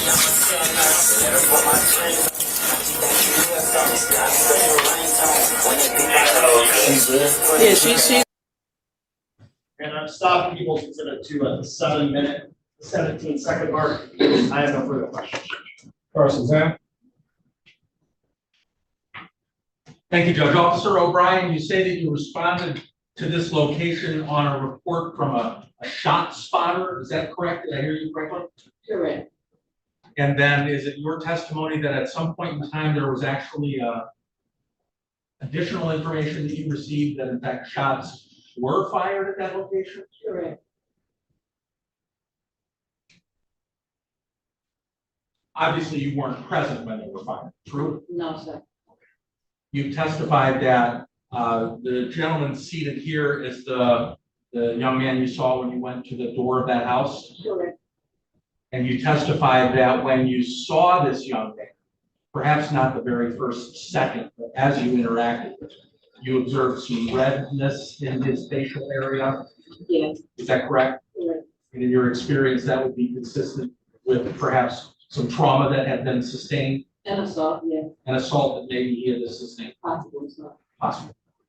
And again, you weren't there for anything like that? No, sir. When you were watching the video, did you see a handgun flash by for a moment? Yes, sir. And was that in the bathroom area? Yes, sir. And that's what you testified, that's where you saw that handgun? Correct.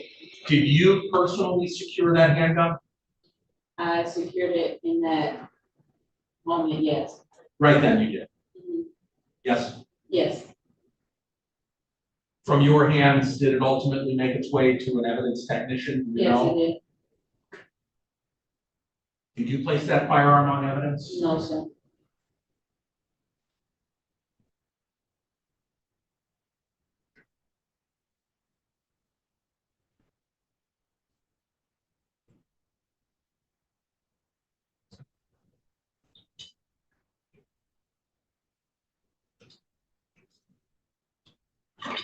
Thank you, I have nothing else. Can you redirect? No, Judge. Thank you, you may stay.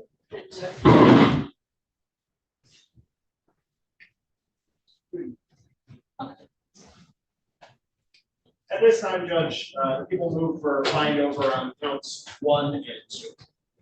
And just a very brief argument here, Judge. I can only foresee 2 potential arguments here from the defense. 1, lack of premeditation, and 2, self-defense. I'll address self-defense first, but that's very easy here. While Officer O'Brien did testify that she noticed some red marks on the suspect, defendant specifically referenced domestic dispute when he's at the front door. You can see from the body cam how the victim was positioned in this case. Her legs are underneath the desk. You watch on the body cam footage. All evidence points to the fact that she was seated. Couple that with People's Exhibit 1 that indicates one of these shots was to the back, another one was a grazed wound to the face.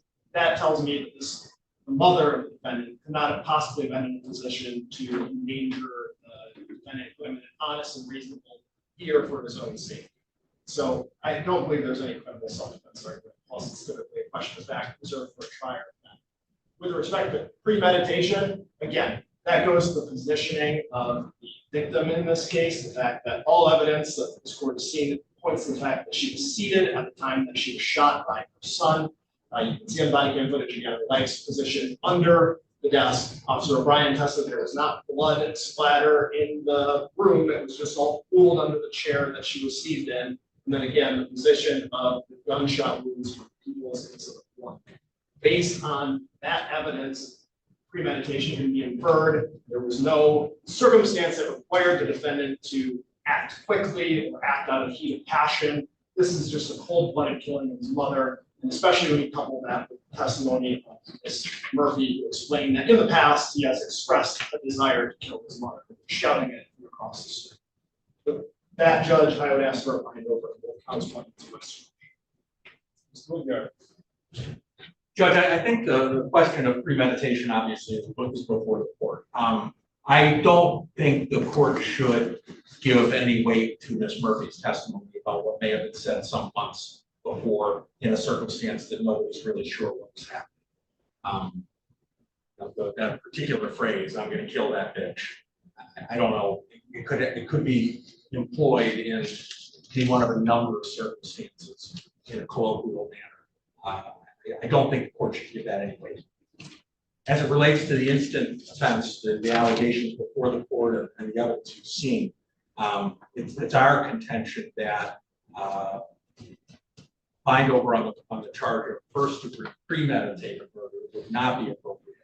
The only direct evidence, I think, that you observe as it relates to the question of premeditation is Mr. Smith's own words at the time the police arrived, is that there was a domestic situation that got out of hand.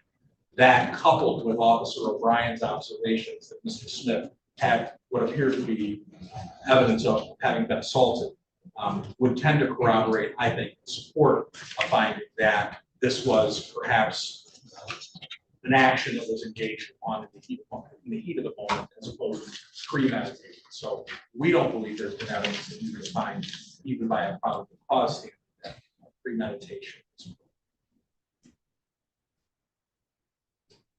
Quite frankly, I wholeheartedly disagree. And in large part because of the defendant's own words. Identity is not in question here. This leaves me scratching my head how you can shoot and kill your own mother. You have a medical. And son killing his mother today, and father killing his son to be quite a document. Any event, I don't understand any of it. But I guess I don't have to. All I have to do is determine if the people have met the burden of probable cause as it relates to these charges and complaint form. Namely, first degree murder premeditated. The court takes note that the autopsy report indicates that the defendant's mother was shot in the back, and there was also a shot to the face.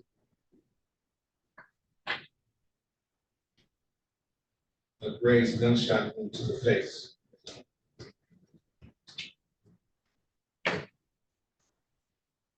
The defendant, as he sits before me, is not a child.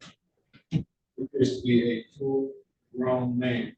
And the woman I saw sitting in that chair dead was very much a woman of advanced age.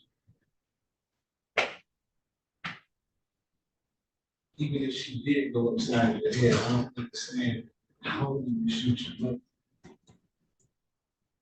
mother. But was there evidence on this record that there was time to reflect on his actions before he took those actions? We have two gunshots. One a grazed wound to the face and the other to the back. I think that we have at least question the fact as to whether or not this was the first degree murder premeditated. Given the defendant's demeanor, his explanation, I think speaks volumes. The court is satisfied that people with the verdict of probable cause as relates to the charges contained. The court finds those charges were committed in the city of Detroit. The court finds probable cause that they were committed local to Lincoln. The court approved the proceedings. His arraignment on the information date and time will be January 16, 2024 at 9 o'clock.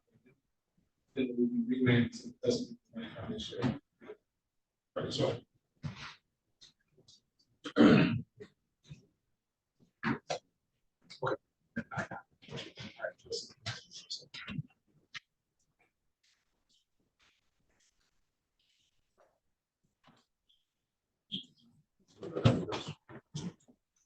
It's on the table, and he got. What's going on out there, Mr. Big Guy?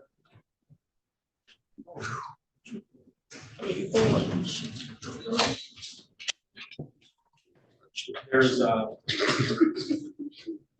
a lot of difficult facts and circumstances following up all over town. No question. So,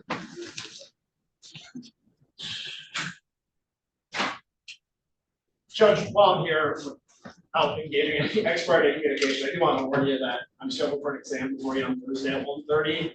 I'm expecting a lot with this expert. So it's good. Is that the, it's 11:30? I have a 1:30 for Pringle. Okay. Thursday. Oh, this Thursday. Oh, Yes. a lot of witnesses. Who's the defense counsel? Mr. Brown, Brian, What case is that? Mr. Pringle. So I just want to give you a heads up. There's going to be a large number of witnesses. I'm not sure. How many witnesses? I've subpoenaed 9. Not sure if they'll all going to show up. Who had more? Let's see how it goes. Bye, guys. Thank you. Thank you. Have a good day. I remember as soon as I got. Jump.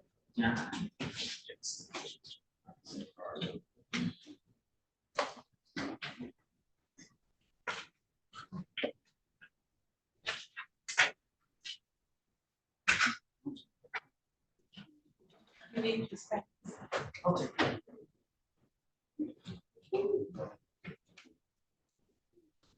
Thank you.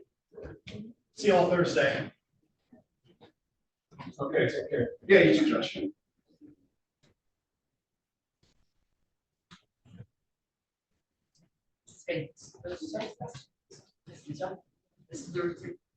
Yeah. I don't know if I'm on time. That's what I'm sure there was. I'll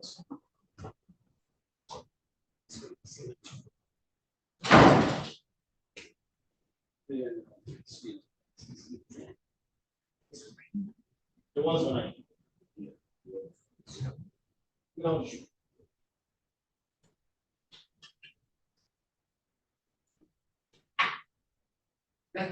Yes. Prosecutor's gonna give a list of this is so we can move through. Okay. That'd be great. Good. See you all later. I know. Well, that concludes the docket for today, folks. So see you tomorrow, same gas station, same. Be good to your parents, huh?